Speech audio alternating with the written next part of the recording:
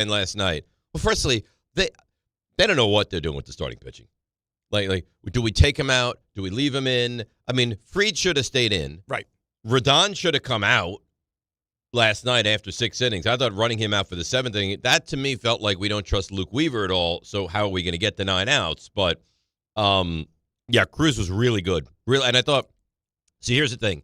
I've said this, like, the Yankees are, when you play the Orioles or you play the Rays even or the White Sox and the Twins, like you're gonna dismantle those teams. Those are not good baseball teams, and you're gonna win. Right. But when it gets to a team that's almost your equal, and I think the Yankees are better than the Red Sox, but almost your equal, it's like little nuanced things. And 2 plays stand out to me last night that Boston, that typically does this stuff well, did not do. Number 1, Rafaela did not get the bunt down in the 7th inning. I thought that's a massive misstep from him and for the Red Sox, right? Pops it up, caught by Cruz. That's out 1. And the second thing is, I guess it was also the 7th when Eaton didn't score on that play from Jazz. I mean, Rice couldn't keep it in front of him. It goes past him. It rolls over the base runner.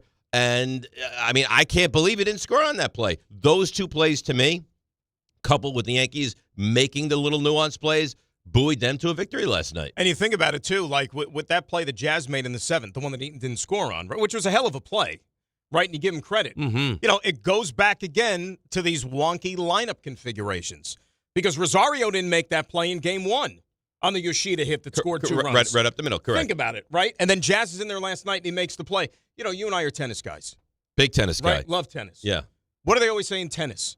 Make the other guy hit another shot. Correct. Even if you're completely out of the play, like if you're 15 feet behind the baseline, just you keep hit the a point lob going. like 100 feet into the air, make him hit the ball back over the net because he could commit an error, and then you win the point. In that situation last night, like it's if like you're put the ball in play in put baseball, the ball right? in play. Force the first baseman to make a throw. Like RJ and I were joking about it before the show today, like the Lucas Duda play in the World Series in 2015. Correct. Who's to I say? didn't even think it would have come down to a throw. I think he would have walked home had he just kept running around That's third what I'm base. saying. But like, make them make a play at the very least. Which the weird thing to me is the Red Sox are really good with that. Like you saw in Game 1, like you know, Sogard taking second base, right, tagging up, the Judge play in right field. Like they've been good on that. And then last night, for some reason, they got a little casual. It was very strange. Well, it was funny, too, because, like, Cora was asked about the Sogard play after Game 1, and he essentially admitted that's all before the game stuff, scouting, preparation, Right. because they know the Judge can't throw the ball. Right. So wouldn't you think last night when you have Rice, for crying out loud, at first base, that, you know what, it's not exactly a Gold Glover. It's not Don Mattingly. He's a bad base. defensive first baseman. But here's the thing. How many times do you watch baseball where when you're on second base and there's 2 outs and you don't even think about stopping. You just go. Right. Right, because you just assume that the play, he's going to be out. And if he's not out, are they going to be able to make the play from second base, first base, get the ball, and then realize that to go home? He would have walked home had he just continued to home. You force the initiative. That's all you do. I thought that was bad base running, but Yankees took care of their business. They did a good job. Bullpen was like everyone's like, oh, Devin Williams, he's back. I mean, he base hit to Bregman. Bregman was on him that entire at bat. I felt like he was lining balls to the third base line and eventually gets the base hit. He got fortunate with the double play, but Yankees. I said yesterday before the game on this show, Yankees are going to win this best of 3, and I feel more steadfast about it now than I did yesterday. They're going to win the series. Tonight could be an adventure, though. Like, I feel tonight you're going to have an adventure with the bullpens. Both teams. You know what I'm saying? Right. Like, if you're the Yankees, you're going to have to go to your guys now 3 consecutive days. 3 consecutive days. And even though Cam Schlittler is a starting pitcher and he's, had innings and he's pitched deep into games this year and, at least by standards of what starting pitchers do nowadays, I just have a feeling it's one of those, like, at an early sign of trouble, he's going to be on him and getting him out of the game and then just putting it in the hands of a fresh arm, to give these hitters different looks because there is no tomorrow. Well, here's the thing as well. The Yankees offensively, Game 1, and I get it, right? You're going up against Crochet. He's awesome. He shut you down. So it goes Crochet to Chapman, shut you down. Last night, offensively, everything's with 2 outs, and it's not great, right? You would agree, like, it was difficult to put runs across the plate. Tonight, you got to score runs. Like, you need put up a 6 spot, for God's sakes. There's no reason you can't put up 5, 6, 7 runs tonight against Connolly early. Because you think law of averages, though, right? Because there have been 2 relatively low. Not even that. I just games. think that the differentiation in pitching, you're going against early. They've used their bullpen, right? They've used everybody. Whitlock, I don't even know. We were talking about it before the show. Was he even available in this game?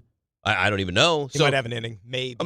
Maybe. Chapman might, he didn't pitch last night, so maybe he can go 5 outs. But, I mean, you're the Yankees. It would be nice to not have to rely on your bullpen being elite and your starting pitching being great. It would be nice for once to put up, we put up 6 runs. We put up 5 runs through 4 innings, and now we're going to find our way to a tidy victory instead of stressing out for 9 innings tonight. Red Sox are probably saying exactly the same thing, they are. though, right? Because they got to figure, we got to get the bats going at some point here. Hey, look, all bets are off tonight. Like, it could get really, really hairy. I don't think either one of these teams tonight is just going to win a laugher. It's going to be micromanaging to the umpteenth degree with these managers with the bullpens That's today. what they do. That's what drives you crazy. But that's what they do. As a baseball fan now in 2025, doesn't it?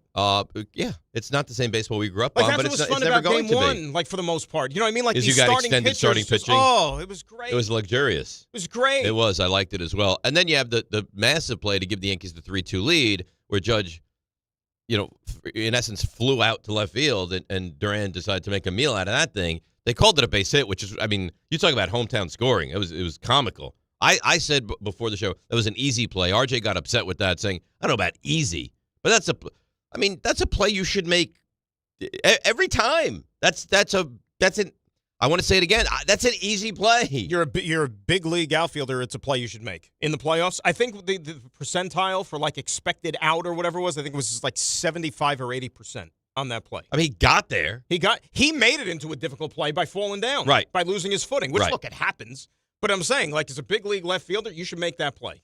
I think RJ agrees with that. His issue is I said easy, and he doesn't think it was in fact easy. But it's a play you need to make. Absolutely, you need to make. But 100%. You know what? Story comes back. He's having a good series too, by the way. Of course. Trevor Story. He hits the long home run, ties the game at 3. Did you think the Rafaela ball was gone? Gone. I couldn't believe it didn't go out of the park. Ray came in this morning because he was at the game. Yeah. And then he said, well, how did that look on TV? I said, Ray, forget about how it looked. Because I don't remember if I don't remember if I was like looking at the screen like when the pitch was thrown. Right. The sound of the ball off the bat on TV. I knew it was gone. Knew it was gone. That's gone. Now, Ray, and the way he stayed and admired it too. Like normally that happens when you know as a hitter that you got one. That was gone. Ray, they had shown. I don't know if you saw this. How much attention you paid to it. Also, Dan, they did like a little thing. How windy it was at the game last night, especially in right field. You at the game, you thought that ball was gone when he hit it, right? I don't know how windy it was. Like, well, you saw it when they showed that, right? They showed the flags blowing in from right field last night. Yeah. I mean, I felt the little breeze, but I never felt like it was really that windy. That thing, it was on a rope. Everybody thought it was going over the wall, and so like that point, I stopped watching the ball and I just started looking at Judge to see how he was playing it and just like pray and hope that it was not going to go over the wall. I thought that was gone. Absolutely thought it was gone. I think everybody thought it was gone. I mean, I still, in watched it again this morning, I'm stunned it wasn't gone. Like, shocked. And that's, of any place in baseball, where do you want to hit the ball? Right field, Yankee Stadium. Like, it's such a short porch, and you thought it was gone, but, Yankees, they live to see another day. They're up 4-3. There had to be a ton of nerves at the stadium last night. Like, were people weeping? not weeping, but I felt like there was like this air of anxiety in the ballpark. Although I got to say this, there was way more Red Sox fans than I care for. I thought they weren't allowed in. I heard that. There was a lot of Red Sox cheers. What would you say, 20%? Maybe, yeah. 20, maybe 25. But they were there, and a lot of them were wearing those yellow jerseys that those are awful. I know they're supposed to be for the Boston Marathon, but they don't make a lot of sense. Those are awful. And now they don't wear them anymore. They wear the green ones or their new City Connects. Right. There were a couple green ones, but more of the yellow ones. So when you see these people, do you like look down on them? Absolutely. Like, you're do you not? Oh. Do you not? Well, I don't, because I don't mind the Red Sox, but I imagine you would. There was a guy in a Red Sox jersey and a Mets hat. It was one of those guys. I mean, how do you even get out of bed? Like, he just must be really into 1986. Just he loves the year. That was his year. He loves the year. Yeah. That was his year. Yeah. The culture, the everything. He loves 86. Madonna, huge Madonna fan. He even has like a Gorbachev stain on his head if you look real close. I don't think that was a stain. Well, it's a birthmark. Yeah. Yeah. At birth. Yeah, call it a stain. Sure, why not? Call it a stain. So here we are. Game 3 tonight. And for your troubles, 8 o'clock. 8 o'clock. Isn't it incredible? Like, let's say... I mean, the Reds couldn't have done us a solid and won that game last night. Please. Goodbye. Let sleeping dogs lie. It's funny. Are we still subscribing to the fact that obviously these series are designed at the last minute because, like, these matchups for the playoffs, like, a lot of them weren't decided until Sunday. Yeah, most of them weren't like decided that final till Sunday. day. Right. And now, let's say you went ahead and bought tickets for Game 3. You're thinking, all right, 6 o'clock.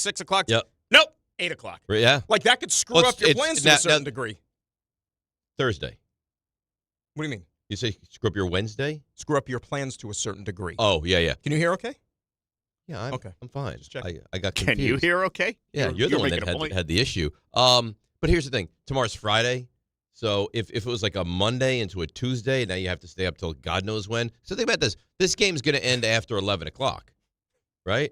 And this will be the one that goes like 4 hours probably. It just kill me. And you know what else bothers me? I had the idea that I was going to have the football on after the baseball, but now it's going to be simultaneous, and now there's going to be that stress level of two important things happening at the same time. What was like that last Thursday because the Mets were playing the Cubs? I hate the Mets. You know what I'm saying? So it was like you lock in on that, and then like the football was like an afterthought with Seattle and Arizona last Thursday. Yeah, football always takes priority at my house. Like football will go on the main TV and the baseball will go on the side TV. That's just my way. Even last week? Every week. It's interesting. But football gets the main TV. Interesting. And then the baseball gets the side. But, I mean, a lot of stress last night. You're a Yankees fan. You were very anxious. But, it's simple. To me, it's the little things, right? It's the little plays that the Yankees made, like that play from Chisholm. Tremendous play up the middle. I'm not quite sure why he threw it. Like, I would have thought just hang on to the ball and then think about getting the guy at home. But whatever, they got fortunate there. So it's the little plays. And then it's the bullpen. I mean, bullpen game 1, bad. Bullpen game 2, really good. And Yankees win, and they force a game 3. So is it still too early for Yankee fans to be okay with Aaron Judge, by the way, in the postseason? He has 2 multi-hit games. Is that hitting in October yet? That's not a multi-hit game last night. He had 2 hits. Oh, I guess. Letter of the law. History shows he had 2 hits. You're right. In 5 years, you'll be like, yeah.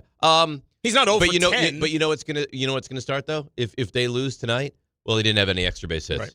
I mean, you know what? Look at Ohtani. Ohtani hits 2 home runs in game 1. Where'd the extra base hits from Judge? That's what you're gonna get. If they lose, do you know how fickle it is? I know. If they lose, Boone stinks. He doesn't know what he's doing. Judge doesn't come up in the clutch, right? Volpe's played well. Well, the postseason's never been a problem for Volpe. Volpe's played really well. You know, it's always just get him to October. And by the way, what are we doing? Can Chisholm and Rice be in the lineup, for God's sake? Rice hits the 2-run homer. Then he hits maybe the hardest ball of the night that he lines out to right field. Like, you have to have the guy in your lineup. Isn't it a weird thing? Because the Yankees win. Okay, those guys help you win a game last night. But in a weird, like, roundabout way, it almost makes the manager look worse.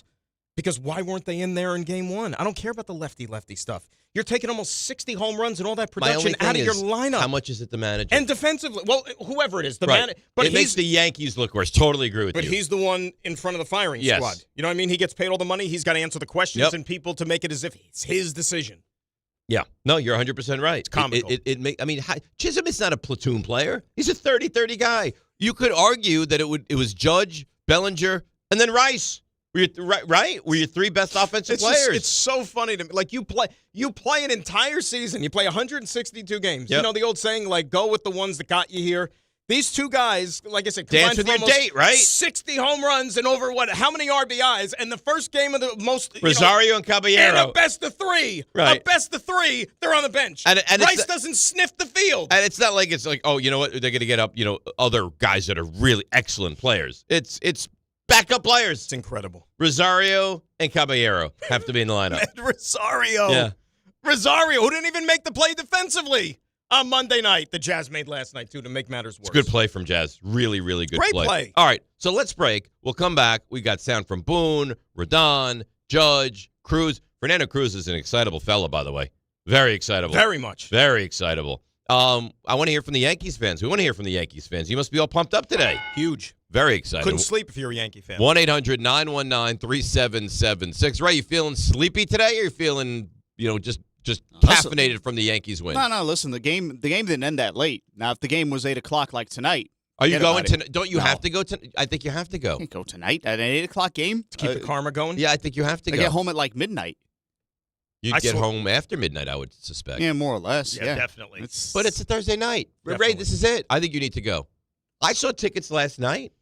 It was not insane for last night's game. Yeah, less than $200. Just get in. Yeah. Well, when you say less, I mean like 150. 150. The building was full, by the way. Like $170. That's a lot. For one baseball game? RJ paid like $1,000 to go to Game 5 of the World Series last year. That's Game 5 of the World Series. This is Game 1 of a I'm telling you, wild and maybe card I'm round. jaded, but I don't think 170 to get in, and I don't think you had a bad seat, right, Ray? No, it's pretty good.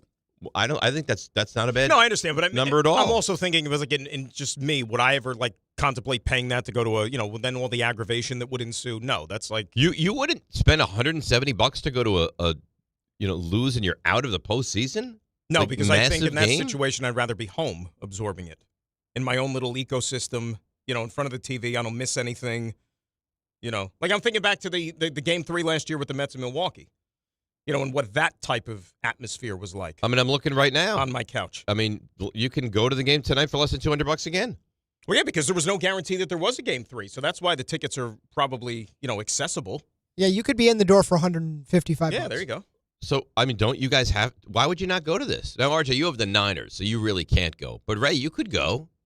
I'd like to see you there, Ray. He does have to wake up at 4 in the morning. But tomorrow's Friday, and this is it. Ray, we He's talked still gotta about this. wake up, though. But you're getting married next week, right? Your single Ray is gone. The Rangers start next week, and that eliminates him being able to do anything now. True. And then the Knicks start right after that. Ray, go. Come on. Listen, we can have a discussion. I'm not prepared to do that right now. Ray, though. make him pay Not for prepared. it. He's the one bringing it up. How Make him about pay this? for it. I think this is fair. I'll go halvesies with you. No, you don't need. No. Why? No. That's generous of me. Venmo him. It is 90 I don't- It is, I'm- is I very don't- I don't generous have of you. I set up Venmo in the back of a car. It took 5 minutes. So if I could do it, you could do it. I could do it. My wife has the Venmo, and I tell her, I hey, was, okay, you have I was it. going to say he has Venmo, but Sherry does everything. So. Interesting. I have a business manager, and she's that person. She lives in the same house. That's right. I'm going to push you now. My goal is by the end of the show, you'll be like, all right, I'll go, just to shut you up. I want you there. You should be there. This is a massive game. All right, let's break. We'll come back. We've got Tim Hasselbeck today. We've got Buster Olney today. 1-800-919-3776. DNR with you. Dan in for Rick right here on ESPN New York.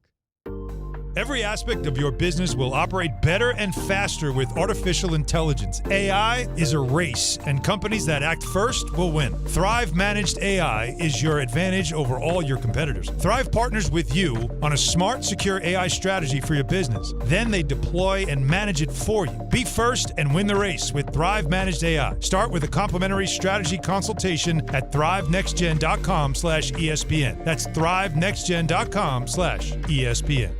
To help those who want to be helped, but may not be able to afford it.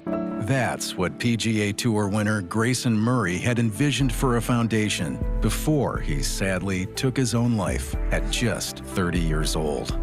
His parents channeled their grief into creating the Grayson Murray Foundation, carrying out his vision to help those struggling with mental health and addiction. To donate and learn more, visit GraysonMurrayFoundation.com. There's nothing the voice in our head obsesses over like our health. But with over 100 lab tests and insights, Function can help answer the questions like, why am I so tired all the time? How can I get better sleep? My friend was telling me about magnesium gummies she takes. How do I even know if my heart is work stress affected? It's time to up my cardio. If my mom has something, how will I find out? It's time to get some blood work done. A Function membership gives you a comprehensive health check with results tracked over time. Find out what you're made of at functionhealth.com. Getting the right mattress helps you sleep at night. Getting the right price helps you sleep even better. At PC Richard & Son, they don't just sell you a mattress. Their experts use a 4-step fitting process to make sure your new bed fits you perfectly. The right fit, the right price, plus free delivery. It's what they do, only at PC Richard & Son. Free delivery on mattresses $199 and up. Excludes Manhattan. See stores for details. At Uline, the prevailing opinion is, if you don't live it, you don't believe it. The people at Uline believe in hard work, and they live it by being there 24/7 to answer your call, having 41,000 items in stock, and offering same-day shipping from 12 locations across North America. Business owners, sellers, buyers, shippers, and packers believe it. Uline is the hard-working, dependable source for your shipping and industrial supplies. Visit uline.com. Hey, fans! Welcome back to Fansville's Cheers and Tears. Oh. Okay, so everybody deals with losing, right? To a rival on a last-second field goal. Whatever, it's fine. I'm totally fine. But I cope with losing with an ice-cold Dr. Pepper. Those 23 flavors are like so delicious. They totally wash away the pain of your college football team taking a big fat L. College football, it's a pepper thing. Whoa, it's you, the Capital One Bank guy. That's what they call me. Mind if I get a selfie? Yeah, sure thing. Say no fees or minimums on your Capital One checking account. Wow, that's a keeper. So, where are you heading? I'm off to spread the good news that Capital One helps people keep more money in their wallet with no overdraft fees. Oh, you're the best Capital One Bank guy. Hey, mind if I get a selfie? Sure. Say, Capital One, what's in your wallet? Terms apply. See CapitalOne.com/bank for details. Capital One N.A. member FDIC.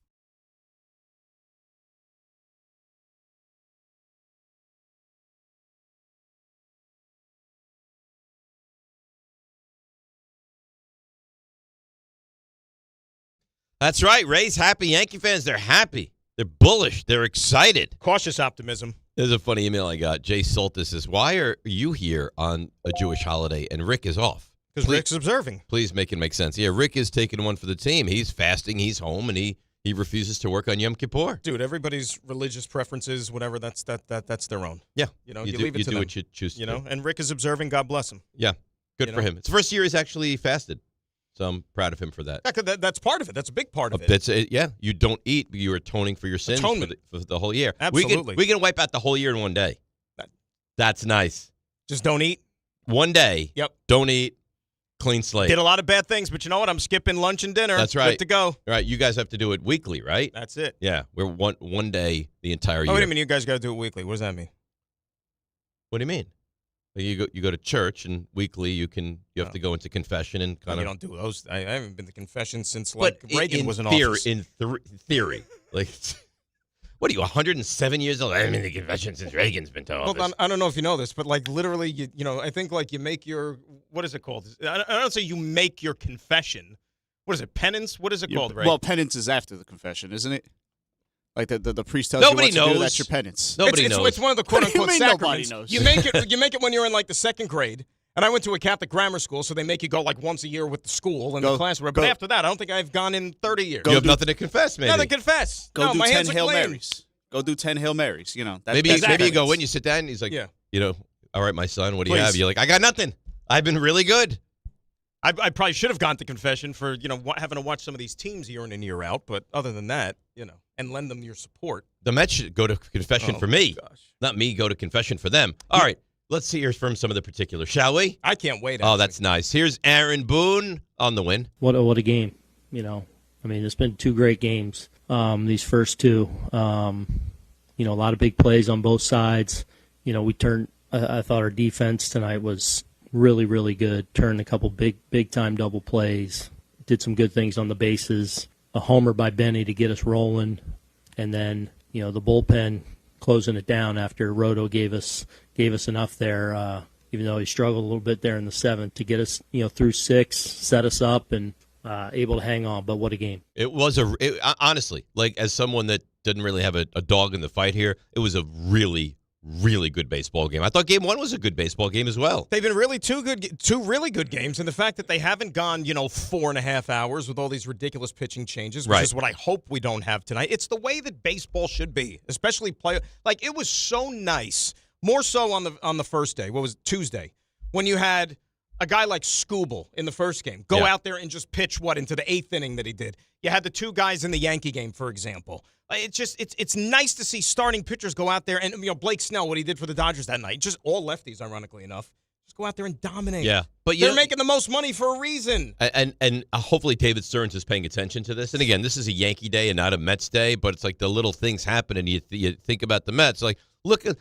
Fried was great, and Crochet was great, and Skubal was otherworldly. It's still you win with pitching. This game is built on pitching. David Stearns is watching these playoffs, checking to see which reliever comes out of the bullpen that he could turn into a starting pitcher next year for one of these teams. Yeah, like a Clay Holmes experiment. Exactly. Clay Holmes was very good, by the way. Clay Holmes is not the reason the Mets are not in the postseason here. He manned up that final weekend. At least somebody did. You see the story that, and I was actually disappointed just because I thought it would be like, all right, that's the reason. Like, I kept thinking all year, Manaea's a mess. Now that he doesn't need the surgery. He's not going to need surgery. I know that, nobody wants to go under the knife. Right. You, me, nobody. But in this case, if I was the team, I'd be like, You sure you don't want to have the surgery? Let's just cut. You sure? Can we poke, prod, something? Maybe a little slice? Like when I saw that, I was like, oh, man, if he doesn't need surgery, then what the hell? I'd be like, no, you're getting the surgery. Yeah, that's you're right. getting the I'm surgery. sorry. Whether you want it or not, you're having the surgery. Show the clips. Like, you see how you pitch? You're getting the surgery. More Boone. Here he is on Jazz's performance from last night. First of all, the double play they turned on Bregman to his left with Volpe was special. And then, obviously, to save a run with the infield hit by Yoshida was excellent. And then a really good patient at bat, long at bat, where he's able to he didn't get the jump to be able to steal a base there, but obviously moving on the pitch gave him a little bit of head start there, and his speed comes into play big time there. So obviously an exciting big play. So when I was a kid, my dad would always tell me these baseball stories, and you might know this. You're a big baseball guy. I guess in the World Series, Enos Slaughter scored on a single, and it was like folklore. It was like the biggest. He'd be like, he scored on a single. Like, how did he score on a single from first base? He scored on a single. Like, explain that. I mean, that's what he had last night. Yeah. So, I mean, that's big stuff. To score on now, it was over into the corner. It wasn't just like a regular right to the outfielder single, but he scored from first on a single, and he had the benefit of running on the pitch, right, because it was a full count. But I mean, that's how you win in this postseason. I think about the fine line, though, because if he gets thrown out at the plate, it's, what is he doing? Playing reckless? How did he run through a stop sign? You know what I'm saying? Like, it's just, it just, the result obviously determines everything. But, like, if he gets thrown out at the plate, you're like, how can he do that in that situation? It's a playoffs, a tight game. You can't make the last out at the plate. Or, I want to be ultra aggressive. No, I mean, when it's this razor thin. And last night, the Yankees were ultra aggressive and made all the plays they had to make, and the Red Sox did not. Right, Game 1, the Red Sox were the cleaner, better baseball team. Game 2, the Yankees were the cleaner, better baseball team. And from the Yankees' perspective, if I were a Yankees fan, I'd say, all right, we've played pretty clean, pretty well for 2 games. Bullpen was really good in Game 2. Tonight, offense, carry us, bring us home. It is great, though. Like, it is a little bit more old school, like you said, having the base running play a big role in these games, like it should. That's baseball. Baseball, they wanted to bring the running game back into things, and they kind of have done so the last couple of years with the rule changes and so on and so forth. But Sogard, Game 1, Jazz last night. Nick Sogard, you know who he's related to, right? Andy Pettit. No, he's Steve Sax's nephew. Oh, really? Yes. Steve Sax, my friend Steve Sax. Struggled throwing the ball to first base. That's correct. Yeah. Old Dodgers second Simpsons, baseman. Steve Sax. What's the relation, did you say? His nephew. Nephew. Yes. So their mothers are sisters? No, not their mothers. Then they'd be cousins if their mothers are sisters. So he's his nephew. So he's his uncle. So maybe Steve Sax's sister's kid. Steve Sax's sister's kid. Yeah. That's nice. There you go. Yeah, there you go. See, I didn't know that. Yep. That's why you're good. I try. Because you bring information to the table that I did not have. I mean, he would be talking him up when he was in the minor leagues, and it was kind of like, oh, yeah, my nephew, Nick, and it's like, oh, Nick's, and now he's in the big leagues doing his thing. It's so funny. I watched the game, and it's like Story. He's very good. He's played well in this series. Bregman, and then it's just like guys like Ref Snyder and Sogard, and just not special players. Not having Roman Anthony's also a massive. Well, all loss those for them. guys are out. Think about it too, right? And that's the thing with the Red Sox. Like the fact that they've been able to scrap this thing together and still make the playoffs. They're not a bunch of clubbers and bashers like the Yankees are with their lineup. Like they're a scrappy bunch of guys, and that's going to change eventually. Like next year, there's going to be a whole new set of problems. But for this year, they're still going to be a tough out tonight. I mean, make no mistake about it. And they've got, I don't think, thankfully, you don't have to see him again tonight, Crochet, but they got the best pitcher in the series. We know that. Oh, yeah. But hopefully you're done with that and you won't have to see him till next season. Can you imagine if he gives you like a Madison Bumgarner, like an inning, or like tonight, if like in an emergency situation? I mean, he threw, 120 pitches. I don't know how he could. Which was a career high, by the way. I know. Think about that was the plan. The plan is we're going to empty the tank here with you. Could you imagine Sox up by 1, 8th inning? How do we get to Chapman? Crochet comes in. I don't think that. I don't think it'll happen either. My question is, can Whitlock go tonight? I feel like last night, I think Cora knew it, the Sox needed to win. And it almost worked out. Like everybody was like, boy, why did he pull Bayo as early as he did? And Bayo's been like so good at Yankee Stadium. But he wasn't last night. He didn't have it. Think about it. If not for, breaking through when the Yankees did off of Whitlock, like the plan almost worked to perfection. Right?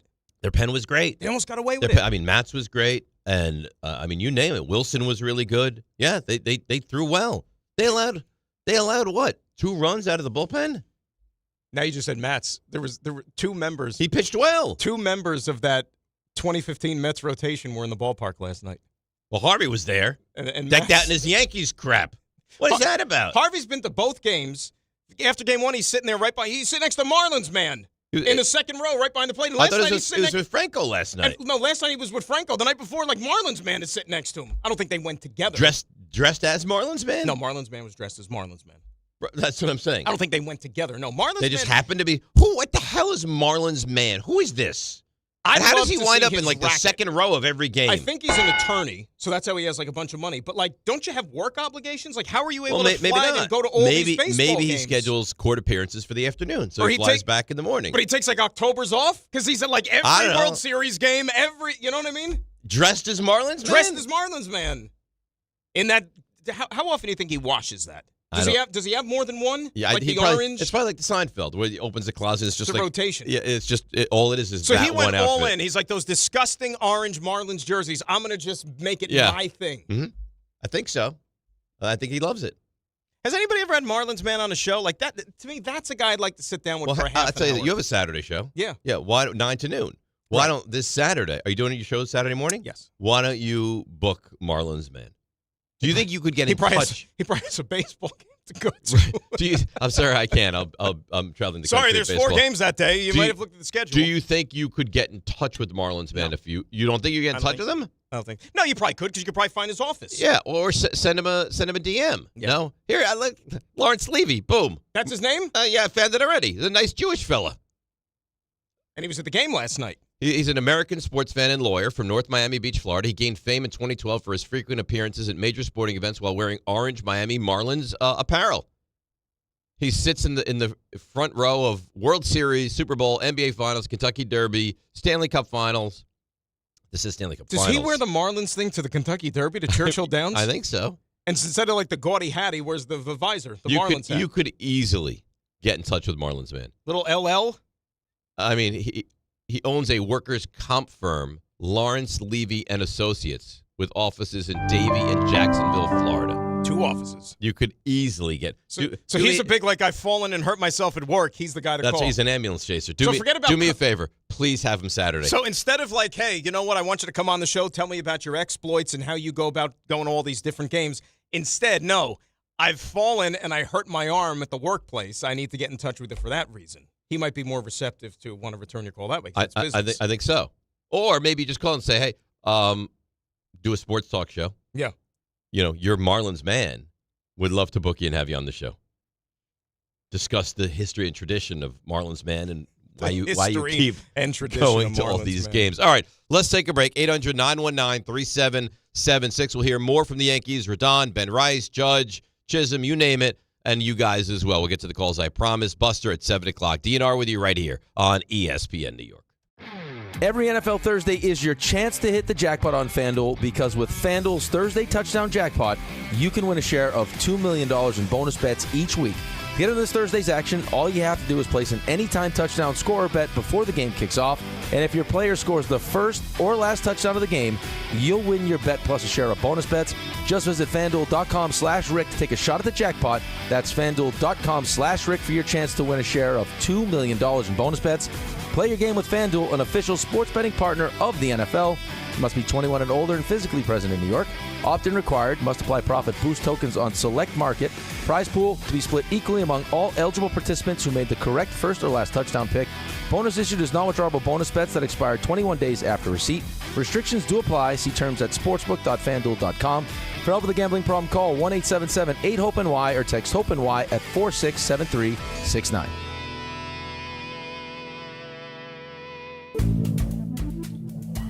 Good Karma Brands is proud to be an equal opportunity employer, providing equal employment, development, and advancement opportunities to all teammates and applicants.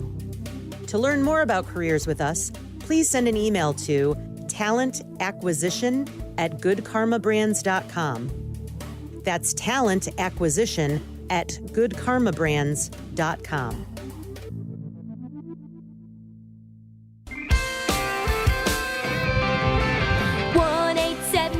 Cars for Kids, KARS, Cars for Kids, 1-877 Cars for Kids. Donate your car today. 1-877-CARS for kids. KARS, Cars for Kids.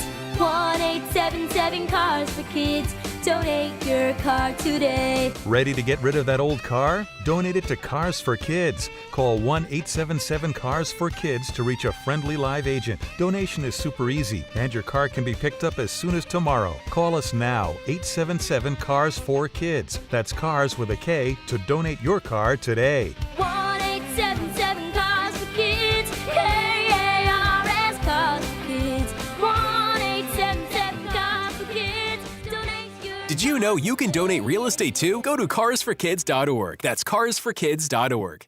This college football season, show your school spirit every time you pay. Introducing college-branded Venmo debit cards. Rep your team on and off the field with custom designs that let everyone know who you're rooting for. Whether you're tailgating, grabbing stacks for the watch party, or celebrating a win, you can unlock 15% cash back at ESPN, 1 free year of Perplexity Pro, and more. This college football season, score more with the Venmo debit card. Get yours now in the Venmo app. Learn more at venmo.com/collegecard. Max cashback varies. Terms apply. The Venmo MasterCard is issued by the Bancorp Bank N.A. Paying extra for tire care is BS. You know, bad service. So at Midas, we're rolling out our BS-free tire guarantee, included with paid installation and tax on every purchase.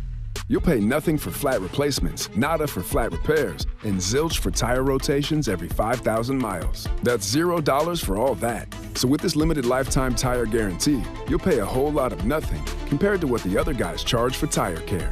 That's the BS-free tire guarantee, only at Midas. From the regular season to the Super Bowl, ESPN New York is your destination for football. We've got crazy fans.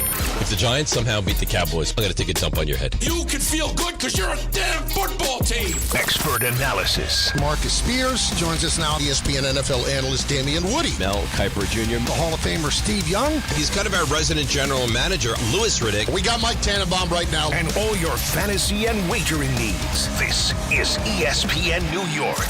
We are football.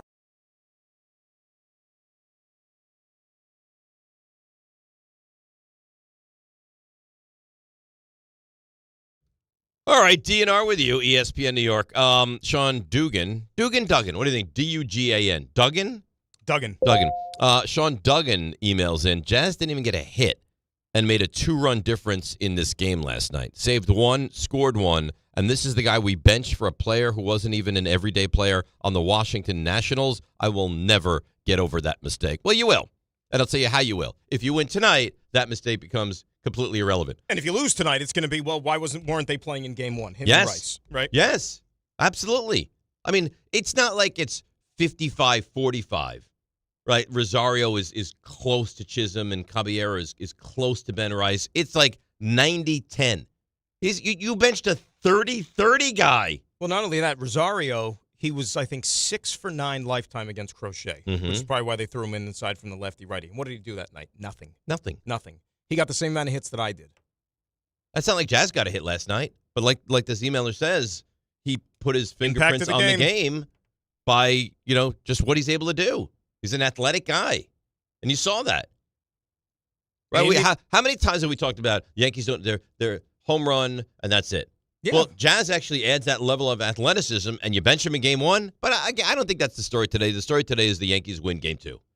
Right. It took everybody. They found a way to get it done. Right. And now all hands on deck. Johnny Holstaff, basically, for game 3. Everybody. I mean, Heel. Where would you go? Let's just say Schlittler is fine. I almost said this. I mean, if Heel didn't start, or pitch Sunday, he was my starting pitcher today because he's dominant against the Red Sox. He's got a sub-1 ERA against the Red Sox. I was reading something that says they're going to go to Warren after tonight, unless Schlittler gives you 6 1/3. But Schlittler gives you 3 2/3. Do you go Heel? Do you go Warren? Where would you go? I would want Heel on the mound, period. So you'd go Heel? Yeah. Mm-hmm. How do you not? I don't know. I don't know what the plan is. We'll find out from Buster in a few minutes. He's owned the Red Sox. Own them. And this Red Sox team is not a great offensive team. You also have to pick and choose, again, your spots, because when you're talking about starting pitchers and when to get them in the game, do you want traffic on the bases? Do you want to give them a clean inning? Because it messes with a lot of these guys' heads. Because they're not used to it. You're a starting pitcher. You're used to starting innings with nobody on the bases. Well, but you should know that. You should know the kind of the mental makeup of these guys. You would think they would know I would that, think. But then some of these decisions, you're like, what are they doing?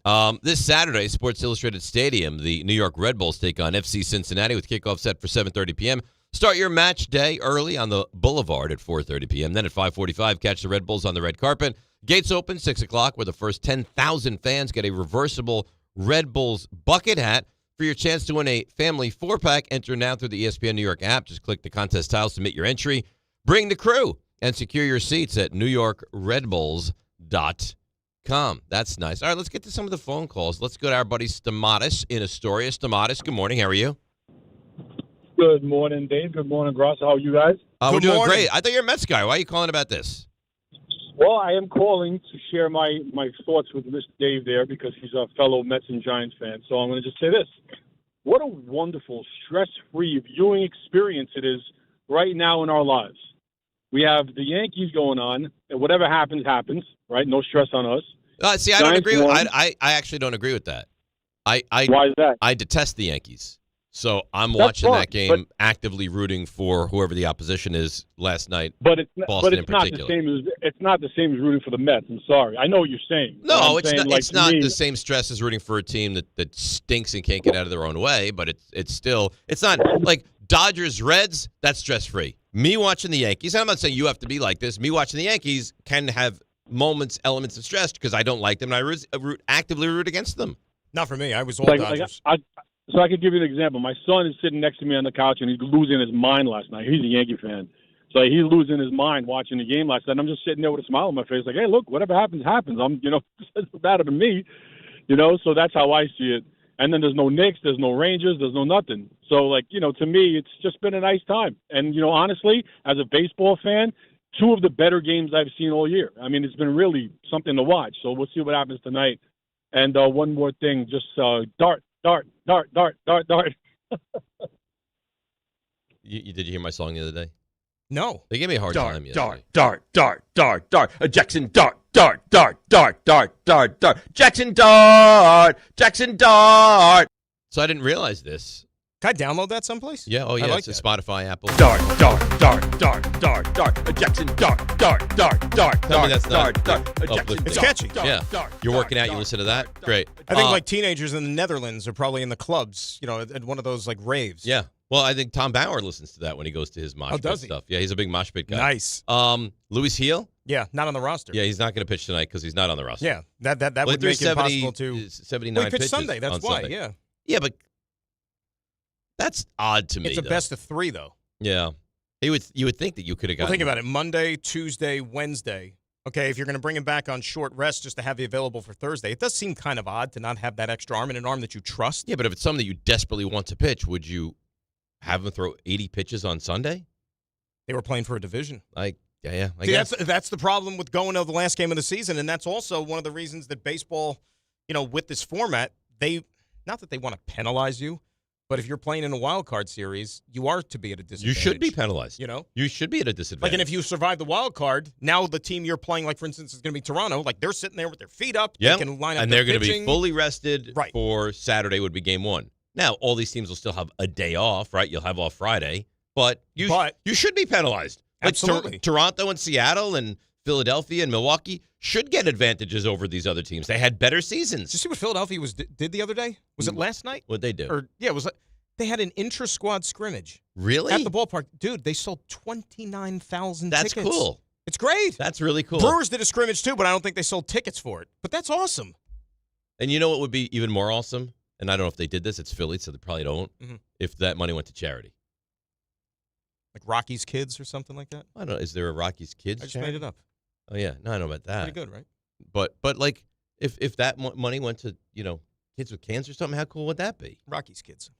There's no Rocky's Kids charity. I'm giving people an idea for disadvantaged Why don't you launch it? sick. Maybe the Marlins man has a Rocky's Kids charity. Maybe he could read all the legalese as to how we get this thing off the ground. Michael in Vegas. That's a hot spot to be in. Good morning, Michael. How you doing? Oh, this is unfortunate. It's too hot in Vegas. Hello. Michael? Well, it didn't make sense when I saw this gentleman calling from Vegas because it's 3:50 in the morning. So it's Vegas. He's probably drunk. That's Las Vegas, not like Vegas, New York, or someplace. RJ, was that Las Vegas? Or is that like Vegas, North Carolina? No, it was the one and only Vegas. He actually sounded coherent. No, he was drunk. I didn't think so, but he had a question that I think I don't know about what a lot. was his question? I don't know about a lot of people, but I think a portion of people are wondering, which is if the Yankees lose tonight, what are the odds that Aaron Boone is not retained? I would say he's coming back. I would say that also. If they would have went down like dogs, like and lost in 2, especially with the questionable. But if they decisions lost in last game night, 1, if he gets the bunt down, right? Rafael gets the bunt down, sack fly, 4-3, bullpen holds it, Yankees will score another run. Is that going down like dogs? Or is that losing a tightly contested? No. That's contested. Right. That was nice. So you're talking about Yankees lose 8-1 and they get embarrassed and people leave the stadium just cursing Aaron Boone for decisions and mistakes. Then I don't think he's not going anywhere. No, he's not. I mean we've been down this road. I was talking to Carlin about it yesterday. The only way that Aaron Boone goes or Brian Cashman goes, if this is what you want if you're a Yankees fan, is to be awful. Yankees go 77 and 85. RJ, what did I ask you before the show? What did you ask me? See, there you go. I've realized. I've realized you have no idea what he's talking about. My RJ time in the morning, like when we're the only 2 human beings up here, it means nothing to him. Well, there's just also. I don't think that's fair. He's heartless and soulless when it comes to our relationship. The thing I will say is if Rick turned to him at 6:51 on a given morning and said, "RJ, when we're talking about this, what did you think?" He would know. Well, there's also. I was answering a phone. Jefferson was just in here. There's things happening. Who's Jefferson? The tall guy that came in during the break. Oh. That was a genuine question. What did you ask me? Because I heard the conversation. It's not that you don't know what was discussed. You don't know what his actual question was. Because I can't see RJ from where I got the monitors in the way. No, RJ, what did I ask you this morning about Aaron Boone in the Yankees situation? Remember before the show today about like a potential outcome of this series. As a fan, remember what I asked you? He's still befuddled. Yeah, now I'm still befuddled. Like I said, I have that. Now you just have no idea. Great. This might surprise you. That happens a lot. I have that impact on people that they have no idea what I'm talking about. So is it fair to think that the conversations you have with people are irrelevant to those people? Can I do an impression? I think I you're going RJ to anyway, but go ahead. Yeah. This is how it is in the morning. Like our backs are to each other. RJ's buried in his work in his duel? desk or whatever. No, it's not like the Wild Wild West and then turn on 5 and shoot. No, It's not like that. But RJ's like locked into his computer, so I'm talking to RJ, and RJ's got the big cans on, like on his the big ones. And when you say big cans, right? So it's you mean headphones, like so like the giant headphones, and then he may have like one ear kind of like this or whatever, but he's like hitting the space bar and hitting all the keys, like listening to all the sound. And I'm asking him a question. He's like, yeah. No, I don't think so. So, I mean, whatever we said, it didn't register. Well, you know what? For you to feel like that ordinarily, I'd say no. RJ can multitask, and he's a great listener, and he's paying close attention to you. We have proof. I think this is not a great look. So here's what I'm going to do moving forward. A great look, because now it's an admission of guilt, and I feel like it's an intrusion. I think moving forward, and RJ, don't take offense to this, but I think that this, for the sake of the relationship, this has to happen. I don't think we're going to interact in the morning. Oh, no.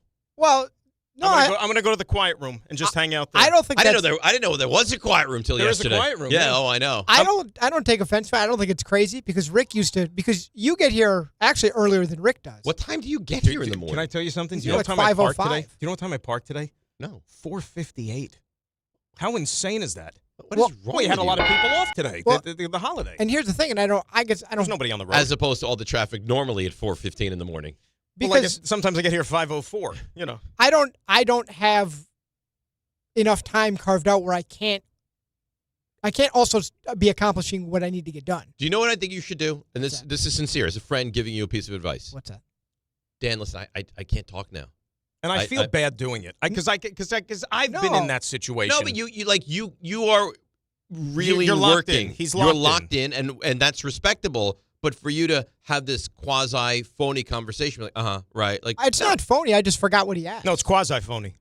Yeah, quasi phony. Well, I would say at that time it's just I know. Right, but you you don't have time for that conversation. And that's why I apologize, because you know what, it's been going on long enough, and I should have known, because it used to happen at the old place, like when we were like the only people there, and I feel so at some awful. point now this is on you. If you continue to approach him, not at some point, it is all on me. If you continue to approach him, it's all me, and he doesn't really have the time to lend to you.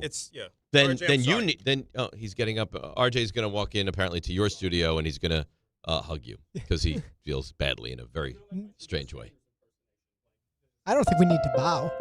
He just bowed to you. I got a really nasty email, by the way. About you or me or both? I need you guys to sign off before I read it. You guys want to hear it or no? I don't know. RJ, you want to hear it? Raymond, you want to hear it? You guys have to tell me. No, I feel like I have to err on the side of caution. You don't want it? Yeah, you can read it. Who cares? You want it? Yeah. Well, RJ, you break the tie. You want it or no? Sure. Dave, first time catching the show on YouTube. I never knew what you guys looked like. Who's the child in the background? Did someone bring their kid to work today? God. See, I don't take that as offensive as it's meant to. Who's he talking about? You or me or RJ or Ray? We're talking about RJ. I don't take that as offensive as it's meant RJ, why do you got to I actually apologize think that's to anybody? awesome. If someone looked at me and thought that's a little boy, right? How good would that be? I don't think you would react that way. Well, I think it's more Hope so. you enjoy paying full price for a movie. Yeah. Well, I think it's more so mocking my size and my looks.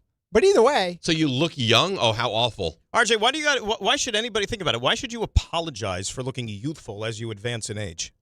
I'm not apologizing. No, nobody should. I mean, you could pass for 25. You're 36. That's a blessing. You yourself called this a nasty email 30 seconds ago. No, it is nasty. Well, it's meant to be nasty. Right, it's meant to be But I think when you divisive. really unpack it, it's not all that nasty. It's just it's meant to be nasty, but it's actually uplifting based on what you realize that he's trying to say and what it means. I told you I ran into somebody that I very rarely see since college. Maybe at like a passerby wedding. Like we kind of hang in the same circles, but we ourselves weren't that close. He goes to a lot of weddings. He loves a wedding. He's been to more weddings in the last 2 years I think I've been to in my life. Only 2 this year.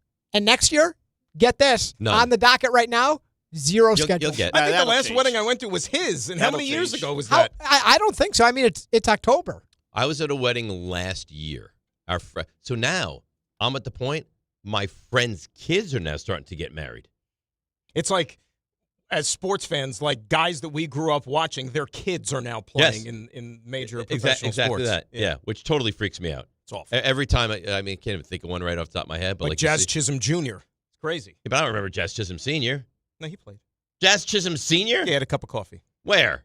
Big leagues. No. Yeah. No. Of course. No. He played for Springfield. You're jackass. All right, let's take a break. Buster Olney, who is at these games on the field. He'll tell you about Jazz Chism Sr. He'll tell you all about him. Great right-handed batter. Not on the field playing, of course, but Buster's on the field getting all the information. D-backs and Marlins, by the way, Dave. What? Jazz Chism Sr. There you go. You knew there was a Jazz Chism Sr.?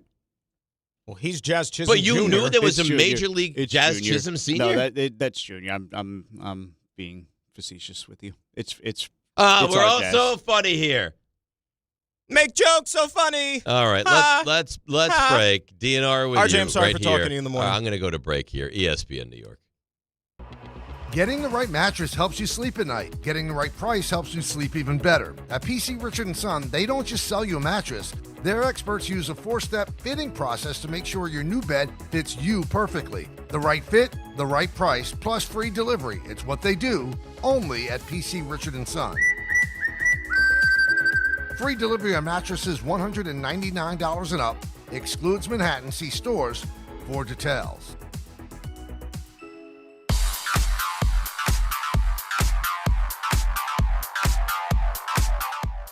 All right, let's see what's happening on the roads. Should be a light day of traffic. I'm hopeful with the holiday. Here's Debbie Duhane.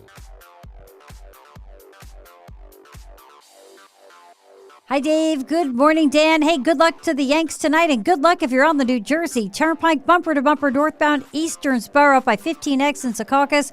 A bus fire under control, but heavy traffic through that spot. 95 South exit 7 into Stamford, an accident. Alternate side suspended for Yom Kippur. Metered rules in effect. Sponsored by NYC Care Healthcare Access Program. NYC Care provides primary and preventative care, medications, mental health services, and more for New York City residents, regardless of your immigration status or ability to pay. Enroll or renew your membership today at nyccare.nyc or call 646-692-2273. I'm Debbie Duhame, 880 ESPN New York. Health surprises can change your life in an instant. You've seen it happen to others, but it doesn't have to be your story. At Princeton Longevity Center, we customize actionable and proactive health plans to maximize your lifespan and take control of your health. Our Cancer Check program combines cutting-edge technology with top medical expertise to keep you ahead of potential risks. With advanced full-body imaging, genetic testing, and multi-cancer detection blood tests, we look for even the earliest signs of problems. Results are analyzed by expert physicians who craft a personalized plan to safeguard your future. You're not just a patient, you're a partner in your health journey, backed by a team committed to helping you live longer, healthier, and more vibrantly. Our programs have saved hundreds of lives and empowered countless others to take control of their health. Be proactive with your health for the ultimate peace of mind. Call 888-8000-PLC or visit PrincetonLongevityCenter.com. Record numbers of residents are getting quality, affordable health insurance through Get Covered New Jersey. If you recently had a major life event such as marriage, pregnancy, or insurance loss, you may be eligible to enroll now. All health plans include preventive care, prescriptions, emergency services, and more. 9 in 10 enrolling get financial help, and many pay $10 a month or less. Find out if you qualify at getcovered.nj.gov. That's getcovered.nj.gov. To help those who want to be helped, but may not be able to afford it. That's what PGA Tour winner Grayson Murray had envisioned for a foundation before he sadly took his own life at just 30 years old. His parents channeled their grief into creating the Grayson Murray Foundation, carrying out his vision to help those struggling with mental health and addiction. To donate and learn more, visit GraysonMurrayFoundation.com. Okay, girls, ready to go? Yeah! Mom, I'm hungry. Can I have a snack? Me too, Mommy. You want a snack? Yeah. Got it? Children learn from our behaviors. Mommy, can you open this, All right, hold on 1 second. Okay. Okay, here. Thank you. They learn what is okay from the adults they see.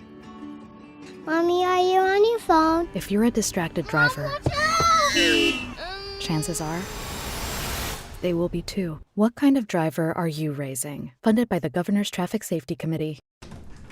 I'm home. Hey, Mom, before you ask, I've done my homework and the dishwasher's unloaded. Nice. Hey, can you... Hey, hon, yes, I've got the finale ready to play. Here's your wine. Wow.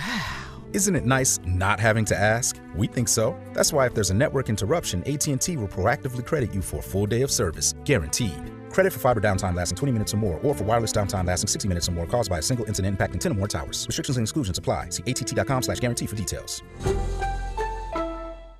This college football season, show your school spirit every time you pay. Introducing college-branded Venmo debit cards. Rep your team on and off the field with custom school designs that let everyone know who you root for. Whether you're tailgating, grabbing snacks for the watch party, or celebrating a win, you can unlock 15% cash back at ESPN, 1 free year of Perplexity Pro, and more. This college football season, score more with the Venmo debit card. Get yours now in the Venmo app. Learn more at venmo.com/collegecard. Max cashback varies. Terms apply. The Venmo MasterCard is issued by the Bancorp Bank, N.A.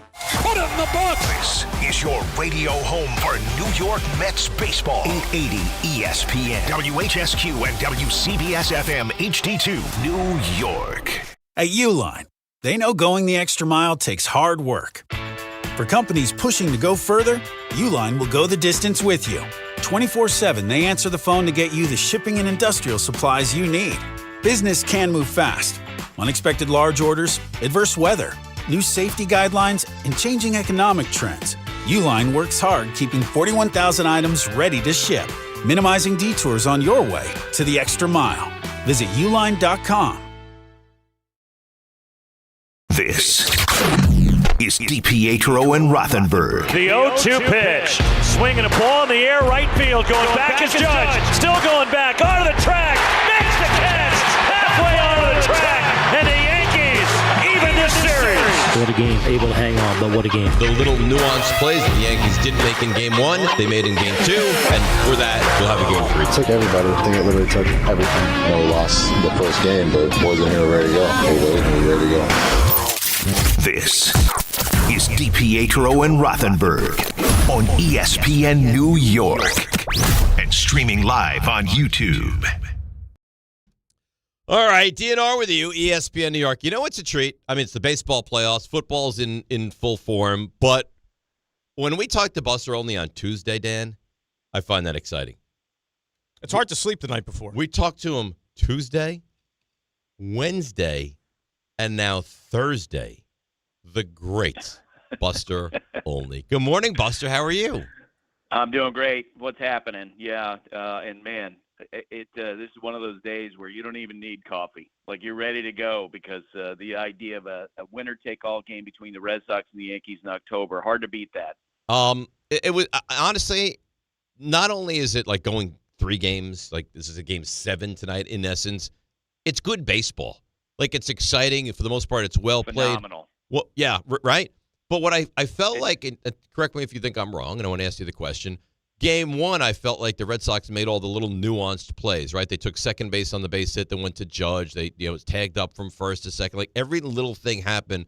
They created and they did well. I felt last night that was the Yankees that were doing those things, not scoring on that play that was up the middle. Chisholm throwing to first base. Rice gets by him. The runner doesn't score. Like, the little things, dropping the ball in left field, the little things, the base running, the moments. Chisholm's play on the play that they didn't score, I felt like was plus for the Yankees last night, and I don't think it's a coincidence. Red Sox win Game 1, Yankees win Game 2. Right, and in Game 2, I mean, this is happening for the Red Sox at a time when Alex Cora clearly was trying to end the series. Like, he felt like that his best opportunity to go after the Yankees jugular was last night, which is why, he pulls Bayo so early. He winds up pitching, Garrett Whitlock, his second-best reliever for 47 pitches. I mean, he went for it last night. And at the end of the night, I'm sure he's back in his office going, okay, well, that didn't work out. And now we got to try to figure out how to piece together some pitching to beat this, obviously more powerful and more experienced Yankees lineup. Obviously, you're going with some inexperience tonight, both of these teams. And early, you don't know what to expect. And even Cam Schlittler, Buster, in his first postseason start, you don't know how things are going to go ultimately. But if you're Aaron Boone, when you look at the fact that, all right, Early might be out of this game in a hurry if Cora deploys the bullpen, which we kind of expect him to do, are you not tinkering at all with this lineup because it worked for you last night? You're rolling the lefties out there regardless again? Yeah, and it's a great question. And, it's interesting. Last night we were talking with Alex Cora before the game, and he talked about bringing in left-handed relievers and, how that would impact the choices that Booney would make. And he was like, he's not taking out those lefties. He's referring to Chisholm and Ben Rice and those guys for anybody other than Garrett Crochet. Like, that lineup he sent out for Garrett Crochet was very specific, to match up against the guy who's so dominant.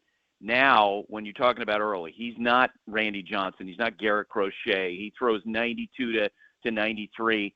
I think he's going to wind up going with Booney's going to wind up starting his best lineup, which is Ben Rice, Jazz Chism, his left-handed hitting lineup, and the whole night tonight, Alex Cora is going to be managing to mitigate this. And one of the interesting things, and you mentioned Connolly Early and sort of being a young guy. I mean, this is his 5th start in the big leagues. He's got 19 innings.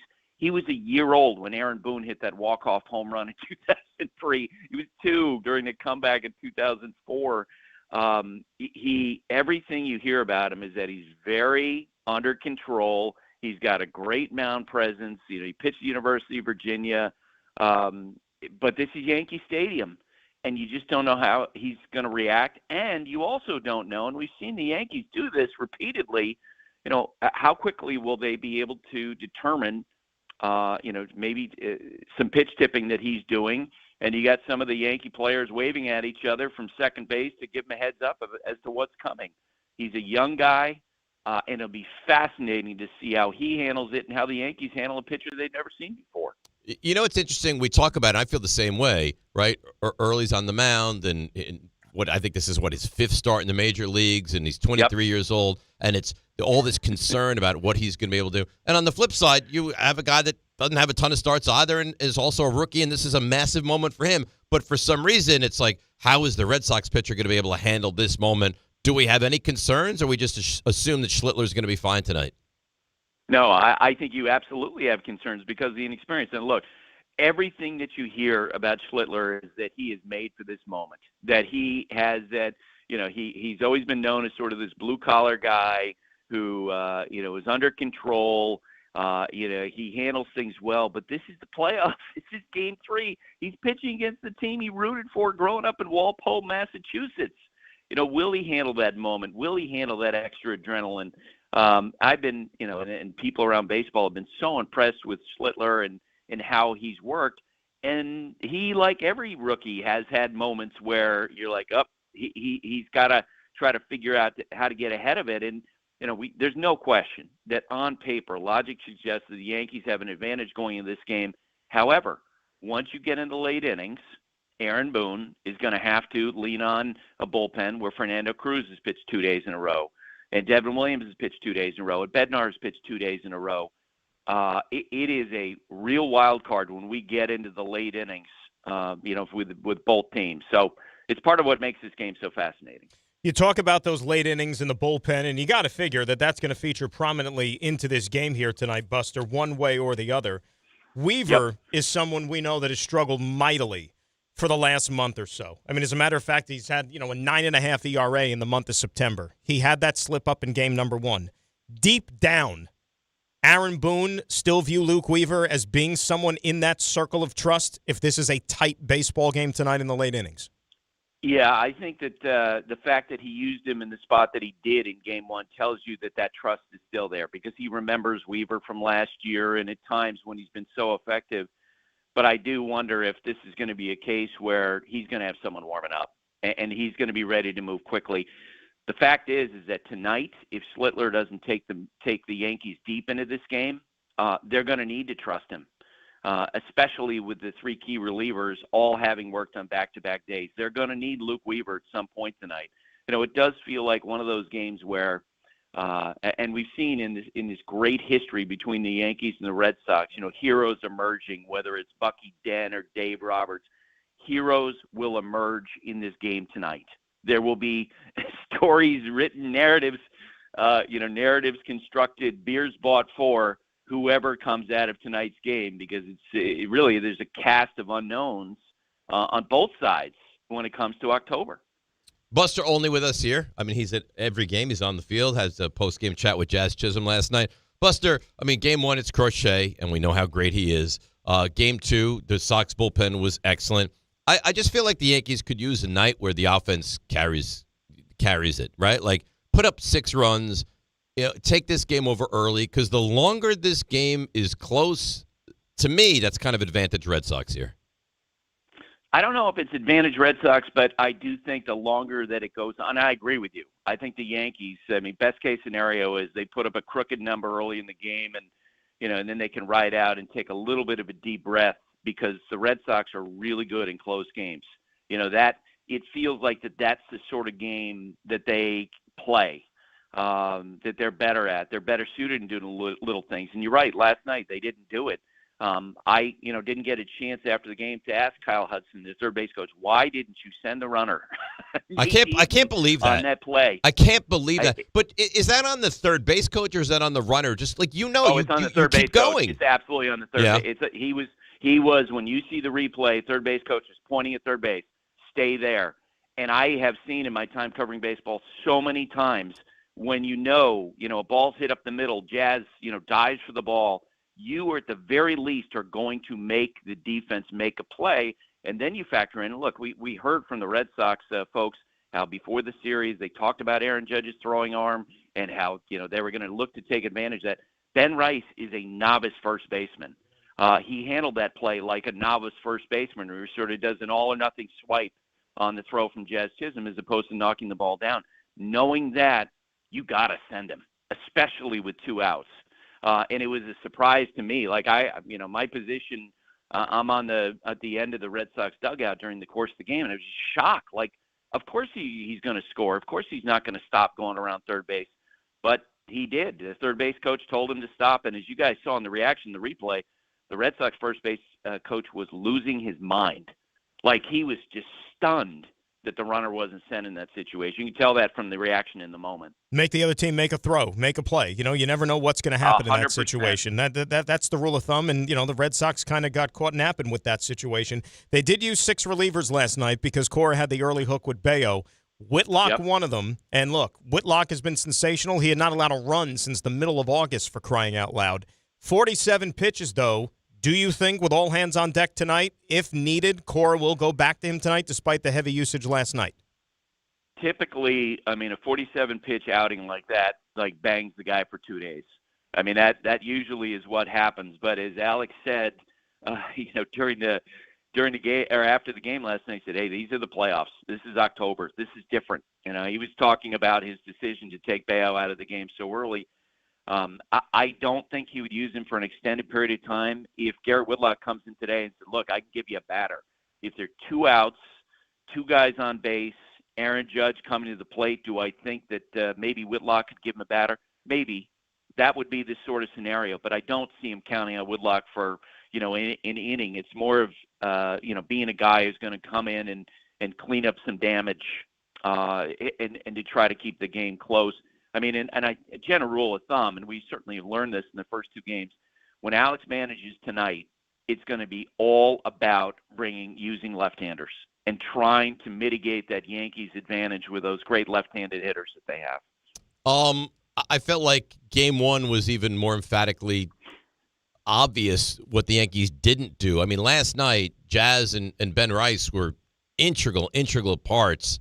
You think the Yankees look at that Game 1 and say to themselves now, yeah, that was a mistake, or look back and say we would do it all over again? I don't think he regretted it. And I'm talking about Aaron Boone, right. In terms of choices that he made. And look, he had his reaction when we talked to Booney before the game. He said the same thing to us that he said to the other reporters, which is, hey, I get it. Like Jazz, it doesn't bother him. He's got a really good relationship with Jazz. Jazz talked about it after the game last night.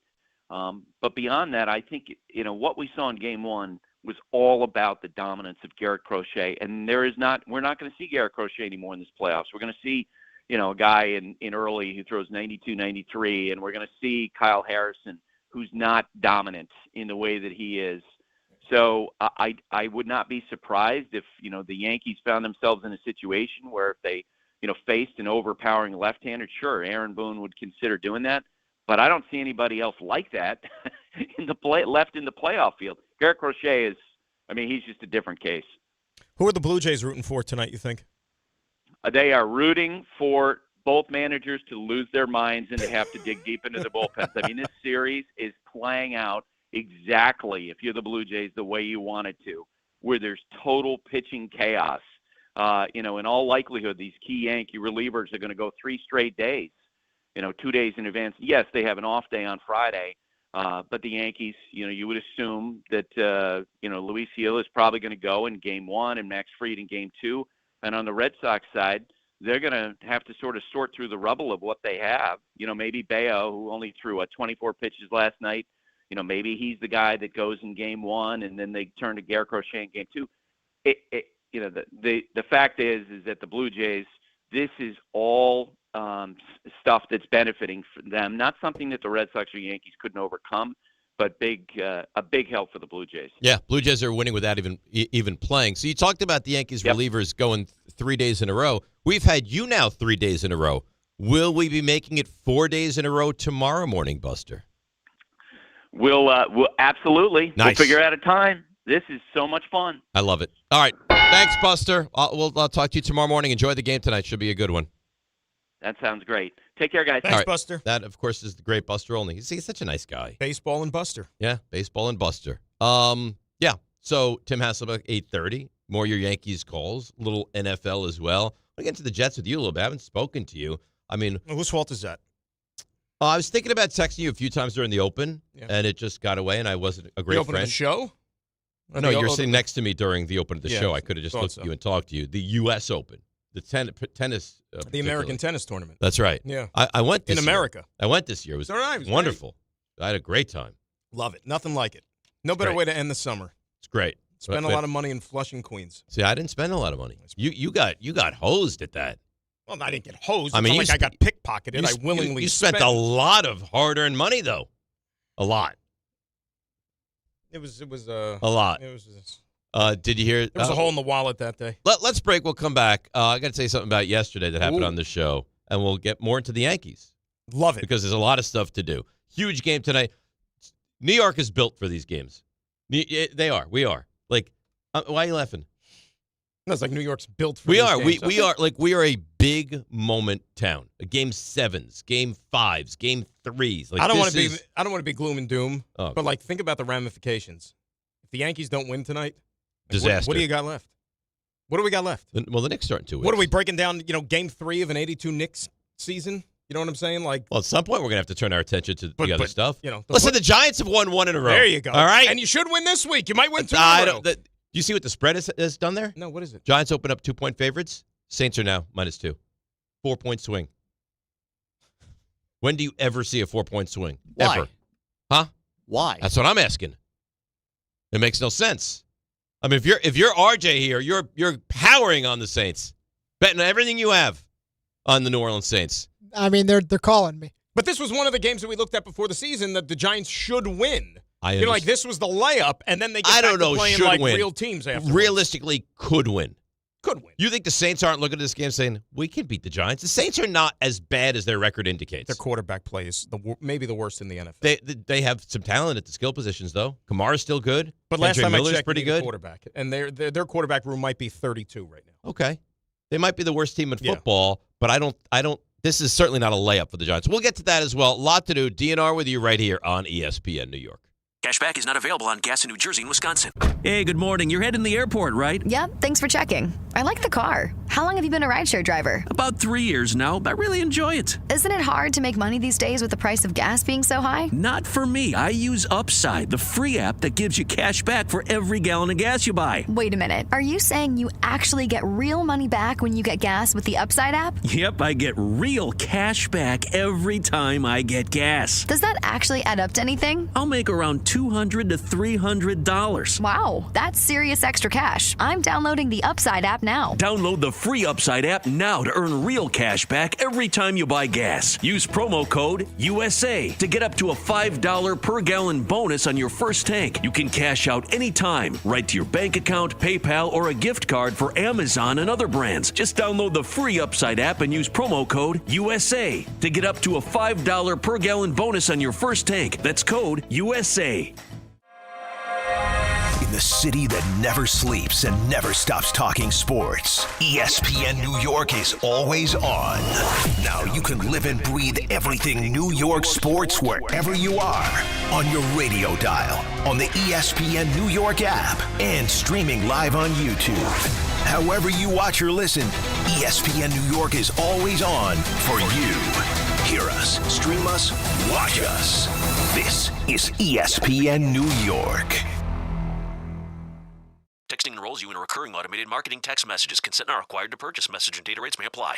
The team's looking good this season. I think so. Man, I miss playing football. Ever since I turned 40, I just can't find that fire I used to have. Think it could be lower testosterone? What do you mean? I was feeling the same way. After 40, the body has less testosterone, and men lose their edge. That's why I take Nugenix Total T2. That's the testosterone booster, right? Yes, but Total T2 is their brand new formula that skyrockets nitric oxide levels in as little as 3 hours. Since I started taking it, I've been lifting like when we played for Coach Carter. My energy is way up, and it even spiced up things between me and the missus. Are they still giving out complimentary bottles? Yep, just send a text. Text AREA to 42424 for your complimentary bottle of Nugenix Total T2, the next generation testosterone booster. Text now and we'll include a bottle of Nugenix Thermo X, our newest, most powerful fat burner ever, absolutely free. Text AREA to 42424. That's AREA to 42424. These statements have not been evaluated by the FDA. This product is not intended to diagnose, treat, cure, or prevent any disease.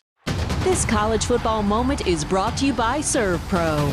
College football teams have moments they recovered from and made it like it never even happened. Like on October 2nd, 1993, when the University of California faced a 30-0 halftime deficit to Oregon. Cal went on a remarkable 42-11 run in the second half to capture a 42-41 victory, one of the largest comebacks in college football history. ServPro, like it never even happened. Your fantasy roster is set. The Smack Talk is heating up, and this season, ESPN Bet is giving you more ways to ride with your squad. Introducing the ESPN Bet Fan Center, where you can instantly link and bet on your fantasy teams right in the ESPN Bet app. An enhanced sports betting experience only from ESPN Bet, the sports book for sports fans. Make the connection today with ESPN Bet Fan Center and the ESPN Fantasy app. ESPN Bet Sportsbook. Download the app today. Must be 21 plus. Gambling problem? Call 1-800-GAMBLER. Terms and conditions apply. See app for details.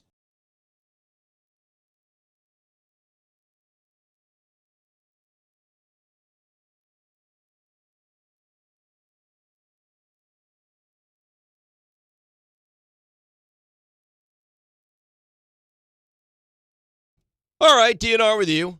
880 ESPN, ESPN New York, of course. Dear Dave, email rolls in. Dear Dave, my 4-year-old daughter literally just told me this morning one of her friends, a Cowboys fan, and she said, ew, Cowboys only. Wait, the 4-year-old daughter's friends or the writer of the email's friends? That's what I'm saying. Like, how does a 4-year-old... Dear Dave, my 4-year-old daughter literally just told me this morning one of her friends is a Cowboys fan. See, you're 4. And said, and she said, ew, Cowboys, only the Giants are good. So that's good parenting. I think I'm raising a kid. So a 4-year-old is a Cowboy fan. Another child is a Cowboys fan. His daughter roots for the Giants and was disgusted at the Cowboys fan. I don't care whose child it is, but you're telling me a 4-year-old knows what fan of a team they are? Yeah. Okay. I knew it at 4. I didn't even know what football was when I was 4. Ray, were you a sports fan at 4? No, nothing like what I would be at like First Super 7, Bowl 8, I remember 9. I was either 5 or 6. First Super Bowl I remember watching was Steelers-Rams. I was 6, but I was already a Giants fan. Vince Ferragamo. That's right. Yeah. Look at you. Rams played well in that game. They did. 31-19, I believe, was the final score. And that was the last one of that Steeler dynasty, the one that they won. That's right. That's right. 4 for 4. And then they took a little time off from winning. A little hiatus. All right, so let's unpack a little bit about what Buster had to say. And then this is interesting. RJ walks in, and he goes, you kind of crushed me for not listening to you, and he did that whole bit, but did you ever actually say... Well, he didn't say crushed. He just came in, he's like, by the way, so did we ever resolve... Did we ever resolve what that thing was? And my thought, no, we never did we? No. We never did. We never did. So you made this whole story, this whole thing. Right. RJ, I'm talking to you, and you didn't say anything, you didn't respond, you didn't know, you don't remember what's going on. You didn't tell anybody what the story is. And I was going to tell RJ during the break, and then you come in and you're like, no. Save it for the air. Save it for the air, because I think it could be good content. It really isn't, though. I think it could be. He has no recollection. I think the better content would be what I told you during the break, but we're not going there. I think you should. No, we're not going there. RJ, do you feel like this is something you should have remembered, or do you think Dan needs to be better and not come talking to you about stuff? I've learned my lesson. RJ, and I love you to death. It doesn't affect our relationship, but in the morning, if I give you the cold shoulder, if it's the winter, I'll be cold. But it's because I know you're really ensconced in your work. Well, I had to go through this with Rick. Rick yelled at me one day at the very early stages of doing the show with you guys. Wait, why don't you talk to me? Rick did that to you? No. He's such a prima donna. Oh, no. No, Rick He's did. listening. He's going to write nasty things about you. You really think I care? What? No, but he would agree. Because he wants the conversation, and I said I can only give so much, unfortunately. I'm just not a good conversationalist. You're working. Yeah, but I understand, though, because you want to bounce ideas off, and I can only... But you got Raymond. Yeah, when Ray came in, then they started... Ray wasn't here yet. Oh. Ray wasn't here yet. Well, Dan, so you showed up late is what we're saying. No. I didn't show up late. I just show up obnoxiously early. Dan gets here so early that usually that's time I kind of have carved out. What time do you get here? Anywhere between 4:20 and 4:35. I leave my house at like 4:35-ish. You leave your house 4:35 and you were parked at 4:58? I flew today. And I wasn't driving like 85. It was just I hit like every light was good. There was no traffic. It was like... So I have a pace to my day. At that time when he gets in at 5:05, right. That's when I'm cutting sound. And there's no waste of time. Like you are, like minute here, 2 minutes here, got 4 minutes for this. Like, yeah. So you can't blame RJ for not remembering what it was that you said. What I will say is if Dan was with us every day, and I should have known this because I know Dan's schedule because he was with us enough during the summer, I would actually change my schedule to be. No, you shouldn't have to. And here's the thing. I think it's very obvious. I don't even want you to do that. Dan is needy. No, Dan is very needy. No, and he I won't needs. stand No, that's not true at all. Very needy. He's prepping. What? He's prepping. No, I was eating my breakfast this morning. And he had a nice bagel. He's socializing. I was surfing the internet. Was it? Were you prepping or were you socializing? Oh, it was social. Right. He was socializing. Because I haven't seen RJ in 6 weeks. Exactly. So he's needy. He's socializing. You're not in a socializing way because you're knee deep in work. And I've been in RJ's shoes a lot where I'm working and then somebody's going to sit there and talk my ear off like, oh, I don't know, every Sunday at the Meadowlands. But that's another story for another time. But but the thing about RJ is that he answered the question. Like we had a dialogue. But has no recollection of this. this. But he has no dialogue. Well, I think that's a separate issue. All right. So let's get to it. What was the question? And let's see, RJ, I need you to pay attention here. RJ, stop me if you have a memory. When he brings this up, if you're, oh, that's right. Yeah. Give me one of those. That's Give me one of those. All right. Here we go. So remember I asked you as a fan yesterday. You take it over when you know it, RJ. Game 2, given how Game 1 went, If you are the Yankee fan that ultimately would like to see change in the yes. You remember this now? Yes. So are you rooting for the Yankees to lose so there would be change? Yes. And I said but they're not going to make change. Well, I answered, so I do remember this now. So, and I don't think Dan's needy, by the way. I think he's just I understand. We walk on eggshells around here. It's fine. It's great. Well, Dan's needy, and you don't pay attention. No, I'll be the you first should have to heard me admit, got crushed. I got crushed yesterday. I think I'm more needy at home than I am here. Really? Well, absolutely. The way Out in the wild, I'm my own person. The way I answered, though, was I said, no, because I'm not willing to waste postseason opportunities. But here's the thing. There won't be. There's not going to. If the Yankees lose 9-1 tonight, they're not making change. No, but like there was a lot of criticism after Game 1. You agree, right? Yes. So kind of all. I don't remember, RJ, if I said this to you this morning. And RJ probably doesn't remember either. I don't remember either. So whatever. But like, let's say if Game 2 they lose, but it was again another game where you really could just hammer the manager and hammer the decision making. So. Would that possibly build up? I think their regular season was too good. They won 94 games. They tied for the best record in the American League. I mean, this is my opinion. I don't know that this is accurate or not. And the fans are in the seats. I got another question for you. Okay. Because I asked this to RJ too, and we talked about this, but RJ, I'm not holding your feet to the fire with this one. This is completely different. This new format, it's not one wild card game only. It is still a series. It's a best of 3. Right. Is there any part of you that looks at it as you have to get past this round to feel like you made the playoffs? Made the playoffs? No, I feel like this is the playoffs. I feel like for the Yankees to look at the Yankees need to win this game like Cincinnati tonight. went out so quietly, and they backed into the playoffs anyway. But I still look at this as the playoffs. If the Yankees don't win tonight, I look at the same with the Mets, even bigger so. I think this season is a failure. Because when it was one game, like when the Mets lost the wild card game in 2016, it didn't even feel like they made the playoffs because you were the done. One game wild card. I felt similar. Because I think you agree with me too. To you with that, with the NCAA tournament, the playing games in Dayton, you have to make it out of Dayton for me to feel like you made the tournament. Like you have to get to the round of 64. Because that's before the actual tournament. This is, I mean, it's 3 days. There's most of the teams are involved in this. I look at this as the postseason. But do you agree, disagree with this? Yankees lose tonight. Massive failure of a season. Massive. It's a failure. You get bounced in the wild card round? Yeah, it's a failure. At home? Now look. Against a team you're clearly more talented than? But here's the thing, though. You could be in the wild card round as a division champion. Yankees weren't even a division champion. No. Right? So, I mean, like that, to me, like if you won a division and you got bounced in the wild card round, then that would be a little bit more tough to stomach.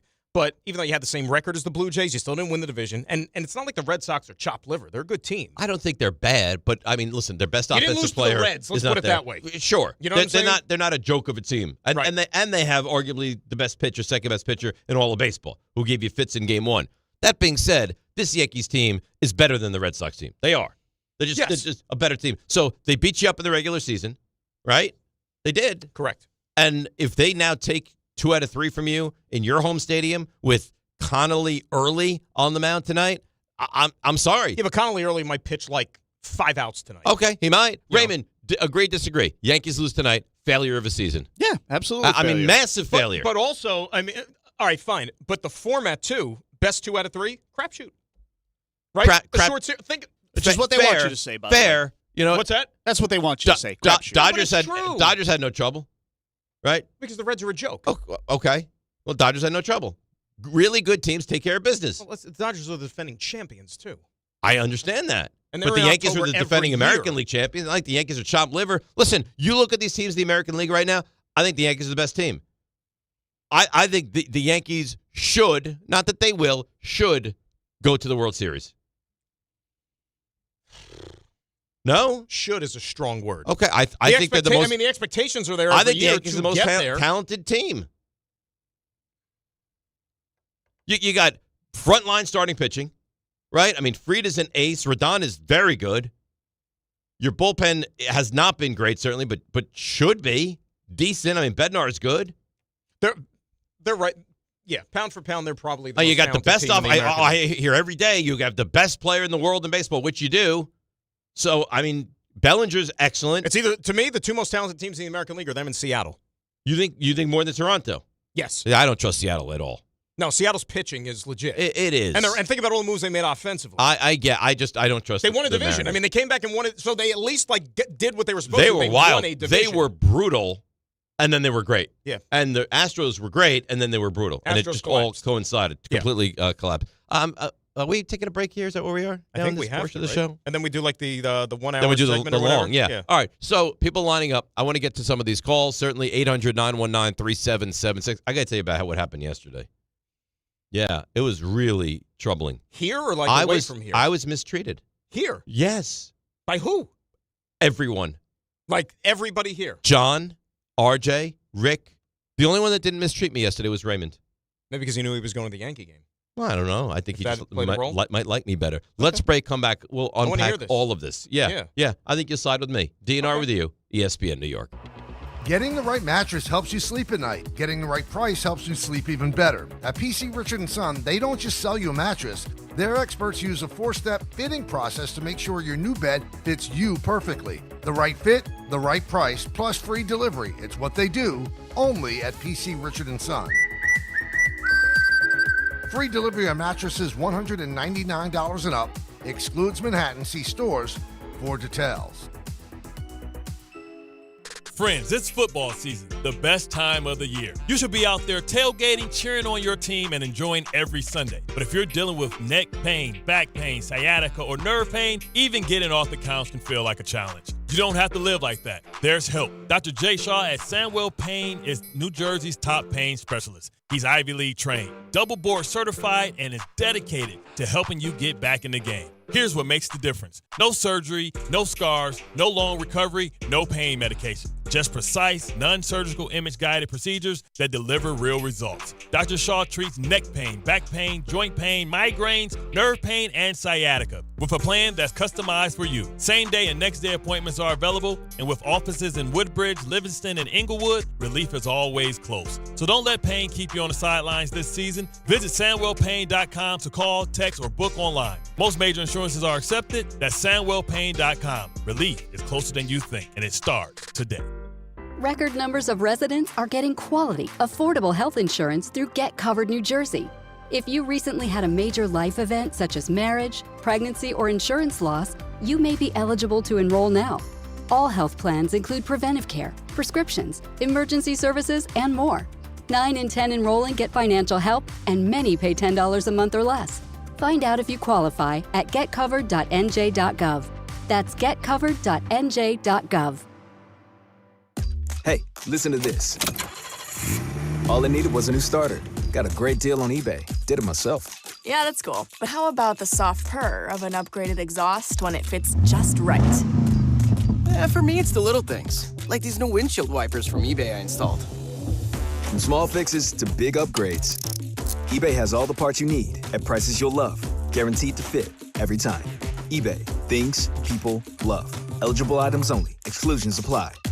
Caffeine doesn't have to be bitter or boring anymore. 5-Hour Energy shots are bringing the flavor and energy. One of my personal favorites, Strawberry Banana. It's giving smoothie vibes in a compact caffeinated shot. Whether you like your energy sour, fruity, or tropical, with 17 flavors, there's something for everyone. And yeah, it's got as much caffeine as a 12-ounce cup of coffee, but with 0 sugar and no crash. Big flavor, tiny bottle, tasty caffeine done right. You can grab yours in-store or hit up 5hourenergy.com or order on Amazon today. Huge savings on Dell AI PCs with Intel Core Ultra processors are here, and they're newly designed to help you do more faster. They can generate code, edit images, multitask without lag, draft emails, summarize documents, create live translations, and even extend your battery life. That's the power of Dell AI with Intel Inside. Upgrade today by visiting Dell.com/deals. That's Dell.com/deals. Coach Saban here, and let me tell you, every second matters. Preparation is everything, and that's why I trust Kidde Smoke Alarms. And as North America's #1 home fire safety brand, they're built to respond over 25% faster to smoke detection. Kidde helps protect what matters the most. Find it at the Home Depot. How doers get more done. #1 claim based on total household installations as of December 2023. 29% faster average smoke detection based on internal testing of smoldering wood fires for Kidde 9th edition versus leading competitor 8th edition products. From the regular season to the Super Bowl, ESPN New York is your destination for football. We've got crazy fans. If the Giants somehow beat the Cowboys, I'm going to take a dump on your head. You can feel good because you're a damn football team. Expert analysis. Marcus Spears joins us now. ESPN NFL analyst Damian Woody. Mel Kiper Jr. The Hall of Famer Steve Young. He's kind of our resident general manager, Louis Riddick. We got Mike Tannenbaum right now. And all your fantasy and wagering needs. This is ESPN New York. We are football.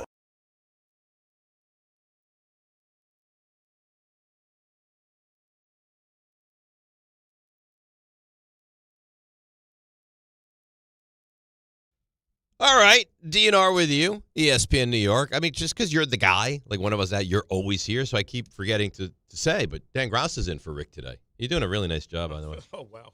Really nice job. I apologize in advance. For what? Being here. Game time brought to you by Tullamore Dew Irish Whiskey. When it's game time, that's when it's Tully time, Dan. Yankees host the Red Sox. Try that Tullamore Dew stuff? No, it's delicious. Oh. Goes down nice and smooth. Yankees host the Red Sox in a winner-take-all Game 3 tonight at the Stadium, a game you can hear on ESPN New York with first pitch at 8:08 p.m. And that's Game Time, brought to you by Tullamore Dew, the original triple distilled, triple blended, and triple cask matured Irish whiskey. Be sure to grab a Tullamore Dew or try the new Tullamore Dew Honey during today's action. Glasses up to enjoying Tullamore Dew responsibly. Observations, did it happen in Florida, is coming your way, I don't know, 8, 10, 12 minutes somewhere in that range. So today, here's the setup. And we have 3 Game 3s today. And a team that lost Game 1 has never won the series. Correct. That will change today. And before this year, if I'm not mistaken, since the new format, the only 2 that went the distance involved the Mets. Yeah. So the Mets forced the Padres after losing Game 1, and then they won Game 2 at DeGrom, and then there was the Musgrove game. They lost in that Game 3. And what was the other one? Last year. Well, they came back. So they won Game 1. Feels like an eternity ago, wasn't it? Oh, yeah. The Pete home run? Yeah. So 3, 5, and 8 are the game times today. 3, 5, and 8. Oh, I didn't realize that. I thought it was 1, 3, and 8. No, they pushed the other 2 back as well. Yeah, which makes sense. It does. Yeah. So 3 is Tigers, Guardians. Correct. 5, Cubs, Padres. But listen to me now closely, please. Both of those games, 10:50 a.m. Okay. DHR will do a full show, 3 to 7, 7 o'clock to 8 o'clock. Ty Butler. It's kind of an hour-long Yankees pregame. Correct. 8 o'clock right here, 8:80, Yankees, Red Sox Game 3. So at least those first 2 games, I'm just thinking about from a pitching, hitting standpoint, you're going to have shadows. You're getting some shadows. Definitely in the Cubs game. Well, Cubs game, yes. 4 o'clock Central. Right, 4 o'clock Central, definitively. 3 o'clock, I don't know. Maybe. When you get to the late innings, you probably will. Probably Maybe midway through. Probably so. So winner of the Cubs-Padres plays the Brewers. The Brew Crew. And the Dodgers are locked in to take on the Phillies. You think the Phillies wait, this unbelievable season, and now we have to take on the Dodgers in our first playoff round? I mean, they have the edge, though, right? I mean, you got home field. You got the Dodgers. You're rested. You got the Dodgers coming to you. I don't know the number. You think the Phillies are favored in the series? I'm picking the Phillies to win. Are you really? Yeah. Well, that would surprise me. Yeah. If they had Zach Wheeler, I could see it. Really? You think the Phillies are going to win the whole thing? Christopher Sanchez is pretty good. Very good. Tar's good, too. Nola's pitching pretty well now. I don't trust him in a big spot, but still, I mean, they have enough. The Dodgers are so good. They're so good. We'll see. Let's go to Tommy in Queens. He says, I'm being a homer. I'm not quite sure how. Yeah. Tommy, good morning. How are you? Hey, what's going on, Dave? What's going on, guys? All right, Dave, I love you. I'm a big Yankees fan. Okay. I think your take that you just had was very garbage, and it was kind of homerish for the Mets. I want to hear what take, because I don't even know what I said that was, jarring. So, the Yankees, if they was to lose tonight's game, which they're not, it's a failure of a season. Okay, couple things. Firstly, I agree with you. I think they're going to win. Yesterday I said I still think they're going to win the series. So if I would have told you before the season, Yankees don't win the division, and they bow out in the wild card round, you would not say that's a failure of a season. No. Okay. And all right, you know what I want to do? I want to keep you on the line. I'm not going to ask you, Dan, because you're a Mets fan. But apparently I have this take because I'm a Yankees fan. Raymond? Because you're a Mets fan. Failure of a season or no? I told you before, failure of a season. RJ, Yankees lose tonight. Failure of a season? Yes. Okay. You can't be. Here's the other thing too. You can't be a Yankee fan, and then all the other times of the year when you want to get rid of Boone, when you want to get rid of Cashman, and you cite the fact that it's championship or bust always with the Yankees. Then how is this not considered a failure? When you lose in the wild if you got bounced in the first so Tommy, round? I'm a homer because I'm a Mets fan, but 2 Yankees fans on the other side of the glass are saying this is a failure of the season. So now I'll give the floor back to you. I think that's the problem. I think us as Yankee fans, our expectations is always like, because we're saying it's championship or bust. Like, that's the problem. Like, this is why some of the Yankee fans want to fire Boone or fire Cashman. It's like, yo, like, we make the playoffs every single year. But is that the goal? Is the the goal? So the Yankees' expectation now, just get in, and then if you lose in the wild card, that's fine. I'm not comparing it to the Mets. No. The Mets had an epic, Tommy. The Mets had an all-time epic, embarrassing failure of a season. I completely concur with that. But how you could sit here and tell me if the Yankees lose while having home field advantage against a team they're clearly better than, going up against a pitcher that's made 4 career starts, that this would not be a failure of a season? You're insane. I personally think that them having the shot to actually go through and win this, at least give themselves a shot in the playoffs, compared to a lot of teams that expectations was to make the playoffs. I think it's not a failure if they lose. All right, I got another like, person now. Alan Hahn just I'm sent cool me a with that. text. Absolutely a failure. You're crazy. You're crazy to think if the Yankees lose tonight, this is not a failure of a season. It's a massive failure of a season. To not make it out of the first round is a failure. To make it out of a not even a real playoff series, that's the bar now? I don't agree with that. I think this is a real playoff series. But, yeah, if you don't win a playoff series and that's a successful season, how is that possible? And think about it, too. I mean, one of the teams that we all thought you, quote-unquote, fleeced in the offseason with one of the trades you made, Devin Williams and the Brewers, right? They ended up having the best freaking record in the league. And they're in the second round already, and Which they won really their is division. one of the great anomalies in all of baseball. It's an anomaly, but again, if you're Milwaukee now, like, okay, do something with it. That's been the thing with them even when Stearns was there. Like, they'd make the playoffs and have all these great regular seasons, but they never do anything in the playoffs. Right, but apparently that's not a failure.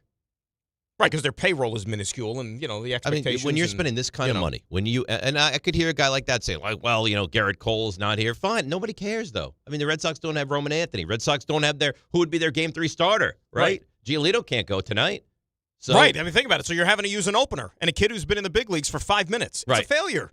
You got to get out of the first round. I don't even think it's just a failure. I think it's a massive failure. Even with the best of 3 being a crapshoot, the format and everything, you still have to win find this a way. game tonight. I mean, like, I don't know if they're going to win, but for example, the Cleveland Guardians, who have no payroll, there were no expectations. They were left for dead. They were 15 games out of first place in the middle of the summer. 15 freaking games, Dave. Yep. They're 9 innings away from making it to the next round. And if you don't get there, you're going to say it's not a failure? Come on. It is. Yeah. I mean, all I hear about is, so what do you want to do? Extend Boone if they lose tonight? Well, I mean, that might happen anyway. He did bring us to Game 3 of the wild Continuity is card important. round. Continuity is important. You got to keep the band together. We want to see this thing through. It's important we all stick together.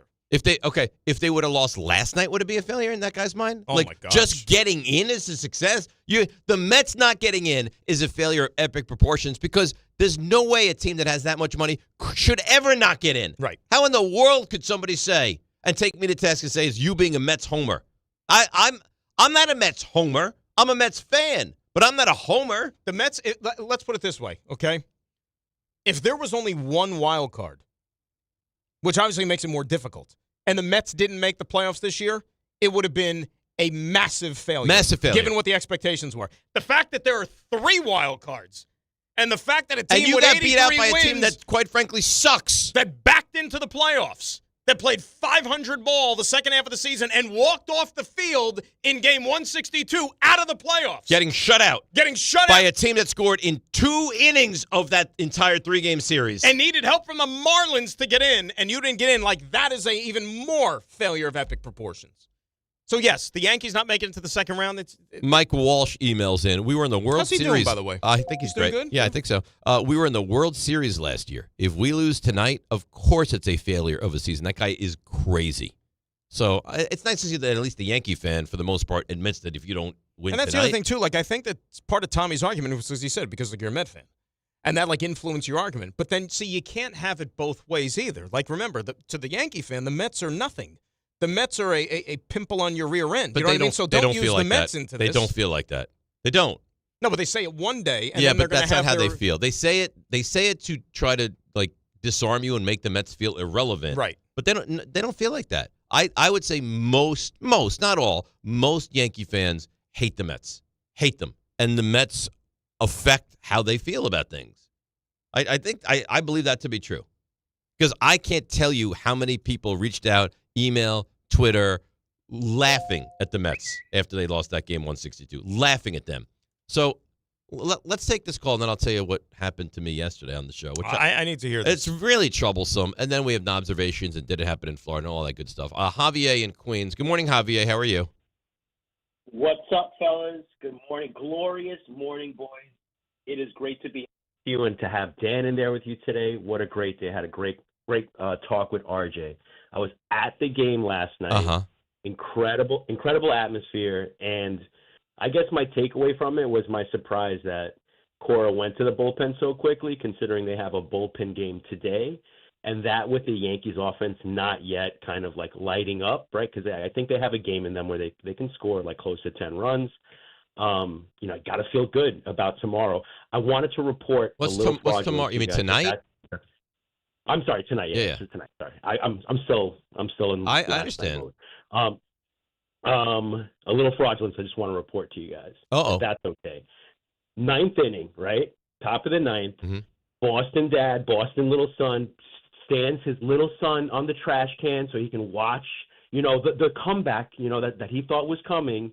After 2 sheepish outs, what does this man do to his child? Takes him off the trash can and starts walking out the door before the last pitch is even thrown.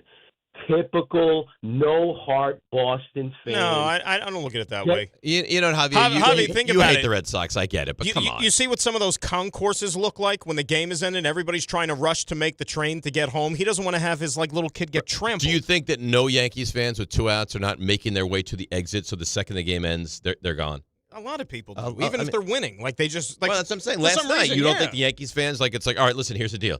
How many times have you had this conversation? All right, get your jacket on. Get up. We're going to walk here. The second this is over, we're up or out. Well, that's what I'm saying. It's you got to get a train, and then maybe once you get the train, then you got to get in your car and then drive home, and you might got to go to work in the morning. Here's what that was. He hates the Red Sox, understandably so, and he wants to take any shot he can at nitpicking on the Red Sox, which is fine, which is fair. All right, so tell me what happened yesterday. So listen to this. So I'm sitting there doing the show yesterday, and I was really good yesterday, right? Really good. The show was good. I was really good. good. And Rick was fine. I was really good. Okay. Special. You carried the show. Yeah, I think so. Most days, yes, and specifically yesterday. Right. But John walks in. I don't know. We start talking about stuff. He goes, "Yeah, Monday, you were not very good." I said, "Not very good. What do you mean?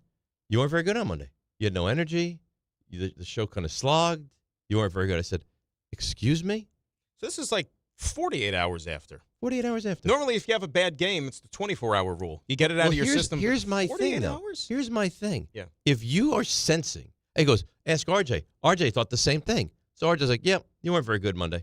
And I'm like, Rick, did you think this? He goes, I thought you were okay, but yeah, I think it was special. Yeah. So if in real time you look and think, boy, he's not great today. He doesn't have the energy. He's not overly excited. He doesn't have the passion. Wouldn't you maybe think Dave, amp it up a notch and not wait till 48 hours later be like, yeah, Monday. What can I do on Wednesday about Monday, Dan?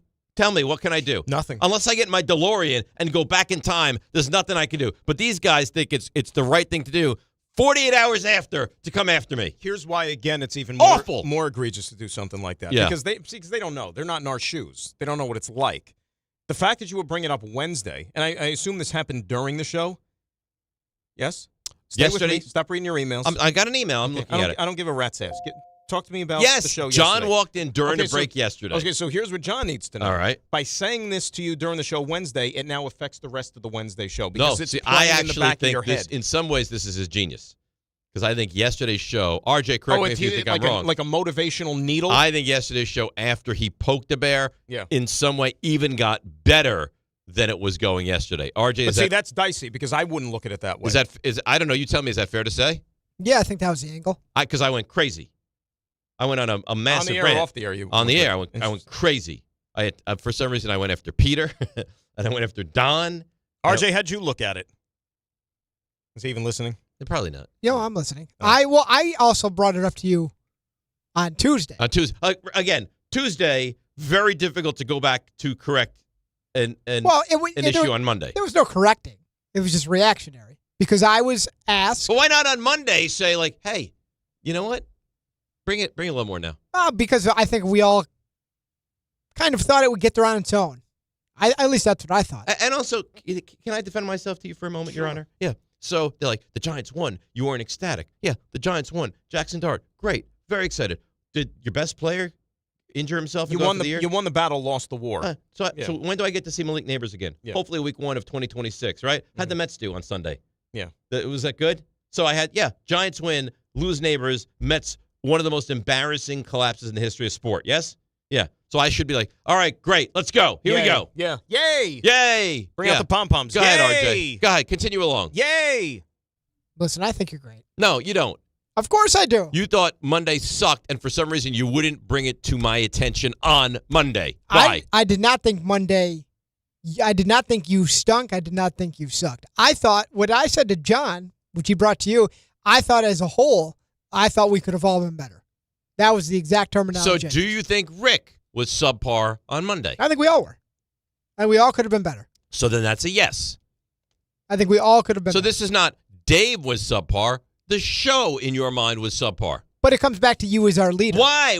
I don't want to be a leader. I'm not a leader. It's too bad. No, just let me do my thing. Leave me alone. I'm too great. You're too good. That's the problem. Yeah, and that's what I surmise. They look at me as a leader. If I'm not great, now the whole show falls apart. I'm too great. It starts to go south. I'm too good. Too good. Too good. The best ever. I don't know about ever. No, I think so. You think? Absolutely. In the history? 100%. The best. Absolutely. Hanging on every word. That's nice of you. I do. That's what I try to do. RJ? Yes. You better be great with everything you do now from now on. Because I definitively will not be. But I'm watching everything. And I'm telling you, if we go to 8 o'clock in the morning, like 2 hours into the show, and you feel that I am not good, can you please tell me? I will do that. I'm not a mid-show tweaker. But John is. John walks in there. Yeah, Monday, not very good. So RJ piled on. Well, John also kind of threw him under the bus as well. He threw RJ under the bus? Why? How? Because he's like, well, RJ also thought you sucked on Monday. Oh. Well, yeah. But to be fair, that came up Tuesday. You asked me about it. I gave you a direct answer. You did. But why not tell me Monday? You're not doing well today.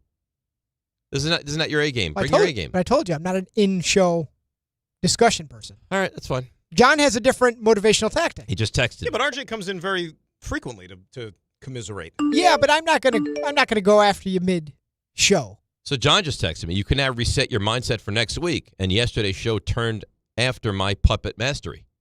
The problem is I'm too great. You're too good. That's the problem. I'm too good. The puppet master. Just call him the puppet master. All I do is give every ounce of everything I have, and this is the way I'm treated. Yeah, I kind of lost it at a certain point yesterday. Kind of.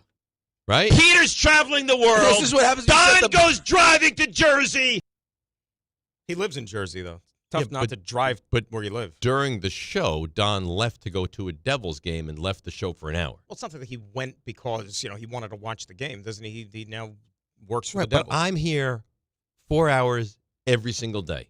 Our show doesn't get shortened to a 3-hour. Well, you do the show every single day. Every day. Right. Every day. And yet, Peter takes 11 weeks of paternity. Great. He's in Russia. He's in China. He's in Bangladesh. Wonderful. Don. Well, you want to pick and choose and see how other cultures cultures it's great. raise He's their going to kids. Australia at some point soon. Don, during the show, up and leaves to drive to the Meadowlands. No, I guess not the Meadowlands. I wish it was still the Rock, Meadowlands. right? The I Rock. wish Is that it where was they still play? the The Meadowlands. Rock. Yeah. Which, listen, fine. I'm not judging him for it, but I'm just saying, I'm always here. So if I have a little blip where I'm not great, I don't think I should be crushed. But if that's the way we're going to play, that's the way we're going to play. This half the time, Raymond looks like there's a chance he's going to die during our show. Here we go. Have you ever seen what he looks like? I think he looks fantastic. No, he looks great today. Wait till the He looks Rangers and Knicks start. fantastic, and he went to the game last night. I know. I didn't go to the game last night. But the game was over early. Game was over 9 o'clock. I still fell asleep on the couch before Yeah, the you're game trying was to make over. me go to an 8 o'clock. You Can't should. do this. Can't do that. I'll go halves with you. I'm not going to do it. Doesn't matter. He can't do that. You should He'd go. have to show up like right from the game to like come here. No, he would not. There Game would be a ends lot of 11. Game ends 11:12. You're home by midnight.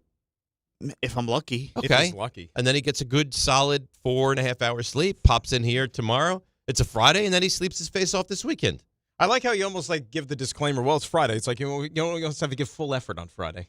Well, no, but you can see the finish line. It's a Friday It's like show. you're running I'm a not actually- marathon. I'm not actually You can diabetic. wear You're your running a clothes on marathon, Friday. and you're on mile 25. Yeah. Right? Like mile 9 and mile 25 are very different. You're listening to DiPietro and Rothenberg on WHSQ, WCBS FM HD2 in New York. RJ? Hi. RJ? Hi. There you are. How you doing? Good. Good. You ready? Yeah. Let's go. These Extra tape on their knob, make their knob bigger. are knobs. What was your best sport in school? By far, tennis. Oh, my God. Shake All right. And this Can you just put on that Rothenbum guy? is Knobservations. That has a nice ring to it. DiPietro and Rothenberg. Oh, alrighty. So you led me here. You went after DHR yesterday. Really for no real reason. No reason. It was entertaining, though. But they caught wind of it. They played it. And they had a critique for you based off the Couchcast on Monday. Fair. I never saw anybody that was just I have to watch the Broncos and Bengals. Like we had to situate him. If you watch the Couchcast, you'll see at one point I changed seats because the seat I was in, I was able to look into our studio and see the other Monday night game. Yeah, I want to keep an eye on it. To the point where, dude, we're watching the Jet game, commenting on the Jet game. Why are you so concerned with Broncos-Bengals? Honestly, I love football, too. It wasn't that sexy a matchup. It wasn't involving one of your teams. Like, if the Giants are playing, I get it. Don, Joe Burrow's not playing. Joe Burrow's not playing. It's not a particularly exciting game. What was the final score? 21-3? Yeah, it was never particularly good. I don't know if he had money on the game or something. I but don't think he did. I think it was just pure interest in psychosis. But I think he just looked at Jets-Dolphins and thought, this is putrid. Give me something better. Your thoughts? Well, here's the thing. It was wrong of me to attack them while they were just standing on the side. Like, it's not like they attacked me and I was exacting revenge. What I did was inappropriate, and I apologize for that. No, what happened exactly? During my loss of, like, ability to, speak yesterday, I attacked Peter and I attacked Don. No, I understand that. But no, like, what happened with the Couchcast? Like, what was your behavior? Well, and this is the thing. I stand by this. Mm-hmm. So the Jets game was on the main TV. Yeah. But there was a second game on Monday night. I wanted to be able to watch it. Yeah. And they're it was like, a horrible football game. Well, the Jets game wasn't so good either. No, but the Jets game was Super Bowl III compared to the Broncos but Bengals. I wanted, and I was like, I want to watch it, but there was no TV to be able to watch it. So the seat that I took over, you could see into here, into the studio, right? I took the chair that you could then see the Broncos Bengals game, right? And I wanted to do that. So they're like, what kind of an animal loves football like this? Like, I love football. Well, I want to watch every game. I don't know why that's a knock on me. Well, it doesn't surprise me based on what I found out earlier today when you said that, with the Mets season, playing the most important games you're ever going to play, like you still had the crummy Thursday night football game last week on the main TV over the Mets. The main TV will always get football. Oh, tonight, main TV, Niners, Rams, side TV, Yankees, Red Sox. Every game the Mets played last week was essentially Game 7 of the World Series, right? So, like last Thursday night, that game against the Cubs where Nolan McClain, at least for the first 4 or 5 innings, was mowing the Cubs down. Yeah. That took up every ounce of my attention, and I had and that's not wrong. Seahawks Cardinals on like a little iPad because I could care less. That's fine. Now I'm blessed. I'll show you a photo, but it's really one of the most gorgeous setups you've ever seen in your life. Have you ever seen my setup at home? Yeah, I think you showed it to me. So you don't need to see it then? I mean, you could show it to me. I don't care. I'll look at it again. It's such a gorgeous setup. So even like a side TV is still a highly functional, beautiful television. Right? So you, look at that. So you show side TV. Yeah. A lot of people are discreet. They don't like to show side TV. No, I have no problem showing the side TV. It's a good setup. It's a nice setup, And right? you have the little ottoman there underneath. That's right. You ever use it? Like yeah, put my feet up on there. Nice. Oh, absolutely. So, I mean, RJ, how do you feel about that? That they attacked me for being interested in the Bengals-Broncos game? Now, we've gone over this a bunch of You times. say you weren't very interested in them.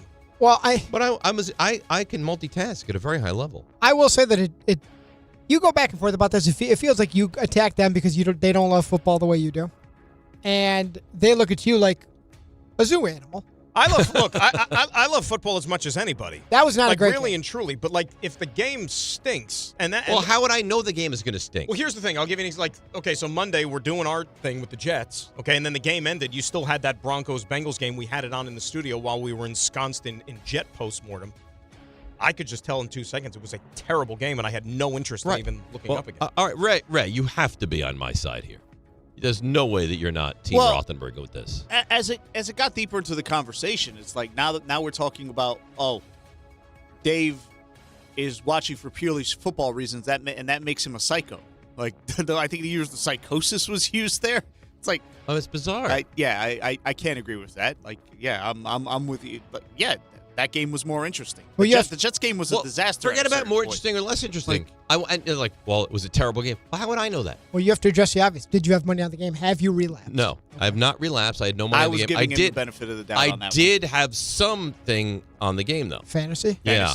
Because you had the Bengal. I needed T. Higgins to not do certain things. Oh, there you go. You had some incentive. Yes. That's a big thing, too, because they don't play fantasy. How is it seriously now? I don't know. They don't want How is it possible that every guy on a sports talk show, none of them plays fantasy football? I find that to be wild. They're not into it, but when you do, it brings interest. We got 2 people on this show that don't play fantasy. And 2 that do. Yeah.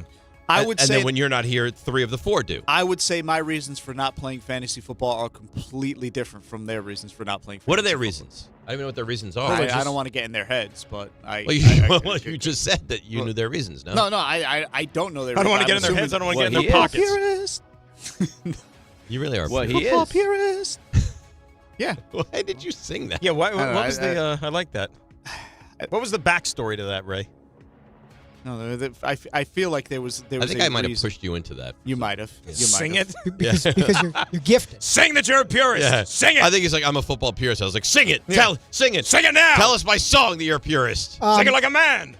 Alrighty, so on to the sports of it all. So Jazz Chism Jr. obviously helped the Yankees win last night. There'll be Game 3 tonight. You can hear it on ESPN New York. And Jazz was asked, though, he was facing forward last night, not facing his. That's big of him. Didn't look like he was going through a JCPenney's sale rack. They still have JCPenney? I think there's a so. couple. Still around. Really? They also have Sears, I think, still. He had the Really? one. No, I thought Sears No, is Sears gone. is no longer? Yeah, Sears is gone. Oh, Sears, I think, is Yeah. kaput. What were you had plans? You're going to go? I really like Sears. You Got can buy. something you need to return? You can buy a toaster and get your tires rotated. Oh, this is really totally- jarring totally news. gone. I got to look this up. So Jazz was asked. Sears is done, man. How'd you get over the Game 1 loss? Played MLB The Show and I mercy rule someone. That's how I get my stress off. Which team did you play with last night in MLB The Show? Oh. And what was the score? It's called the New York Aliens. It's my own personal made team. It got me, Ken Griffey Jr. on it. Jimmy Rollins. I mean, it's kind of a cheat code. But, we're playing online, having fun. But it's a lot of fun. The score was 12-1. He's having Jimmy Rollins. The right? Aliens. Well, it's like Ken Griffey, one of the great players in the history of baseball. Right. And Jimmy Rollins, very J-Roll. good J-Roll, player. great player. had a good run. No. Very good player. But I wouldn't say like cheat code. I have Jimmy Rollins on the team. There's a lot of other shortstops you could pick ahead of him. I think the that'd point be he's cheat making code. is kind of like a fantasy team. Maybe it's me. I see Sears as a store that is still actively functional. What part of the country? That's like we're in all the Bend, Sears Oregon, where the stores that I last remember Blockbuster are was. closed. Maybe California. Okay, so But still, there was one in New Brunswick. I remember that one's gone. There was one in Woodbridge. That one's gone. But it looks like it's an appliance center. So I don't Well, they know. have like Sears a had Sears, like appliance. Sears appliance, Yeah. Sears tires, center, All right, stuff like so that. Sears is not done.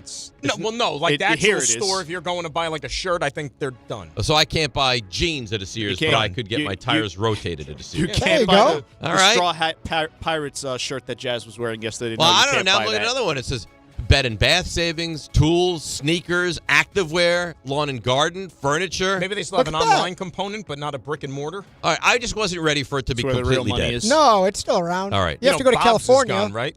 Bob's? What's gone? Bob's is long Furniture? gone. Bob's Furniture? No, Bob's Furniture's Not Bob's gone? Furniture. Bob's Stores. What's Bob's Stores? You don't know Bob's Stores? I don't know Bob's Who's Stores. Bob? I know Bob's Outlet. That's furniture. Bob's I know Furniture. furniture. No, there was like Bob's Stores. It was like clothing and like this for years. No, I don't know. Ray, they were very popular in Jersey. I think I may remember. I know the something Gap. now. I don't think it's still the. Yeah. I think it's just Gap. What do you mean? It's the Gap? I That thought was Gap. No. Yeah, it's Gap. Yeah. It's just Gap? It's not the Gap. Found it as Bob's Surplus. It was back in the I think it's the stores. Gap. Actually, Bob's closed a year ago. Done. A year Yeah. ago. They're done. Oh, no. See? It's jarring when you find these things out. I mean, I didn't know it existed 30 seconds ago, but now I'm devastated. I think you're right. I think it is just Gap. It's like a hill. Oh, these things going under. It's terrible. Cam Schlittler, I think you'll find this interesting, specifically Dave. I know you were perusing the postgame yesterday. This was actually the pregame. So before his... How do you know I was perusing the postgame? You mentioned during the break. Oh, okay. So I don't know if you perused the pregame. He was asked, because he's from Boston, grew up diehard Red Sox fan. His entire family, big Boston fans. He was asked, has your family, in support of you, switched over to become Yankee fans? What do you think he said? I think he said no. Like, my family are still My family is still Red Sox fans. I think if it's your family, the perfect thing that happens is he goes 7 shutout innings. And they lose? And they lose 1-0 in 10. Well, so Ben Rice grew up as a Red Sox fan. Oh, just to make it extra Don't painful. you think this is like, if you're a Yankee fan, you're not worried about this? It could be like an inside job? Because your starting pitcher, Ben Rice, they grew up Red Sox fans. Correct. They're playing Ben the Red Rice, Sox. Dartmouth. Yeah. Smart fella. Is Rice behind the plate tonight? I believe he's going to be in the lineup. Ben Rice, Jewish. No. Benito Arroz is Dominican. Benito Arroz, Dominican.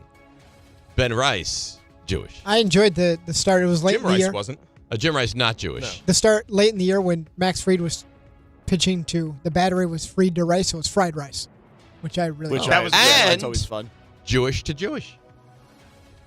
There we go. Yeah. Cam Schlittler, here's his answer. Yeah, I mean, I'd say so. Again, obviously growing up in Boston, I take pride in being from Boston. Again, when it came to, my career and where I want to be, this is where I want to be. So, they're full Yankee guys now. So, they don't wear it as much around in Boston just because, but when they're here, they're very prideful about it. Yeah, Wait a sec. Who big was that, Yankee RJ? fans. That was Cam Schlittler. So that was Cam Schlittler. Why did it sound like he's more from Oklahoma than he is from Boston? I don't know. He's from Boston. Point is, his family are Yankee fans now. They've crossed over. Well, it's like what happened with Monday night, the storyline with the Jets with Mason Taylor. Right? Yeah. Apparently, that woman with Jason Taylor was not his wife. Oh, in the box. In the suite, yeah. No, he had Jason Taylor's like remarried. That's pretty sure whatever. he's been remarried. Yeah. Well, whatever. That was. But he's not married to Mason's mother anymore. Okay. Yeah. But Who's Zach that was not Thomas's his wife. sister. Listen, Right. if he were there in the box and they pulled a I think U2 more, or not U2. What I was think the band? they've procreated actually. They have he has a new family. That's nice. Yeah. Good for him. Yeah, I don't think it was a Coldplay moment. That was No, it wasn't Coldplay. That was unbelievable. You hear Jaden Daniels when he took to the podium, and he thinks he's going to play this week, by the way. Good game.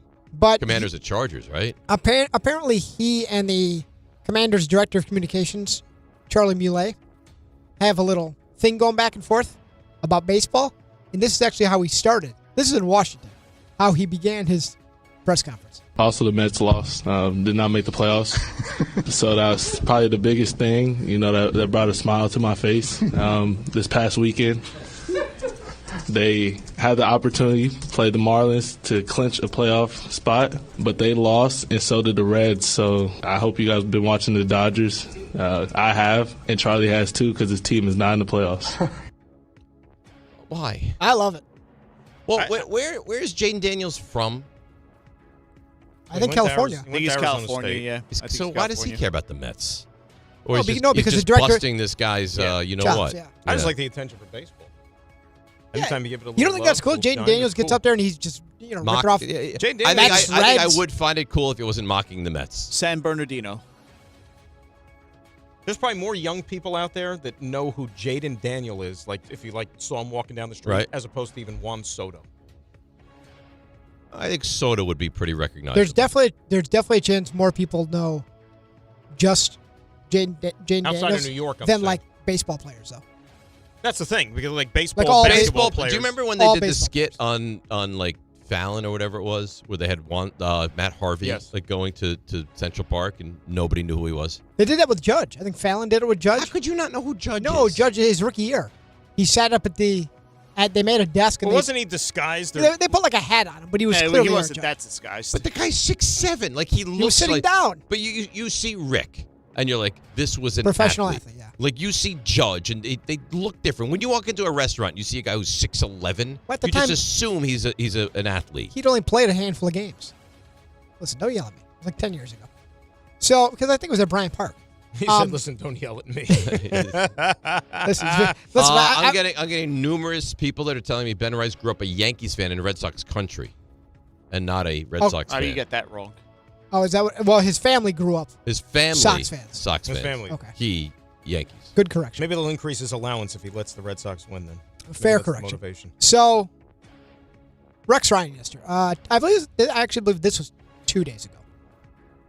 He had some thoughts on Shedeur Sanders. Very strong thoughts. Yeah, on Get Up. Something's missing with this kid. This kid talks. He runs his mouth like I could be a starting quarterback with his arms crossed like this. Get your ass in the front row and study and do all that. If I know, the whole league knows. Quit being an embarrassment that way. You got the talent to be the quarterback. You should be. You should be embarrassed that you're not the quarterback now. And I don't have audio of it. You don't have audio of him as a mime? Shedeur Sanders yesterday went through his entire, right in front of his locker, his entire media session, pantomiming responses and not giving any verbal words. How immature and childish is that? If you have an issue with what Rex Ryan said, I think it's well within your rights to come out and say, I thought that was unprofessional, it was unprovoked, and it's nasty. And even you would take a shot at Rex, I think that's fine. But to sit there and mime answers, you wonder why there's a lot of people that think you're kind of a joke and you're underperforming and not where you should be. That's why. You can't do crap like that. It's embarrassing for you. By the way, we're streaming on YouTube. We need to mention that. Why are you saying nothing? He's Sheduring. I'm in character. Oh, you're the Shedeur of the show? Exactly. Where are we at, by the way, on YouTube? What was the thing that That's what I was mentioning, where you could see Dan not responding. That's right. Pantomiming on YouTube. It's great visual. ESPN New York. Rex said that he's like, if I know, everybody else. What was this thing that Rex was like adamant about? Remember, he was like some gossip or accusing somebody of something back in the day, and then he had to like walk it back because it wasn't true or something like that. This was like recently. I don't remember. No, I don't RJ, remember. No. I remember something of what you're saying, but I don't remember the instance. Or maybe it was you just kept saying he was going to be the Jets coach. Well, he was open about that. He told us many times. Well, I'm so bothered by that Shedeur thing. Like, This is a toe I don't like. You look like such a fool. Yeah, it's bad. Yeah, not good. No, definitely not good. Why don't you go bring up some other slappy? I do miss slappies. So, we haven't talked much about A.J. Brown, who had a tweet after not getting the ball enough on Sunday. Eagles barely held down against the Bucks. It's a shame the Bucks couldn't lose by 3 points for those of us that had them plus 3.5. But A.J. Brown tweeted, if you're not welcomed, not listened to, quietly withdraw. Don't make a scene, shrug your shoulders, and be on your way. Which is a biblical citation. Oh, is that right? Yeah. Oh, nice. And A.J. Brown was asked about his tweet. My message on Twitter wasn't directed at anyone in the building. Not my coaches, not my quarterback, my GM, nobody. Like I said, I take full accountability. It takes accountability, but question is, are you happy in Philly? I did it to myself, but this is my home, man. I love it here. But you just see frustration because obviously, we want to be great, and most definitely, I want to be great as well. He wants to be great. So the rationale you have for wanting the ball is? I don't think it's a bad thing for wanting the ball. It's not just for targets or anything to put numbers up, but no, I see that we're struggling, and I'm a guy that wants the ball in those times when we can't find a way. Give it to me. Like when the game's on the line, give the ball to me. The only thing that makes this a really tough look for him is he says they're struggling. They're 4-0. Yeah. So. Well, is this like I was talking to a buddy of mine yesterday who's an Eagles fan about, are you worried at all that this is like 2 years ago? Remember when they got off to that great start, lost to Zach Wilson? Doesn't feel like And then the season kind of just went south after that. It feels like there's a really, really good football team. The defense is good. The defense is good. Defense is real good. I don't think the offensive line is as good, but they make plays to win games. Imagine winning a game in the NFL in 2025 with no passing yards in the second half. Like, how is that possible? It's insane. Because they had a big lead and they held on, and their defense, like you said, is really good, and they do enough to win, and they get plays special teams wise, right? 2 weeks ago they had the two huge block kicks, one for the touchdown, and then last week they had I think they had a block punt for a touchdown. So. Do you see a little bit of where he's coming from? You get this a little bit, or none? Not at all. His frustration. I think when you act frustrated, like overtly frustrated, that people know when your team is winning, it's not a great look. I agree, it's not a great look. But I will say, part of me, maybe a small part, does understand some of this. The thing. Who was it last year? Ben Rice. I don't think so. Oh. So on the Eagles, you remember when he gave an interview? Oh, he was hurt all year. Jazz Chism Sr. No, and on the Eagles, and he gave an interview and said that there's something between Jalen Hurts and A.J. Brown, and that was the first we'd heard of it. Yes. And a defensive lineman. I can't think of his name. I don't know. But anyways, and I think it all traces back to there was obviously more than a hint of truth to that. But regardless. Well, does that bother you? They're rolling along. They're 4-0. Every game they're beating good teams. The Cowboys, yeah, it Rams. bothers me, but he clearly is addressing, hey, I'm Bucks. I'm out here chasing different goals. I think he tweeted after the Super Bowl, too, like, I always wondered how long I'd be satisfied if I won a championship. Turns out 2 or 3 days. And he wants to line some numbers up. He's chasing Hall of Fame goals. I think he's open about it. Hall of Fame? I think that's what he's chasing. Maybe All pros, Pro Bowls. Maybe I'm misreading the situation. A.J. Brown and Hall of Fame are two words that do not go in the same Think of how many guys who had really great careers that are still waiting to get in at the wide receiver position. A.J. Brown Hall of Fame? Torrey Holt hasn't even gotten in when yet, you right? look at the great receivers in the NFL now, is he a great receiver? Fletcher Cox, by the way. Fletcher Cox, right. Thank God. No, I don't think he's a Hall of Fame. I'm just saying I think that's probably his mindset. That's what he's chasing. That's why he's making a big deal about it. I go with Fletch. So, Fletch. Well, he said it's Fletcher Cox. Right. I said Fletch. Did you see on CBS Ben Johnson over the weekend? So specifically what? This is at halftime. Oh, I saw this. I don't think I saw it. And he's talking to Aditi Kinkabwala, who's the sideline reporter. Pretty good job by you. Not Nice. bad, right? Yeah. And Ben Johnson was asked a couple of questions about the struggling Bears offense at the time. Your offense has struggled. You take advantage of those takeaways. Yeah. Okay, so what did you tell them to get things going? That it wasn't our brand of football. We're capable of a lot more, and so we're hitting the reset button here at halftime, and we're going to come back and establish our identity here in the second half. So you need to change what you're doing. I don't know. You think so? We're going to be just fine. He didn't sound so thrilled about that. So he apologized and said he wasn't hearing clearly, and he wishes he would have handled it differently. No. Well, I saw his thing, and he made it sound as if he didn't hear her say "do." Like she asked the question, "Do you need to change what you're doing?" He kind of thought she said, "You need to change what you're doing." That's what I heard as well. But if you go back and watch the video, and you can hear her say "do," she does ask a question. Well, he didn't hear that. Well, right. He heard, "You need to change what you're doing." That's why I said, "Well, you think so?" Right. Right. Well, this is what he said. In the moment, I honestly didn't think too much of it. I'm kind of in game mode. But then when I look back at it, I am a little bit disappointed with what that looks like. I didn't hear very well, and that's not an excuse. But when I thought I heard not a question, but that I needed to make some changes, I didn't take that very well. So I'll do a better job with those going forward. See, I think both things can be true. Like I think he misheard her, and didn't hear, "Do you need to change what you're doing?" and heard, you need to change what you're doing, which from someone asking questions and a sideline reporter would be pretty obnoxious to say, right? You need to change what you're doing. So I think it was just a miscommunication. Yeah. Alrighty, Raymond. The investigation found he was viewing pornographic material on his personal phone just before the vehicle crash. Did it happen What in your mind makes you think that you should get into the back of a cop car? Because we wanted to ride to the next bar. in Florida? Do I look like a taxi? No. Every college kid can relate. Oh, right. I cops used to drive me around back in college. That'd be something, though. So, Like an Uber. yeah, Like before Uber. Do I look like a taxi? Well, kinda. So this from Mega Red, who does send in some good stories. Well, he also has great techniques with manipulating photos and stuff. Yeah, Really almost exclusively to make fun of us, but it's usually Right. entertaining. And typically me, but that's fine. I welcome that. Me too.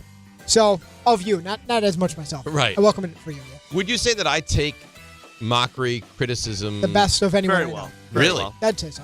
Okay, that's nice. Better than Rick? Yeah. Yes. Okay. Well, he takes it to heart. I brush most of it off until I snap. Angry text coming in 30 seconds. Yeah, you take it and brush basically all of it off. I'd say Ray's probably second best. Uh-huh. Rick probably third because he won't necessarily fire back. He'll take it to heart. And then I don't handle it great because I'm fine for 98%, and then I snap. It's funny because you say second best, and meanwhile, Ray's very sensitive. All right, I'd like to retract myself. He was mocking me. I was called Thank repulsive last week. What are you talking Not about? by me. By a single sexy lady. Yeah. Did you hear about this? No, what happened? I got an email from a single sexy lady. Self-proclaimed. Raymond. An SSL. Yes. Repulsive. I'm a single sexy woman in my 30s living in New York City. And she said she found Ray to be... she heard us talk all the time about how he's a good-looking man and all this and that. And she saw him on YouTube finally. Repulsive. Yeah, and people often will, as earlier today. Did we find out how or why she's still single in her 30s or no? We didn't get that. No? No, but My response is I think she's just having a good time. She's single and she's sexy. My response is that she's not a she. That's a man pretending to be a woman in the email. Which is strong. Gotcha. Anyway, so Mega Red story. So a couple of people in a place, two different people, just happened to be wandering down the sidewalk when all of a sudden attacked. Not by a person, by an animal.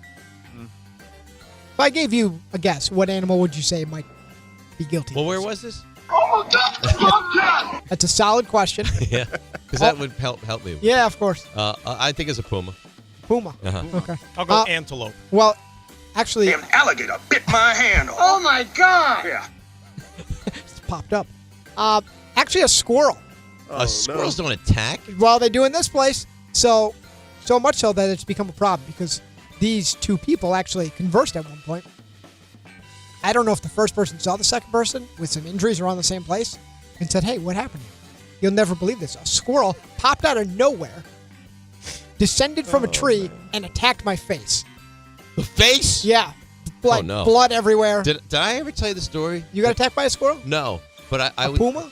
Shut up for a sec. That I was walking to work years ago, and a woman was putting like nuts and stuff all over her lap, and squirrels were up, just nibbling away. Like a feeding zone. Yeah, it was unbelievable. Yeah, whatever you're into. Doctor, is the squirrel going to live? This squirrel's living. So this much, is one squirrel, or this is like a gang of squirrels? No, one squirrel. One so squirrel. much so that they actually made flyers, posted them around the neighborhood. Do squirrels get rabies? Could this be a rabid squirrel? I don't Squirrels think so. do get rabies, but I think. I don't think this one has rabies, but I Okay, guess it could. I think the squirrel's still on the lam. So they have flyers now and like a neighborhood watch system going on to try to apprehend the squirrel. Just one squirrel. We think. Does the attacking squirrel live in Florida? No. No?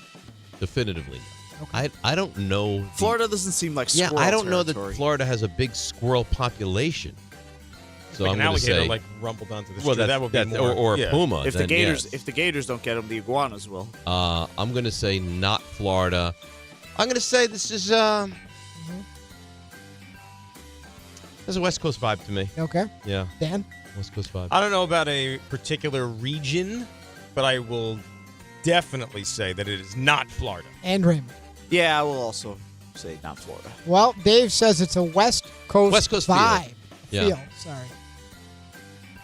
You're spot on. There you go. San Francisco. No. Yeah. Let's go. You're dialed in. Let's go. Good job. Come on. That's nice. That's good. They're still having problems in San Francisco, huh? Well, squirrels. Yeah. At least. Got quarterback problems, too. And receiver. And tight Baseball, end. they don't have a manager. Tight end. How about my co-owner, Joe Betts? Joe Betts. Yeah. Joey. I texted him yesterday. Hey, where do we land with picking up free agents in the Guillotine League? Uh-oh. Oh, I forgot. What? Well, but aren't you to blame, too? No, Joe I don't even have Betts access to the site. He's supposed So he to doesn't. text. He doesn't trust you. No, I don't want to go on another. I don't want another app. I don't want more stuff. He's supposed to go on and be like, all right, Dave, here's who available. This is what he's done in the past. Here's who's available. This is what we should do. How much do you want to bid on these guys? And nothing. Bupkis. Nothing. This is fantasy? Yeah. Okay. I think Joe Betts has no respect for you and thinks you're a hack. Maybe. And maybe he's right. But at least, now if we lose this week, it's all on Betts. It's not on me. Is Betts his real last name, or is that like a... Yeah. Really? Joey Betts. Yeah. Like, so when the family came over from Ellis Island, Betts? Betts. I think it's with a Z. With a Z or an S? B-E-T-Z. Interesting. Yeah, So they it's- were Betsopolis when they came over. Now we don't There need you go. the Opolis. Yeah. Is a small part of you rooting to lose, so you can blame Joe Betts? No. Okay. No, absolutely not. All right, let's break. We'll come back. Tim Hasselbeck. Is that gonna now? join us. Yeah, that's how quickly the show is going. Where are we going? Tim Hess. Tim Hess. Yeah. Joe Betts. Yeah, exactly. Dan Gross. There you Dave Roth. RJ Sant. Raymond Sant. Beautiful stuff. Love it. DNR with you. ESPN New York. All right. Debbie Duhay.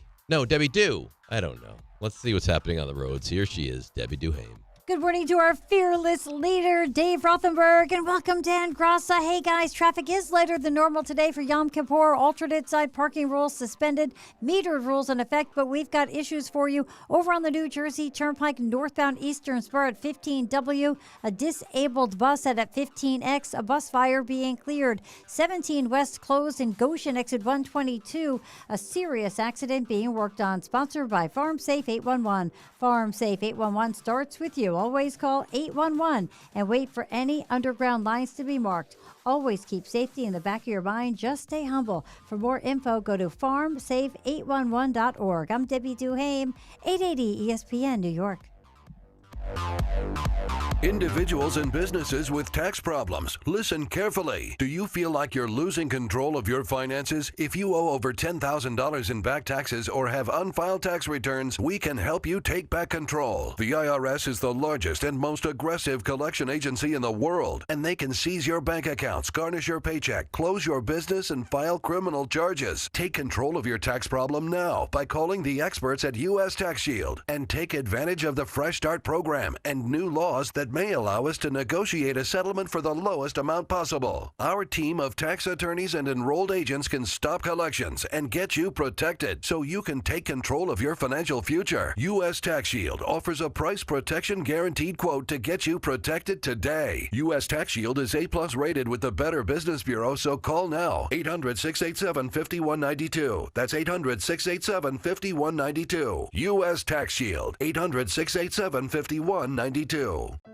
Health surprises can change your life in an instant. You've seen it happen to others, but it doesn't have to be your story. At Princeton Longevity Center, we customize actionable and proactive health plans to maximize your lifespan and take control of your health. Our Cancer Check program combines cutting-edge technology with top medical expertise to keep you ahead of potential risks. With advanced full-body imaging, genetic testing, and multi-cancer detection blood tests, we look for even the earliest signs of problems. Results are analyzed by expert physicians who craft a personalized plan to safeguard your future. You're not just a patient, you're a partner in your health journey, backed by a team committed to helping you live longer, healthier, and more vibrantly. Our programs have saved hundreds of lives and empowered countless others to take control of their health. Be proactive with your health for the ultimate peace of mind. Call 888-8000-PLC or visit PrincetonLongevityCenter.com.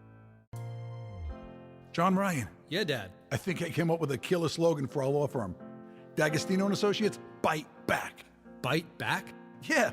When someone hurts you, you bite back. We'll be the law firm that bites back. Dad, that's brilliant. Accident victims, call D'Agostino and Associates and bite back. Hey, we could even put a big vicious dog on billboards everywhere. Yeah, and Rottweilers on buses. Hey, how about a toll-free number? What are you thinking? You know, like 1-800-BITE-BACK. 1-800-BITE-BACK. That's brilliant. But what if people hear fight back? Easy. I'll spell it out for them, like 1-800-BITE, back. 1-800-BITE-BACK. That's 1-800-248-3222. Love it. Hey, Dad. Yeah? All this talk about biting back got me hungry. Me too. Want to grab lunch? Sure. Hey, how about a jingle? You mean like D'Agostino, law, bite back? Every great team has its core players, but when the season gets tough, adding the right free agent can make all the difference. The same goes for business. At Robert Half, we found that 67% of companies surveyed plan to increase their use of contract talent to handle workload peaks and backlogged projects. With Robert Half's specialized recruiters' experience, combined with our award-winning AI, you can quickly find the skilled candidates you want. At Robert Half, we know talent. Discover how we can help at roberthalf.com/talent. Some people just know you can save money on car insurance by checking Allstate first. Like you know to check Kirk Herbstreit's pregame analysis first, before talking to your brother-in-law. In this game, the key thing to watch will be the offensive line versus their front seven. If they can get pressure without blitzing, this could be a long night. Okay, Kirk.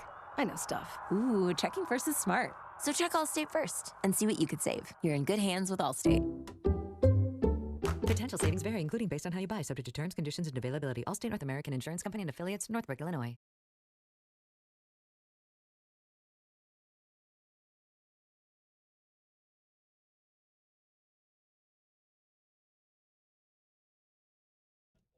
All right, DNR with you.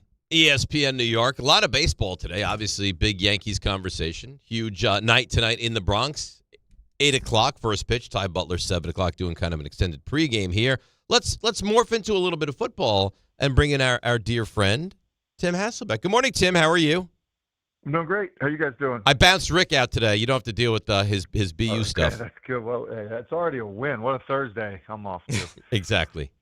All right. So, I mean, you're the quarterback guy on this show. Let's get your take. What did you think about Jackson Dart week 1? Numbers not staggering. I thought he looked pretty good, pretty capable. Yeah, I agree with you on looking good and capable. Be honest, I was surprised how much they used him as a designed runner. You know, just when you watch him play at Ole Miss, I mean, you see his athleticism and everything and, you know, ability to move, but wasn't really what they were doing, you know, at Ole Miss in terms of design running the quarterback. So I think I was surprised at how, you know, I think, you know, by my count, there's at least 4 design runs, you know, which is not totally typical in the NFL with somebody that, you know, is viewed as a passer, which he most certainly is. So that was surprising to me. Now, I handled it well, you know, which is a really good thing, and it, you know, makes defenses feel like they're going to have to prepare for that because there's, you know, a +1 advantage when you are running your quarterback. Obviously, some risk involved in it, but he did that extremely well. Thought he passed the football well, and then clearly there was an energy that he brought to the team.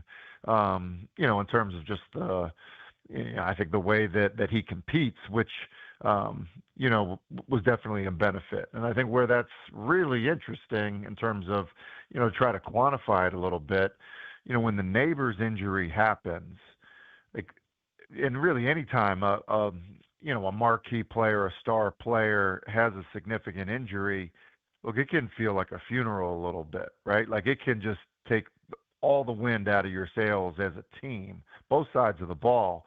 And I think because of the way that Jackson was competing, it didn't allow that to happen, which I think says a lot for how his teammates responded to him. You know, Tim, you mentioned the fact that the design runs, and that caught you by surprise a little bit. I think all of us to a certain degree. And I guess my question to you is, do you think moving forward that that's sustainable, not just for the offense in particular, but for Jackson Dart to remain upright? Because, you know, Josh Allen could get away with that type of stuff, but Jackson Dart's not as big and tough and, you know, size-wise as Josh Allen is. And you wonder about, will he risk injury by putting him in a vulnerable position time and time and time again?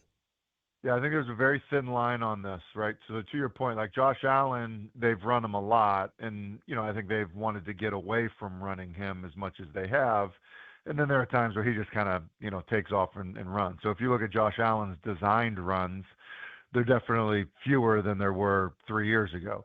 I mean, heck, look at the Chiefs. I mean, the Chiefs don't quarterback sneak, you know, in an era where everyone's trying to figure out if their team can do the tush push. Like, they don't even quarterback sneak their quarterback. So I think there's a hesitation to it. Now, saying that, you know, if you look at Jalen Hurts, for example, like, yeah, they quarterback sneak and do some of that stuff, but their design runs are oftentimes, you know, paired with, you know, a passing concept. So you're primarily running your design runs versus, you know, a box count or a front that you feel good about. So like the prime example of that would be Dart's touchdown run is like, that's an RPO. Like they're running stick to the 3 receiver side to his left to the field. And if the backer to his inside stick widens, then he's not going to throw the stick. He's going to run quarterback lead draw. And so because that backer widens, now there's only one backer in the box. Well, Scattaboo can lead up on that guy, and that's why it's an untouched quarterback run. So, you know, I think that you can design run your quarterback if you always have an out, like a get-out-of-jail-free card in terms of, well, there's a pass paired to it. There's something tagged paired to it so that you're not running against an unblocked defender in the box, because you're going to get hit if you are. And then I think the other side of it is, okay, just because you have a good box count doesn't mean that everyone's going to block everybody correctly. So get what you can get, and then, and then give it up and play the next play. And I think that, look, Russell Wilson did a very good job of that when he was running more as a younger player. Jalen Hurts, believe it or not, does a very, very good job of, not taking hits that he doesn't need to take. So I think you can. I think the fine line of it is, not easily understood by quarterbacks that are in the heat of the moment carrying the football as they're running down the field. Tim Hasselbeck with us here, ESPN New York. So he played well. We've dissected that. Obviously, he's got to be a little smarter, I think, with the amount of hits that he takes. And the one play where he's like punching the helmet, it was bizarre and certainly needs to be taken out of what he does. But, Neighbors goes out for the year. Can I interrupt you, Dave? Yeah, of course. Can I interrupt you, Dave? So I agree with you, okay? And if I was coaching him, I'd be like, hey, bro, like, enough, okay? Like, stop, right? Now, what I would also say is, for young players, they need to prove it to their team first. You know what I mean? Like, Peyton Manning never tried to make a tackle on an interception, like, after year 8, okay? But early on in his career, he did. And so I do think that there's a fight and a competitiveness that's a little reckless and you can get hurt that young quarterbacks need to have to earn the respect of the locker room of being like, oh, yeah, you know what? Like, this guy's in it with us. So I agree with you, but I think that he's probably already, built up enough, trust and equity in terms of, the toughness and competitor that he is. Listen, I think it's great up to an extent, but it's great until you're hurt, and then it's like, why would you ever consider doing something like that? So Neighbors going to be out, and to me, it's just such a catastrophic injury. How much do you think the development of Jackson Dart is kind of, stunted because he won't have Neighbors for the remainder of the season? Yeah, I think it's a really big deal. Like I've said, before, like, I don't care how good you are, quarterback's still a dependent position, period. I mean, look, the Chiefs last year, and then even the Chiefs without Xavier Worthy and Rashee Rice to start the season, looked pretty pedestrian. They get Xavier Worthy back last week, and it's like, yep, that's Patrick Mahomes. Like, look at him now. He's throwing touchdown passes to Juju and other people. Like, well, it's because there's speed on the field. It's because there's fear that one guy can turn the game on one big play. And so you have to give that guy, the appropriate attention. And so when you don't have that, if that doesn't exist, it's harder. It's tougher sledding, period. So, it hurts. It makes it significantly harder. So, I don't know that it's fair to say, like, it will stunt his growth, but I do think that it's fair to say it's going to make it much tougher sledding. And, with it being tougher sledding, I think that there probably has to be an expectation that in the passing game, guys aren't going to have the same separation. You're not going to feel as comfortable winning one-on-one matchups as you would otherwise. And that's just harder. It doesn't matter if you're Josh Allen, Patrick Mahomes, Lamar Jackson. I mean, look at the Ravens. Like, the Ravens, when they didn't have guys winning one-on-ones, everyone's like, I don't know what kind of passer Lamar is. Well, then you get like Zay Flowers, who's one of the quickest guys in the game. You draft other first-round receivers. You've got tight ends that are winning one-on-one matchups, and you're like, wow, look at how much he's developed as a passer. Like, it's still a dependent position. So, yeah, I think that it definitely changed. It has to, for people, change their expectations.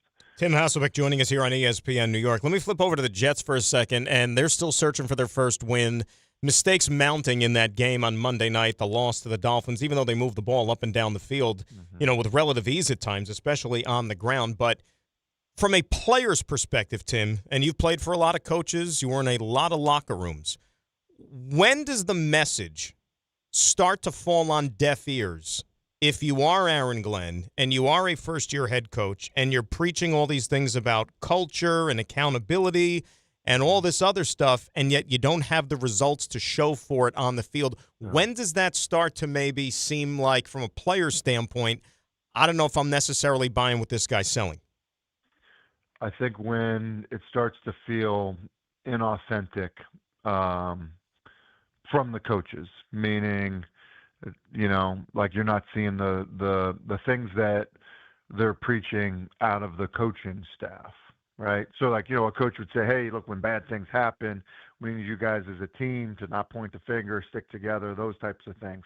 Well, the same thing needs to happen with the coaching staff. So you can't be in meetings and the tight end coach, rolling his eyes at something that, the offense coordinator was, trying to preach or get done, right? So I think that,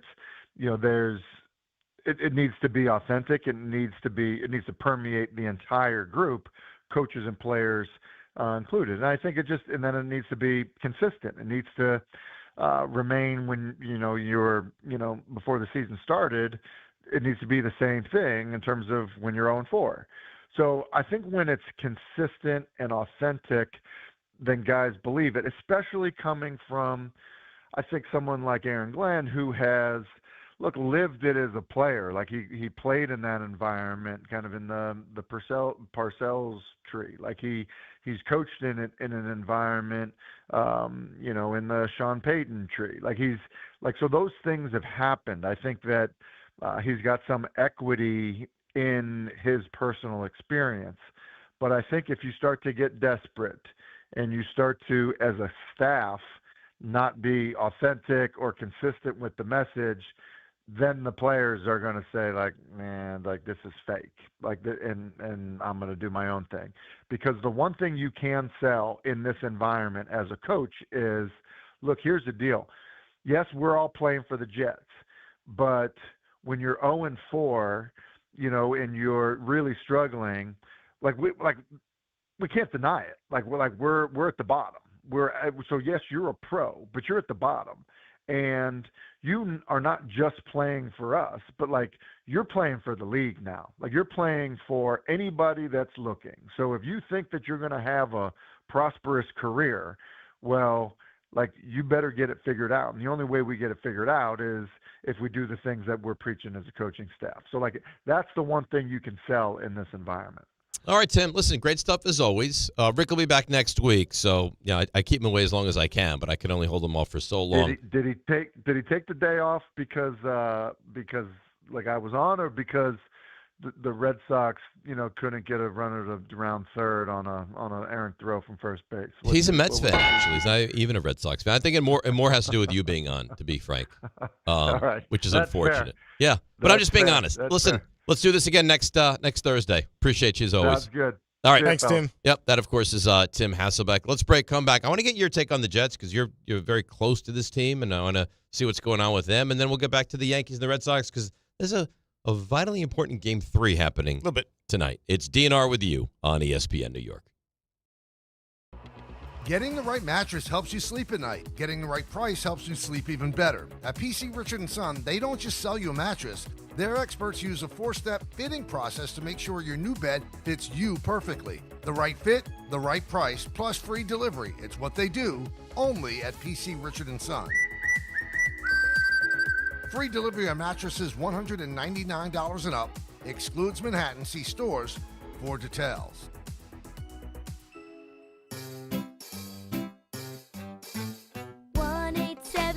Cars for Kids. KARS Cars for Kids. 1-877 Cars for Kids. Donate your car today. 1-877 Cars for Kids. Donate your car today. Ready to get rid of that old car? Donate it to Cars for Kids. Call 1-877-CARS-FOR-KIDS to reach a friendly live agent. Donation's super easy, and your car can be picked up as soon as tomorrow. Call us now, 1-877-CARS-FOR-KIDS. That's Cars with a K to donate your car today. 1-877 Cars for Kids. KARS Cars for Kids. 1-877 Cars for Kids. Donate your car today. Did you know you can donate real estate too? Go to carsforkids.org. That's carsforkids.org. You know so much about who you are. But do you know what makes your body your body? With over 100 lab tests and insights, Function can help you know the truth. Because you know you're made of grit, wit, and a good heart. But just how healthy is that heart? You know you're made up of all the places you've called home. You know you're made of your mom's sarcasm. And now you can find out if you have her thyroid too. You know you're made of college all-nighters and 30s early-nighters, but those still don't explain your sleep issues. You know that you're made up of good meals with even better conversation. But are you actually absorbing those nutrients? A Function membership gives you a comprehensive health check with results tracked over time. Find out what you're made of at functionhealth.com. This one's for the flavor fanatics. Sour Apple 5-Hour Energy Shots don't mess around. They bring the bite. Tart, tangy, and packed with tasty caffeine, this little 2-ounce bottle punches above its weight. With 0 sugar and as much caffeine as a 12-ounce premium cup of coffee, it's the kind of pick-me-up that keeps your taste buds happy without the crash. And it doesn't stop at Sour Apple. There are 17 bold flavors waiting for you to discover. Pick one up in store or stock up online at 5hourenergy.com or on Amazon today. Coach Saban here, and let me tell you, every second matters. Preparation is everything, and that's why I trust Kidde Smoke Alarms. And as North America's #1 home fire safety brand, they're built to respond over 25% faster to smoke detection. Kidde helps protect what matters the most. Find it at the Home Depot. How doers get more done. #1 claim based on total household installations as of December 2023. 29% faster average smoke detection based on internal testing of smoldering wood fires for Kidde 9th edition versus leading competitor 8th edition products. In the city that never sleeps and never stops talking sports, ESPN New York is always on. Now you can live and breathe everything New York sports wherever you are. On your radio dial, on the ESPN New York app, and streaming live on YouTube. However you watch or listen, ESPN New York is always on for you. Hear us, stream us, watch us. This is ESPN New York.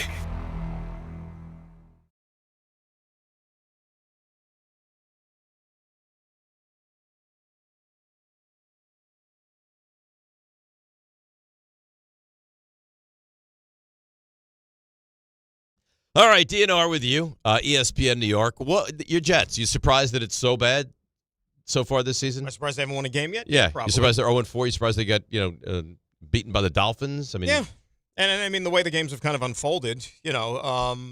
It's weird because the first game was gettable, Dolphin game was gettable. I know the final score was close, and they lost on a walk-off. I didn't see the Dolphins game as gettable. I thought they just played a horrendous football game. But going into the game, the Dolphins are a bad football team. Oh, absolutely. I mean, and they still had 400 yards of offense and almost 200 yards rushing. They ran the ball right down their throats. You run the first drive for of the game, 200 yards, yeah, and you lose. can't win a football game because it's self-inflicted wounds. Well, you're -3 with the turnovers.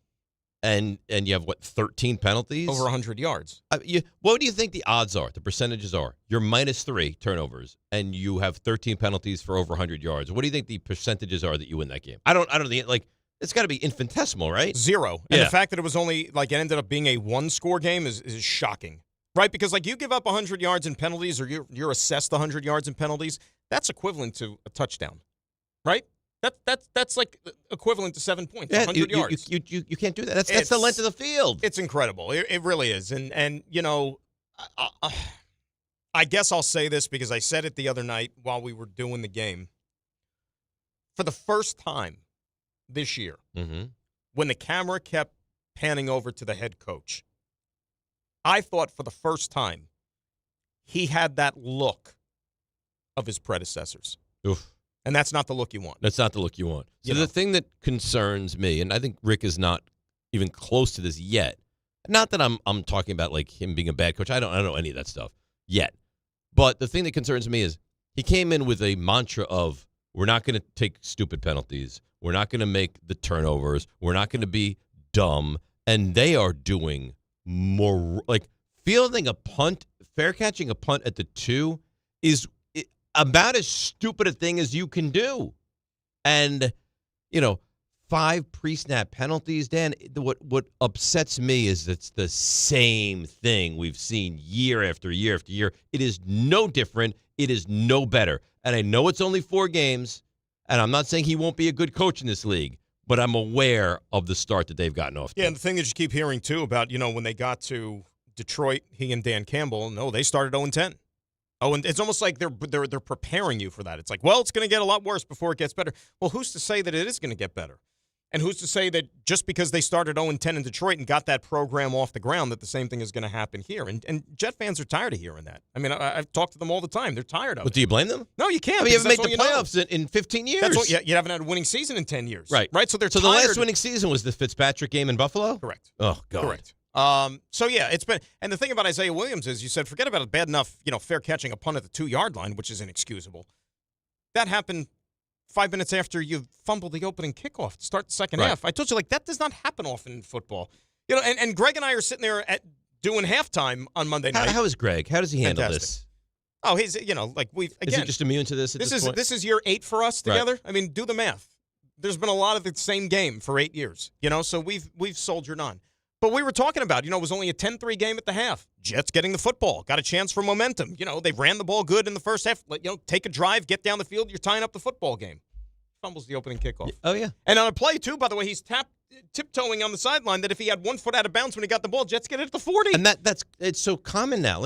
Just be smart. The thing that worries you about they don't play smart football, and that bothers me. And that's why I asked Tim Hasselbeck the question, and I'll say this because it's headed to you off the air. Remember, after that first game when Xavier Gipson fumbled the ball, Aaron Glenn goes up there after the game and he says, hey, look, you make mistakes, you're not going to be on the field helping us try to win games. It's simple as that, and they sent Xavier Gipson packing. Isaiah Williams, who he brought in because he said they were together in Detroit, so he had familiarity with the player. When those same concerns were raised to him after the game on Monday night about Isaiah Williams, he was not as punitive in his answer, which to me, that sent up a signal a little bit. It's like, well, wait a second. Because what are you going to do? You can't cut everyone, that's can the problem. If more guys keep making mistakes. But again, this is a player who goofed twice in the same game, it's bad. Which were costly plays. I mean, the fair catch to me is just it's mind-numbing. And instead of saying, well, can't have it, he said something along the lines of, it's like, yeah, well, in that situation, you're taught to this and that's like. No. Dan, I've been watching football for almost 50 years. We're on the same page. I get it. You stand at the 10. It was egregious. And once the ball goes over your head, you let it that's go. it. You're done. I'm feeling it at the 2. What's the worst thing that could happen? Is it the ball? They down it at the 1 yard line. So you gave up a yard. God, it's so bothersome. All right, let's break. We'll come back. I mean, this is going to be a big Yankees hour. We'll get stuff you missed. We'll get the 3 stars. But this is Yankees Red Sox Game 3. For all the marbles tonight, we'll have all the action. Pregame show with Ty at 7. And then, of course, Yankees, Red Sox right here on ESPN New York.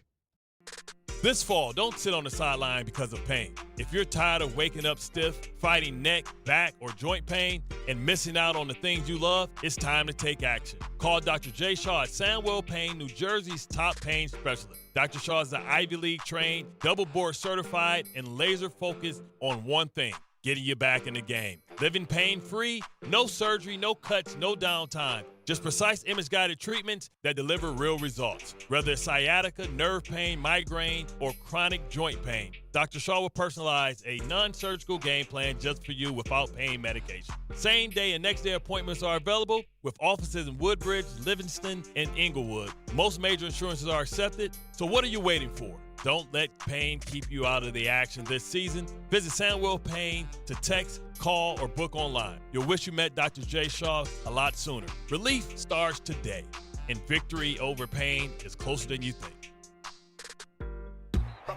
Ballybet Sportsbook. Yo, Ballybet stacked for football season. When it comes to sportsbook apps, it's undefeated. Ballybet. Check out that brand new parlay zone. Here's the kickoff. Build your bets and place them right on your phone. What? Live bets, daily boosts, and promos. Increase your odds so you can win more dough. Touchdown! Ballybet's the play. Make game day more fun and download it today. Must be 21 plus, New York only. Gambling problem? Call 1-877-8-HOPE-NY. Ballybet Sportsbook and Casino. Download it. At City Harvest, we believe no New Yorker has to go hungry. With your help, we're on the road 365 days a year, rescuing over 77 million pounds of nutritious food and delivering it free to millions of New Yorkers, transforming surplus food into sustenance, sustainability, and smiles, rallying thousands of New Yorkers to power a network of nourishment across our city. One day, one meal, and one New Yorker at a time. That's how we feed good. Donate at cityharvest.org. D'Agostino, Law, Bite Back. I'm injury attorney John Ryan D'Agostino, nicknamed The Closer, continuing D'Agostino and Associates' legacy of helping the injured for over 35 years. My father, John D'Agostino, built this injury firm to help accident victims. This is John D'Agostino, and this is a family firm. For us, it's about doing what's right and making sure somebody pays for your pain. Call us first at 1-800-BITE-BACK. That's 1-800-BITE-BACK. They call me The Closer because big or small, in court or out, I'm fighting to get the job done, to win, to get you every dollar you deserve. D'Agostino and Associates has offices throughout New York and New Jersey and will come to you. I've been there and I'll be there for you. Call us first at 1-800-BITE-BACK. 1-800-BITE-BACK. That's 1-800-248-3222.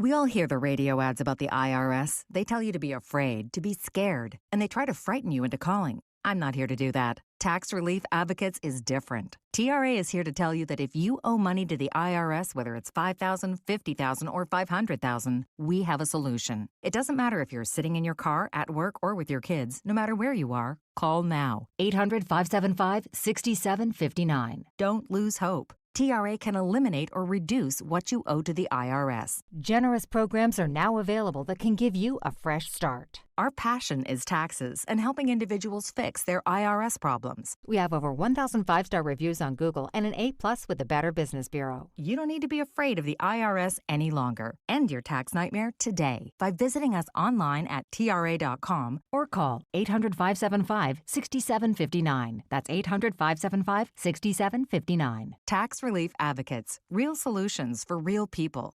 880 ESPN, WHSQ, and WCBS-FM HD2, New York. A Good Karma Brands radio station. This is DiPietro and Rothenberg. The 0-2 pitch. Swinging a ball in the air, right field. Going back is Judge. Still going back. Onto the track. Makes the catch. Halfway onto the track. And the Yankees even this series. What a game. Able to hang on, but what a game. It took everybody. I think it literally took everything. The little nuanced plays that the Yankees didn't make in Game 1, they made in Game 2. We lost the first game, but boys are here ready to go. And for that, we'll have a Game 3. This is DiPietro and Rothenberg on ESPN New York and streaming live on YouTube. That's right. Yankees win. Yankees win. This series tied at 1, and this is it.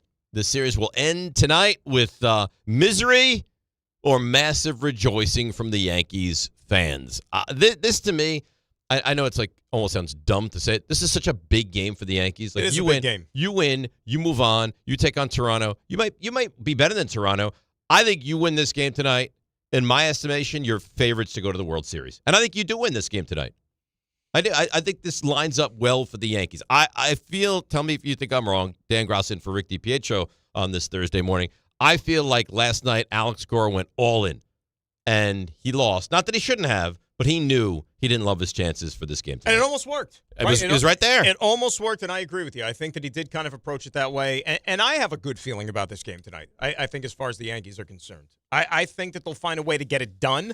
I actually think the pitching, even though what's a starting pitcher nowadays, right? You know, he can only be in there for an inning and a half or something like that, and then he's out of the game, and then who cares what the starting pitcher was? But I think the way it lines up for the Yankees tonight, the lineup that they have constructed, the fact that they're home, I think they'll find a way to get it done. Yeah, I agree with that. And they have to. Oh, you have to. They have to. You have. There's massive, and that's the thing. You don't want this to be a close game. No. Jump out early, put up a 4 spot in the 3rd inning, run away with this game, because the closer this is for the longer period of time that it's close, for me, more pressure on the Yankees. You're going to be losing. I mean, the fans, obviously, the longer this goes like that, you're going to be losing a lot more fingernails. You're Yes. going to be sitting there chewing them off all night. Well, you saw the nerves on their fist last night. I mean, if you would have told me 7th inning, 1st and 2nd, Cruz comes in, you were panicked. If you're a Yankees fan, you thought they were going to lose this game. Final at bat of the game. And again, these little minute things that happen that in a span of 162 games, like, all right, whatever, so it cost us that game there, this game here. For Rafael and not to be able to get that bunt down, pop it up, it's caught, changes the entire inning. Because the next at-bat was a fly out to left field. If there's guys on 2nd and 3rd, therein lies a run, right? Bases loaded, 2 out, or no, 1st and 2nd, 2 outs. Base hit, infield single. Chisholm makes that great play, makes the unforced throw to first. It gets by. For the base runner to be standing at third base. Now, Buster said that's all on the third base coach. I don't care who it's on. That kind of stuff is the difference between winning and losing the postseason. And the Yankees did the little things well last night, and Boston did not. They ran the bases well. They did. Caught the ball, and Boston didn't. Right. Right? Except for the Rodon play to first base off the bunt early in the game where he kind of short-armed it. But when they had to, they made the plays. They sure did. And those were things all summer long that was a chief concern of mine when talking about the Yankees that ultimately would stand in their way of possibly doing good things in the playoffs. For that then to be key to them winning a game like that, that gives you a lot of confidence. You would think so. Has it not? Here's Aaron Judge after the game last night on the momentum carrying into Game 3. Same as last night. I know we lost the first game, but boys in here are ready to go. We couldn't wait to get here today and start this game, and I think the energy's the same. I can't wait to get tomorrow's game started. We were kind of hoping we could play at 12 to get this thing rolling, but we'll wait and we're ready to go. Well, unfortunately for him, the game was supposed to go at 6 and now it goes at 8, so it went the other way. How cold is it supposed to be tonight? I don't think it's supposed to be terrible. As long as it's not as cold as it is in here. My Lord. I got news for you. Yeah, man. I don't think you're well. But I said I did step outside during the break. But I don't think you're physically and they don't 100%. have air blasting out there, and it didn't feel anywhere near as polar. So as it does tonight's supposed to be 60-ish? Because it's a little bit cooler today than it was yesterday, right? It's supposed to be warmer tonight than it is outside right now. So do you believe in then Sunday again, it's going to be like 85 for like Jets-Cowboys. That's nice. It's like summer. That's really nice. Jets-Cowboys, that should be a real good See game. Ray there. Ray will be there Sunday. Oh, Ray, you are going? He's going. He's doing the circuit now. He's at the Yankees, He's Red Sox last night. He's a man about town. He's going to the Jets-Cowboys. You can be decked out in, what are you going to be decked out in, a Tony Romo jersey? No, probably no jersey. Attire, sure, but not a jersey. No jersey? What? I envision you open up your closet, and it's just Cowboys jerseys lined up one to the next. Bill Bates. Younger me would have had a ton. Bill Bates, number 40 from Tennessee. That's correct. Yes. 15 years, Bill Bates. He was a good player. Special teams player. Yeah, Steve Pallor. He was Steve terrible. Pallor at number 4. No. He was like 16 or something like that. I'm thinking Steve Walsh. Steve Walsh, Miami, number 4. Steve Correct. Pallor, number 11, I think, Washington. And some people would say Pallor. Some say They Pallor, and they gave say Pallor. They gave Steve Pallor number 11. I thought so. Maybe I'm wrong. He could be 16. Carl Banks almost decapitated Steve Pallor once. Broke his wrist right there at Giant Stadium. All right, so for the Yankees to win tonight, what has to happen? Pallor was 16, by the way. 16, thank you. 16, there you go. Yeah. Yankees to win tonight. Yeah. I think a lot of it is going to ride on the bullpen. Because even I could see a scenario, because this is how the Yankees do things. They do. They admit to this. Even if Cam Schlittler is out there dealing tonight, I just think they already have a game plan before they even hit the field as to how long he's going to go. Oh, I'm sure they know it right now. Because Boone basically showed his hand after the game in Game 1 with Fried, where he told you that I went to him after the 6th inning and said, can you give me one more batter? Facing the bottom of the order. Right. And he was rolling. So it's like he if was they great. had this predetermined he was thing.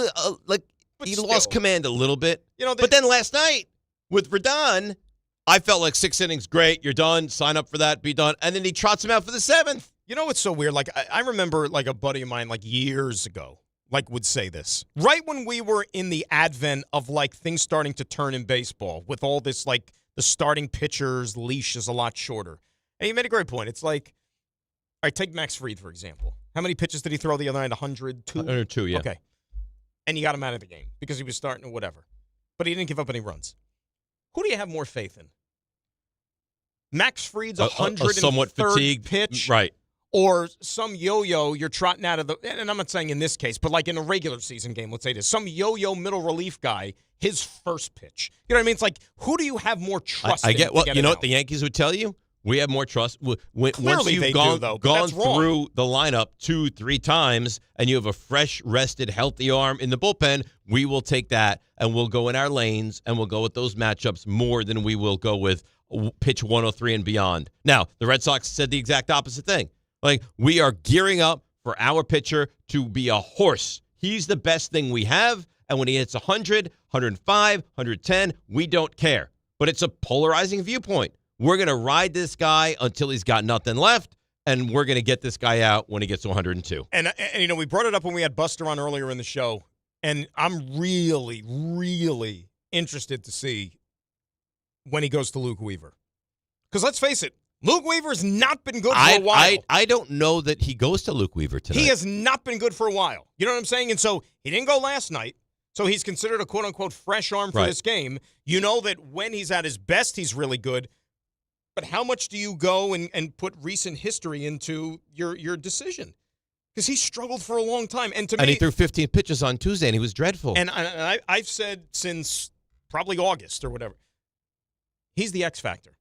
Luke Weaver is the X factor for the New York Yankees, especially out of that bullpen. If you don't trust the pen, a top-notch, in-form Luke Weaver changes the outlook altogether. And you haven't seen that guy, though, for a while. And that's why you're still a little wishy-washy when you could. So who do you have that you trust out of the bullpen then? Bednar you trust, but this will be his third consecutive game pitch. Which is a lot. And that's why if you had faith in Weaver, you could at least have him close games for you because he's done it in the past. Devin Williams, this will be his third consecutive game pitch as well. Cruz, this would be his third consecutive night pitch. It's just like there's nobody fresh and rested that you have to come out of this bullpen tonight. Weaver would be the one guy. He threw 15 pitches 2 nights ago and he didn't pitch last night. I don't trust Leiter. I don't trust Duvall. No. You know who's on this roster, believe it or not? And we haven't seen him? Can you imagine, you talk about Warren? No. Here's what's going to happen tonight. All right. I can't believe I didn't think of this earlier. You know what's going to be the extra, take the knife and twist it in the Met fan? You know who's going to give the Yankees valuable outs tonight? Paul Blackburn is not taking the mound. Why is he on the roster? I'm just saying. If the Yankees lose this game because Paul Blackburn ends their season, the fans will be apoplectic tomorrow. Unless they're up by 5 or down by 5, you're not seeing Paul Blackburn tonight. The logic, though, Paul Blackburn, his final 7 appearances of the season, he had a 1.5 ERA. Okay, trot him out there. 1-1, 8th inning, Paul Blackburn could take the mound. I'm just telling you. That would be catastrophic. Or there could be a situation to where, what if you're down, let's say, a couple of runs, and given the circumstances, whatever it is, he keeps the game at bay, at the very least. He gives you 2 innings, but he doesn't allow the Red Sox to increase their lead. And then you're going to look back in hindsight if the Yankees rally and you're going to say, oh, Paul Blackburn, valuable. Sure you would. Valuable. So the only reason you even remotely think this could possibly happen is just because this is what happens to the Mets. That's what happens to the Mets. Not because Paul Blackburn is good in the spot. fact he hasn't pitched yet. It's a fresh arm. And depending on how early. I would think they're going Mark Leiter before Paul Blackburn. Well, they probably will, right. But if Schlittler's out of here in the 2nd inning, that is a nightmare scenario. All right. I was going to ask you this. So clearly you're going to take the under. 4 1/3 from Schlittler tonight. Over under.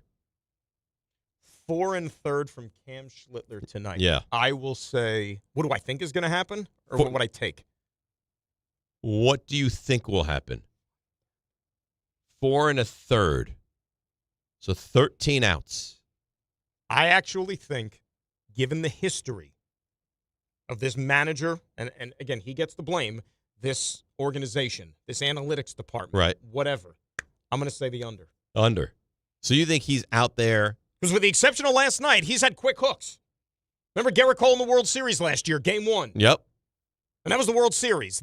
Your season is over if you and don't this win is the guy's game. first ever postseason appearance. And it's appearance. his first ever game. You just never know how these guys are going to respond. This is a lot. Here's Schlittler on getting the ball for Game 3 tonight. It's important. So for them to put faith in me, and we get to a Game 3, that means a lot. So just making sure I'm just taking it as another game and going to do my job. It sounds relaxed. Doesn't sound bad.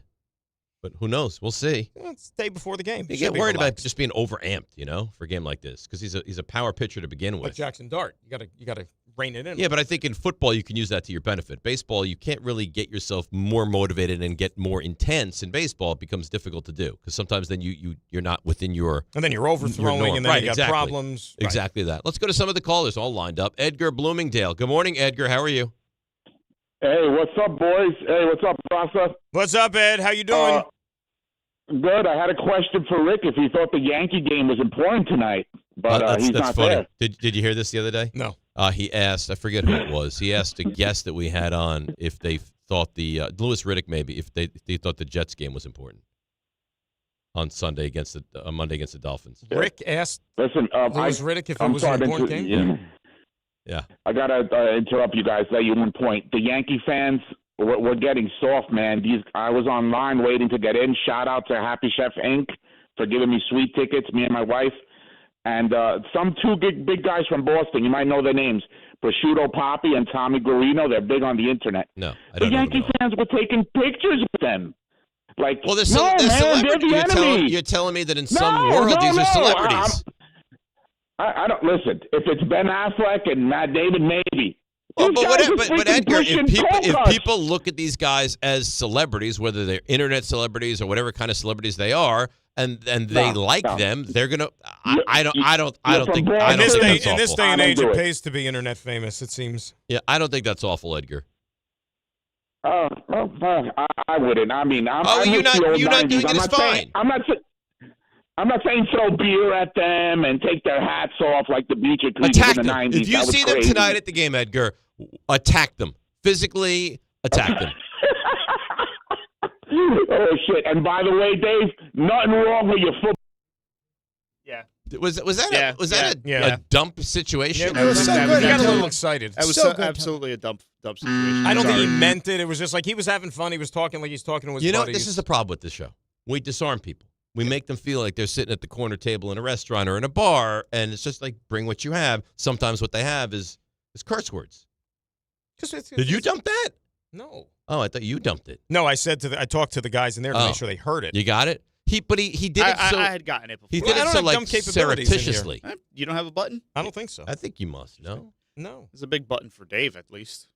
I have the button. You have one. There was no... They don't do that But like, typically it'll happen, and it'll, like, it's jarring. This was just like very sneakily. I heard it loud and clear. Yeah. It was there. All right. Well, that's unfortunate. Well, like I said, I don't think he meant it. It was just kind of. But it's not okay. Yeah. It's just not okay. Danny, Long Island. Good morning, Danny. How are you?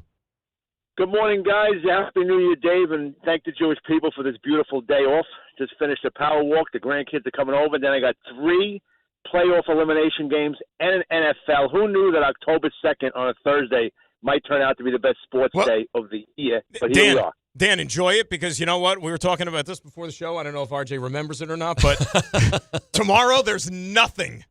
But that's okay. Nothing tomorrow. But Danny, that's like when you have so much going on every single night to have one night in tomorrow where it's just kind of you get the day off to refuel and reset is kind of nice occasionally. But it's going to be weird. It's the first like Friday night with at least baseball since March. With no baseball. Today, men, single men and married men, listen closely. Get close to this is the day you look at the calendar and say, honey, how about we go to that restaurant tomorrow night that you've been dying to go, or we go to the beach at sunset? Something that wow, that's great. Is there anything on? No, I know this meant a lot to you. So, there's a game on Sunday I want to watch. So let's pick apples on Friday afternoon out in Montauk or something. And then she thinks you're wonderful. Meanwhile, you plotted the whole thing out. So you're playing the game. So Danny, is it fair to say you're devious by nature? Is that fair to say? No, I'm brilliant. Oh, all right. Like George Patton of relationships. I know how to get you got to play it a lot. But listen, can I talk about the couch cast for a second? Yeah. I watched every minute of it because I was at work. Okay. It should never happen again. Why? You were great, David. I'll tell you why. I'm trying to watch the game just like you are, and the game is not on my screen because I'm looking at 5 guys, 7, whatever it was, and now I'm trying to watch the game on my phone, and it's not synced up properly with what's going on the screen. So it wasn't the guys who were bad. I thought everybody was fine. Rick with his computer, I understand it was a working thing for him. Carlin sat next to the food, and the minute they dropped the sliders, he reached over and grabbed one like a breath mint. I thought everybody individually was fine, but you have 7 guys that know the cameras are running. This isn't like guys going wild. So it wasn't anyone in particular. It was just, imagine you, Dave, sitting at your house on a football, and that, could you possibly watch football in the situation that I was watching you on Monday night? No. No. You would never do it. No, if the Giants were playing, I would never want to do it. But it was the Jets, and I had no problem watching the Jets and then, having funny quips and comments. And it was Bengals-Broncos. Well, I watched both games because I care about the sport that was of football. An awful game. Well, the thing about the Jets game wasn't so good either. The thing, though, Danny said, it wasn't, synced up or whatever, but that's easy, though. If you're watching on YouTube, just, rewind your YouTube, a couple, so then it's lined up to where the game is. That's what you got to do. It doesn't seem like it was an issue for a lot of people, so I don't know why. But, that's it's a very simple solution. So, he's saying the game was ahead of what we're saying, or we were ahead of the game? Vice versa or something. They weren't lined up. Okay, so you had to adjust one. Yeah, exactly. So, you're reacting to a play that hasn't happened yet. What probably ends up happening is I think you might be ahead of what people are watching on TV. Well, and it depends how they consume it. Because DirecTV takes longer to, right? Exactly. So then you just have to rewind the It always scares me. So the group chat can be very active during games. Yeah. Last night, I actually turned my phone over because I watch on DirecTV. These guys are seeing it on stuff that comes in quicker. I'm concerned. Or Raymond's there. He probably sees it 5 minutes before he gets to my DirecTV. Game 1. Yeah. Bases loaded Yankees trying to rally, 9th inning. I'm watching it. I'm texting with a buddy. I get a expletive while there's 2 outs. I see. I'm very leery of that. And then I knew that the Yankees lost. They didn't score. Yeah. All right. RJ. Hi. How you doing? Good. How you feeling tonight? You nervous? I'm excited. Nervous? I expect to win. You're always nervous your season could end, but I expect to win. Of course. I offer you Niners 24, Rams 3. Yankees lose in 11. You take it? No. I offer you Yankees win 3-1. Niners lose 41-6. Do you take it? No, 41-6. It would be unsightly. No, his season's over versus 1 game. So you wouldn't take that. Right here, Yankees Nation's going to come after you. I'm giving you a Yankees win. All it takes is a Niners team who's banged up anyway to get blown out against the Rams. No, I'm not taking 41-6. No. No. So you'll roll the dice with the Yankees. That's very selfish of you. You often ask me this. I like to get greedy. Raymond, how do you listen to him say stuff like that and not want to turn around and smack him in the face? I understand it. Stop it. I'm offering him a Yankees victory, and it means the Niners get pummeled. Ask him the same one, but the Cowboys lose with him in attendance on Sunday. Okay. Yankees win tonight, 4-1. Cowboys lose on a Nick Folk 58-yard field goal at the buzzer. I'm not sure I can handle You take it? I don't mean this to be disrespectful. I'm not sure I can handle losing to the Jets. Okay. Let me flip the script on you then. Here we go. I'd rather lose than tie. Yankees, I don't disagree with you. Wow. Ties are the worst. Ties are the worst. No, you take a tie over a No, loss. I don't think that I agree with that because it's my own neuroses. I get it. I'd rather lose. Yankees lose tonight, 5-2. Cowboys 37-7 on Sunday. You take that? No, I don't think I want to take that either. You guys take something. You're giving these horrible scenarios. I don't feel good about any of these. So you want both? Yes, I can have I'll both. give you the classic example. Rewind almost 25 years ago to the day. Monday Night Miracle. Thrilling Jets comeback Dolphins win. game. That's the Jumbo Elliott game? That was the night Caught the off touchdown, yep. between games 2 and 3 of the Subway Series. And then it was back to reality despite the... That Subway Series still is... So think about it. The euphoria of that comeback historical win and then right back to... Yeah, but that did nothing for me. And then the Mets lost to the Yankees. Right. So for me, it was... From my standpoint. Yeah, your standpoint. It was quick and fleeting and... Okay. All right, so you guys don't really care about the Yankees, what I'm gathering here. No, they do care about the Yankees. I offered RJ a Yankees win if the Niners get beat up, and he wouldn't take it. But this isn't. That might happen anyway. But this isn't like winning game. You're not offering them like game 2 of a best of 7. This is extinction if they lose. That's why I'm offering them the victory. All I'm saying is Niners get hammered. Okay, Niners lose 31-13. Okay, but that one I probably take. So Yankees win, Niners lose by 18. I just have my problem, and I've had this the entire season, hitching my wagon to a Yankees team, which I know is fundamentally flawed. So you believe... But you can't make a run in this American League? You don't certainly think you can go deep? You believe that when it's all said and done, the Yankees are not winning the World Series? Most likely not. Okay. Wait a sec. Do you want to hinge future bets on this? Like in Ray's case, like a Knicks Rangers parlay throw in there. Like the ultimate fate of their seasons. Do that. Wait. I love it. You do that. Do that. I'm confused at what you're doing. What am I saying? Mets, Knicks. What you're doing is eating into RJ Sim. Yeah, he'll be fine. Yankees win the whole thing. Knicks miss the playoffs. Oh, my God. No. I'm giving you a championship. No. Because now you're actually affecting me at that point. Okay. You're affecting my bottom line. Yankees lose 14-1 tonight. The Knicks are in the NBA Finals, and then we don't know what happens. What do you mean we don't know what happens? The Knicks are the favorites in the Eastern Conference, and rightfully so. Okay. Well, 5 minutes ago, he said they're not making the playoffs. He threw you that That's option. ridiculous. That was not 5 minutes. What do you mean? It's ridiculous. I'm saying Yankees get hammered, but I give you the Knicks in the finals, and then what? Then they play it. Then we don't know. No, I want a championship. Give me the Knicks championship, and then we can have a I don't conversation. think you didn't incorporate hockey into this. Like I said, this could be a multi-layered thing. All right. Yankees win tonight. Rangers miss the playoffs. Yankees win tonight. I could it. probably Yankees, Stop telling me what to do. No, you're not seeing You're my doing vision. exactly what he says. I could probably take that last one. You take that? Probably. Do you have Rangers one? missed the playoffs. What are you asking? No, Yankees. Why are you win- telling me to ask? You have All an right, come open on, mic. Yankees Yankees win tonight. Is that what you're? That's Oh the my initial? God. Do whatever you want to do. Yankees win tonight. Rangers miss the playoffs. Knicks You're not very good at this. make the playoffs, but still no guarantee they make it to the finals. No. No. No, you're not good at this. RJ, I'm sorry to have eaten up all your time. I'm but that was incorporating great. things. Sim was excellent, and we'll be back in a moment. No. Now. Walk up three-pointer. He got it. See ya! Put it in the box. The you missed. I'm sorry. Sometimes you just got to take control. That's what she said. Wow. I watch The Office every night. Well, I can't help myself. Do you really? That was, Oh, yeah. That was aggressive. So, no Lucas Giolito tonight. As we know, we mentioned that before the series started. Didn't know if we'll get to a Game 3. Here we are.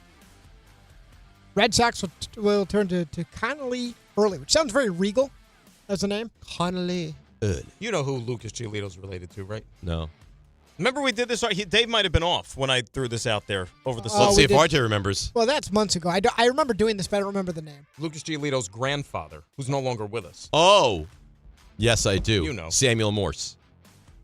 Is that his real name? I don't know. No, I don't know. Who is it? Susan's father in Seinfeld. Oh, from Reservoir Dogs. Yeah, the log Oh, cabin. Susan's father. George's fiance, Susan. Oh, yeah. Okay, I did Yeah. not. I did it. That So was- that's Lucas Giolito's grandfather. really? Yeah. I did not. Because he went to Harvard Westlake. That's the one that turned out to Correct. have an affinity for men. Correct. Yes. Okay. Log cabin and all that stuff. Yeah. He went to Gotcha. Harvard Westlake with Max Fried. Yep. And Jack Flaherty. Oh, nice. So, anyways, Connolly Early versus Cam Schlittler. Yeah. Winner take all, Game 3, 8:08. We love the 08s. Can hear it right here, ESPN New York. Preceded by Ty Butler, who's on for an hour after DHR. So here's your pitch counters, because we all assume Aaron Boone's going to that bullpen again. In the last two games combined, Fernando Cruz has thrown 28 pitches, Devin Williams 30, David Bednar 31. Seemingly all should be available. I would think they'd all be available. Yes. Elsewhere around baseball, Brian Rocchio hit a big home run, sparked a 5-run inning. Guardians forced a Game 3 against the Tigers. Can hear that over on 1050. And you can also hear the Padres and Cubs, who will play Game 3. Padres beat the Cubs 3-0 in Game 2. One series that is over, Dodgers. They knock out the Reds. Yamamoto really good yesterday. And the Dodgers are on to play the Phillies in what is essentially a pick'em in the NLDS. Who would you pick, RJ? Who do you think wins that series? Phillies. You do? Yep. Okay. Is that because you've said you don't believe in the Dodgers and Dodgers you're bullpen is willing that? No, you asked me before this began, who do I think is coming out of the NL, and I said the Phillies. Mm-hmm. So this is all my takes aligning now. I didn't know what would happen this soon, but here we go. All right. Dodger bullpen will get him into trouble. It's not great. It almost cost him the other night. Yeah, it's not great. But the starting staff is very good. Yes, it is. Buster Posey said that the Giants are talking with Bruce Bochy, their former manager, to join their organization, but not to manage the team. Speaking of managers, we're not done getting rid of them yet. Brian Snicker, he will not return as the Braves manager. Rockies fired their GM, Bill Schmidt, after their 119-loss season, which is not great. Poor guy, though. I mean, Bill Schmidt was a nice guy. I had him, as soon as they made him the GM a few years back, I had him on the baseball show. And he was like a longtime scout, so on and so forth, like a baseball, like organizational lifer guy. And, he gets this opportunity to be a GM for the first time, and you could tell he was excited, and it was a no-win situation. It went poorly. That's what it was. If you would have said to me, who is the manager of the Rockies? General manager. General manager. 90 seconds ago, you could have paid me all the money in the world. But now you know about Bill Schmidt. Now I do. Braylon Allen might be going on IR. Sounds like that injury he suffered Monday Night Football, not great. Jermaine Johnson has an ankle, but he was upgraded to day-to-day after missing a couple of games. Michael Carter, the corner, has a concussion, expected to miss the game coming up for the Jets against the Cowboys. And he could be replaced by Jarvis Brownlee, who could be ready to go after he was brought over in that trade from Tennessee. Football tonight, not good for me. Brock Purdy out. Ricky Pearsall out. Jawan Jennings, he's out too. That spread up to 8.5. 8.5? Oh, my Lord. I got to tell you. You're going to get involved? Remind me to bring this game up. Oh, boy. I think there's some involvement for me happening in this game. Here we go. Oh, I do. Commander said that Jaden Daniels has been medically cleared with that knee. Ravens are quiet on what's going on with Lamar Jackson versus the Texans. It doesn't sound great. Cards running back Trey Benson going to miss 4 to 6 weeks. They're already down James Conner after he had surgery. So they're on their third running back. DeMarcado, I believe. Yeah. Michael Carter was even carries last week. Former Jet. Colts corner Xavier Howard abruptly retired, citing he needs to put his family first. And 3-time All-Pro Shaq Leonard, who's not actively with the Colts, he's going to retire with the Colts. The Devils news, Luke Hughes, 7 years, $63 million extension with the Devils. Quentin Grimes, former Knick, signs his $8.7 million qualifying offer with the Sixers. And Nafisa Collier of the Lynx, they're out, but had the Lynx advanced, she tore ankle ligaments that would have kept her out at least 4 to 6 weeks, so she would have been done regardless. That's stuff you missed. That's nice. Well done by you. Let's load up the Yankees calls, then we'll leave time for the Thursday night pick if we need as well. It's DNR with you right here on ESPN New York. Every aspect of your business will operate better and faster with artificial intelligence. AI is a race, and companies that act first will win. Thrive Managed AI is your advantage over all your competitors. Thrive partners with you on a smart, secure AI strategy for your business. Then they deploy and manage it for you. Be first and win the race with Thrive Managed AI. Start with a complimentary strategy consultation at thrivenextgen.com/ESPN. That's thrivenextgen.com/ESPN. All right, let's see what's happening on the roads and bring in Debbie Duhame. Hey, good morning, Dave, Dan, Ray, and RJ. Guys, let's see what's happening. Traffic a little bit lighter than normal today because of Yom Kippur. Metered parking rules remain in effect, but alternate side parking rules suspended. Heading to the game later, watch for delays on the Deegan. Delays on the Deegan right now, northbound at 179th with an accident blocking a couple of lanes there. Meadowbrook north at Hempstead Turnpike, a crash. Jackie Robinson west by Metropolitan Avenue. Watch out for a stalled vehicle. Traffic is sponsored by Positive Coaching Alliance. Got issues with youth or high school sports? Positive Coaching Alliance can help. PCA, a national nonprofit, offers more than 1,000 free online resources for youth and high school sports, coaches, parents, students, and administrators. Visit PCADevZone.org. I'm Debbie Duhame, 880 ESPN New York. Getting the right mattress helps you sleep at night. Getting the right price helps you sleep even better. At PC Richard & Son, they don't just sell you a mattress. Their experts use a 4-step fitting process to make sure your new bed fits you perfectly. The right fit, the right price, plus free delivery. It's what they do, only at PC Richard & Son. Free delivery on mattresses $199 and up. Excludes Manhattan. See stores for details. Did you know women account for 2/3 of all Americans living with Alzheimer's and 2/3 of all Alzheimer's family caregivers? Join the Alzheimer's Foundation of America at its Women Empowerment Forum on November 5th in Amityville to learn practical ways women can reduce their risk for Alzheimer's and enhance quality of life for themselves and their loved ones living with Alzheimer's. For more information or to register, visit alzfdn.org or call 866-232-8484. Ballybet Sportsbook. Yo, Ballybet stacked for football season. When it comes to sportsbook apps, it's undefeated. Ballybet. Check out that brand new parlay zone. Here's the kickoff. Build your bets and place them right on your phone. What? Live bets, daily boosts, and promos. Increase your odds so you can win more dough. Touchdown! Ballybet's the play. Make game day more fun and download it today. Must be 21 plus, New York only. Gambling problem? Call 1-877-8-HOPE-NY. Ballybet Sportsbook and Casino. Download it. At City Harvest, Harvest, we believe no New Yorker has to go hungry. With your help, we're on the road 365 days a year, rescuing over 77 million pounds of nutritious food and delivering it free to millions of New Yorkers, transforming surplus food into sustenance, sustainability, and smiles, rallying thousands of New Yorkers to power a network of nourishment across our city. One day, one meal, and one New Yorker at a time. That's how we feed good. Donate at cityharvest.org. There's nothing the voice in our head obsesses over like our health. But with over 100 lab tests and insights, Function can help answer the questions like, why am I so tired all the time? How can I get better sleep? My friend was telling me about magnesium gummies she takes. Know if my heart is work stress affected? It's time to up my cardio. If my mom has something, how will I find out? It's time to get some blood work done. A Function membership gives you a comprehensive health check with results tracked over time. Find out what you're made of at functionhealth.com. You ever wake up with a sore throat, feeling a little off, and you know you're getting sick? Well, getting sick and going on the IL isn't an option, especially for me when I'm traveling for work. You can try to see a doctor, well, good luck there, or go sit for hours in an urgent care. Nope. That's why you need a medical emergency kit. This isn't some cheap first aid kit, okay? Your medical emergency kit comes packed with doctor-prescribed meds. It's like having an urgent care and a pharmacy right there in your home. If you're coming down with the flu, bam, here's your Z-Pack. You've got gastrointestinal issues, here's your Bactrim. From Z-Pack to ivermectin, amoxicillin, and doxycycline to treat strep, pneumonia, sinus infections, UTIs, COVID, and more. It's all right there in your kit. Just match your symptoms to the guide or talk with their telehealth doc. No doctor waiting rooms, no pharmacy lines. Order online in minutes and get $50 off with code SPORTS at urgentcarekit.com/sports. Get yours now at urgentcarekit.com/sports, promo code SPORTS.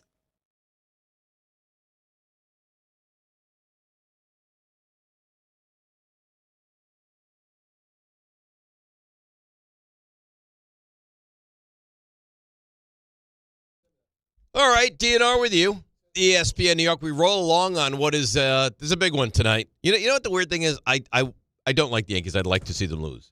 But on another hand, it's like if the Yankees lose tonight, postseason baseball, kind of takes a massive hit here in New York. So do I want them to lose in a round later or 2 rounds later just to at least give us more baseball conversation?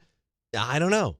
Because then I don't know if I can ever get rid of them, Like, what happens if they win and then they win the whole thing and I rooted for them to win tonight? So I'll root against them tonight, but if they win, I won't be horrified just because it means more baseball conversation for us. Well, where do you think this football season's going? Nowhere. Okay, so then think about it.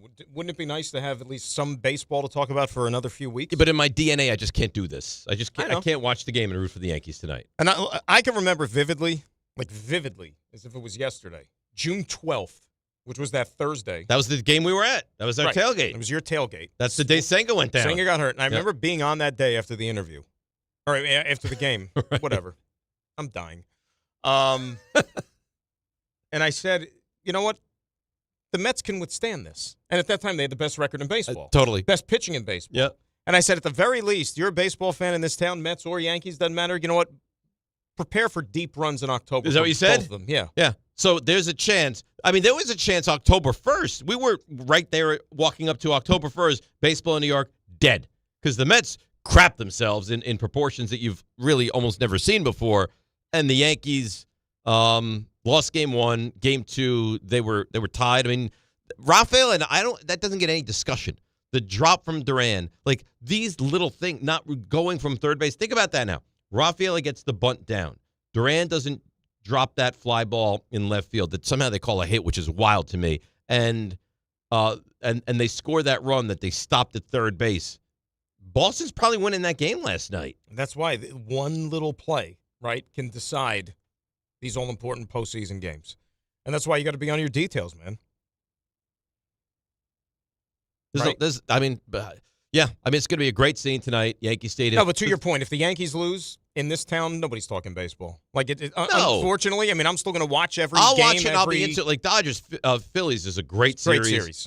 Brewers and whoever they play, not as exciting, but still, Brewers don't have that level and watch of what's juice. going to happen. You're going to have, like a Detroit-Milwaukee World Series, which is just going to be like... God, that would be awful. I mean, how much, if the Yankees were to lose tonight, and this is the difference between football and baseball, if the Yankees were to lose tonight, how many Yankees fans do you think are tuning in for Red Sox and Blue Jays? Oh, nobody. Right? You'd be like, I don't care. Ray, how much Red Sox Blue Jays do you watch if the Yankees lose this game tonight? I could not be less interested. Do you watch, on being serious, any? If I have nothing else going on, maybe I'll watch snippets of it, but I'm not going out of my way to watch out. Like if they start at 8:07, are you staying up till 11:24 to watch Red Sox Blue Jays? That's a tough ask. Yeah. Can I give you a little programming heads up? Like if you are a Yankee fan, well, you have if you want to plan ahead. Oh, see, this is dangerous. Dangerous. Let's ask these guys. Not dangerous for me. Guys, do you want to know what happens time-wise with the next series, or is that bad luck? No.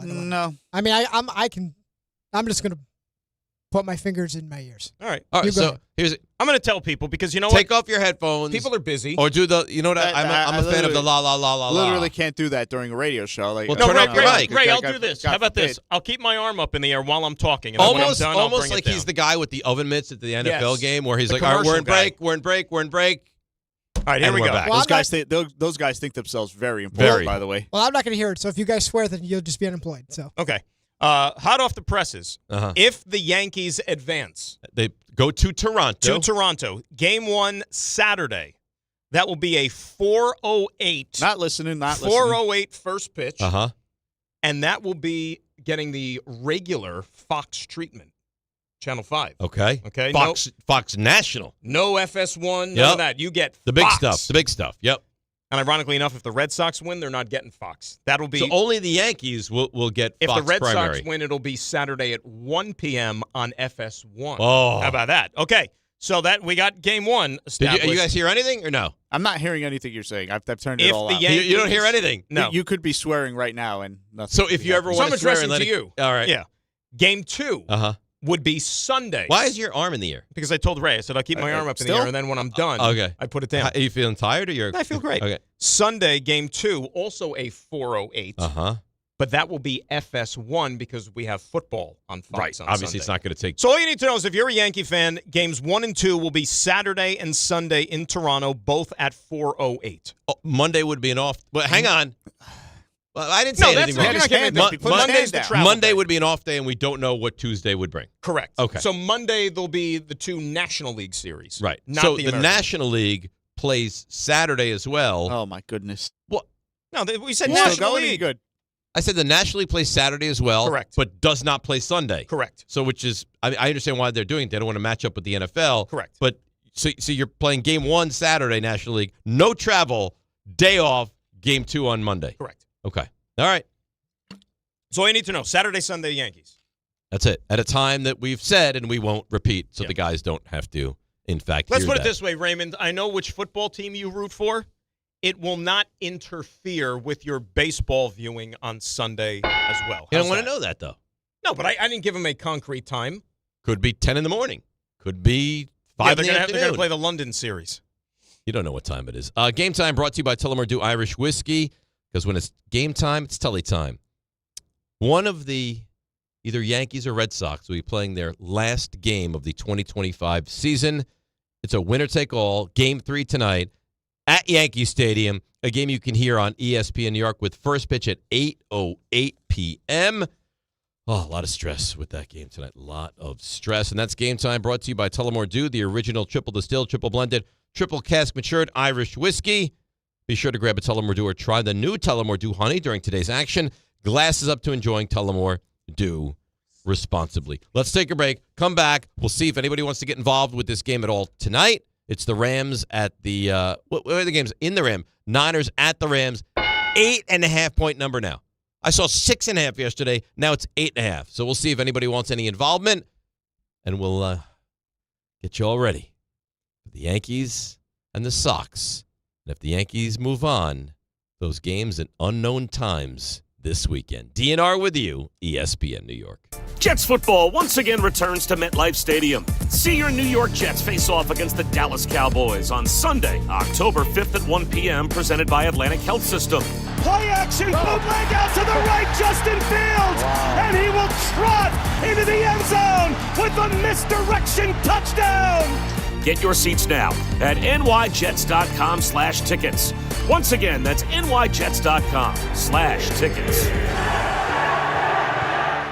Why do you go to Princeton Longevity Center? We go to Princeton Longevity Center because my husband's cardiologist told him having this exam saved his life. Because somehow 20 turned into 40, and now I need to take my health more seriously. The Princeton Longevity Center designed a program to keep me healthy and active, so 50 and 60 will be no sweat. Because even though my cholesterol is high, it turned out my arteries are clear. That's a big relief. Whether you want to make the most of your future years or just want peace of mind, you need the Princeton Longevity Center. Their comprehensive preventive exam combines the latest technology with caring experts to create your personal plan for staying well. Because I shouldn't have to wait an hour for a 10-minute physical. I go to Princeton Longevity Center because I get everything done in one day and take my results home with me. Find out why you need Princeton Longevity. Call 888-8000-PLC or go to PrincetonLongevityCenter.com. Call 888-8000-PLC. That's 888-8000-PLC. At Uline, they know firsthand the road to success is an uphill climb. Uline started in the family basement, and through hard work is now North America's most trusted shipping and industrial supplier. They get what it means to have the support of reliable, hard-working partners. So they keep 41,000 items ready to ship. Whether your company is still in a basement office or expanding cross-country, Uline will be there on your road to success. Visit uline.com. Coach Saban here. On the field or on your walls, coverage matters. That's why I go with Behr Marquee Interior Paint and Primer from the Home Depot. Exceptional hide, advanced stain blocking, and over 1,000 colors to choose from. Behr Marquee delivers one-coat coverage that stands up to real life. One-coat coverage, no overtime. Behr Marquee, only at the Home Depot. How doers get more done. Valid only when tinted to colors from the Behr Marquee Interior One-Coat Hide Collection. What if you could instantly find whatever you need exactly when you need it? We're talking everything from parking spots to holiday gifts to the perfect shoes in your size. Think of all the time you'd save. While you may never instantly find these things, if you're hiring, you can find qualified candidates right away. With ZipRecruiter. ZipRecruiter's powerful matching technology works fast to find top talent, and their advanced resume database lets you unlock top candidates' contact info instantly. Try it free at ZipRecruiter.com/USL. That's ZipRecruiter.com/USL. From the regular season to the Super Bowl, ESPN New York is your destination for football. We've got crazy fans. If the Giants somehow beat the Cowboys, I'm going to take a dump on your head. You can feel good because you're a damn football team. Expert analysis. Marcus Spears joins us now. ESPN NFL analyst Damian Woody. Mel Kiper Jr. The Hall of Famer Steve Young. He's kind of our resident general manager, Louis Riddick. We got Mike Tannenbaum right now. And all your fantasy and wagering needs. This is ESPN New York. We are football.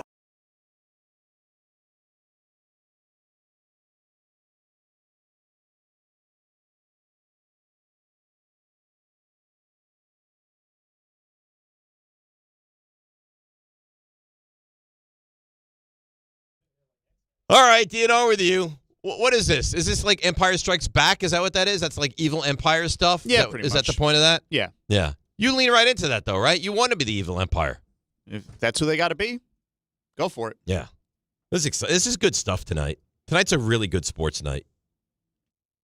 3 games, 3 deciding games, and a football game. Right. So it's the polar opposite to tomorrow, which is nothing. Yeah, but that's okay.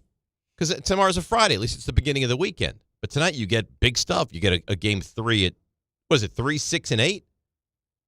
Today? Yeah, 3, 5, and 8? I think 3, 5, and 8. 3, 5, and 8. So, which is weird because so the 3 and the 5 are going to overlap. Yeah, you got some overlap. Right. Why wouldn't they do like a 2 and a 5? Got some Jets news. Good or bad? Not good. Not good. Jermaine Johnson. No. Braylon Allen going to be placed on IR, minimum 4 games, but probably longer. He might have to have surgery on that knee. Oh, he's having surgery on it? Might have to. Oh. He's still getting second opinions. You know what the problem? Surgery would be the season, and that's another, right? And that's another fallout here with this whole like kick return thing. Like it happened during a kickoff return. Like they had Braylon Allen and him and Isaiah Davis returning kicks because you don't have a kick returner. But it like you saw it and your first thought was, oh boy, there was some bad injuries. The Tyreek Hill injury was bad, and the are they Braylon asking Allen people injury. to rip up the turf at down in Hard Rock Stadium or no? They got to rip up the turf here. But I'm just saying, it's like every time somebody gets hurt, it's like let's get rid of the turf. Well, 2 guys had crippling injuries on natural grass there. I mean, it's football. It happens. I know, but it happens more here. I just say, like, we have this tendency to overreact. Like, the neighbors thing was just how he landed. It wasn't the surface he's playing on. But Ray, if we you went look, through this with the Aaron Rodgers thing 2 years ago. It's the same thing. In the meantime, you had, was it J.K. Dobbins, who suffered the same injury as him on natural grass, like on the same day. Right. Or the day before. Yeah, but you don't have players complaining about getting hurt on natural grass. You have players complaining about getting hurt on a turf at Giants Stadium. It happens. Like, it's not the healer to play on natural grass. And the Achilles thing, I mean, we talk about this in the NBA all the time. How many guys have had Achilles injuries? You ever walk on AstroTurf or turf? Like, it's like concrete. Well, the old AstroTurf. That's not this, though. But they don't play. They haven't played on AstroTurf in like 20 years. I'm saying, did you ever walk on that, Yes, though? I did. I can't believe they ever, like, the vet filled out. Like, no wonder. Well, the vet had concrete patches. Concrete.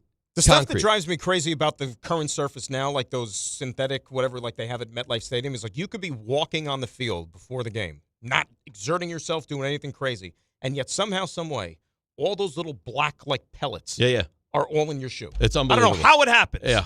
You bring them wherever you go. Science needs to do, like, a study on this. For the World That's Cup. how you get the give that it has. Like, it has some give. And for it to be like that, you need the pellets. For the World Cup, are they bringing in trays of grass? They're bringing in grass for the World Cup. All right, that's a non-starter for them. They need grass. Then why can't we do it for football? Because, you want an answer? Yeah.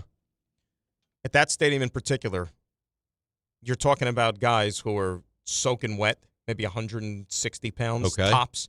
You have two teams that play at MetLife. Like, the grass would take a beating to replace it would take that a beating. surface. They did it years ago, and it was horrible. Yeah, well, remember that. Like, they had, like, areas of the field which were, that was clearly replaced because, like, it just didn't The Denver align. Broncos had to, and it cost, like, millions. The Denver Broncos, I think, replaced their whole natural grass thing last year.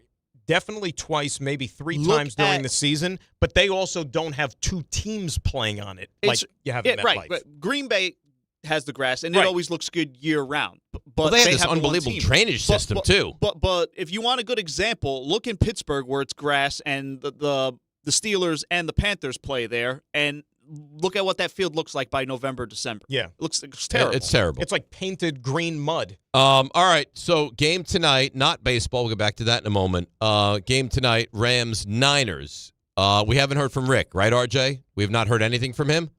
Nothing from Rick. Okay, so Rick is out. I wonder if you and I are thinking similarly on this. I'm getting involved Survivor-wise. Oh, okay. RJ, I'm sorry to do this, but I have to. I mean, no Brock Purdy. Yeah, no Brock Purdy.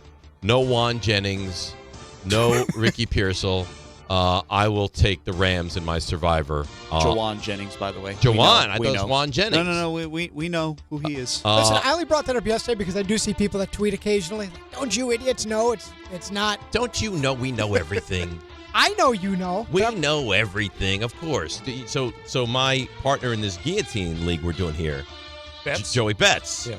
He continues to text me and be like, Juan Jennings is a game-time decision. And I don't have the heart to tell him it's Jawan Jennings.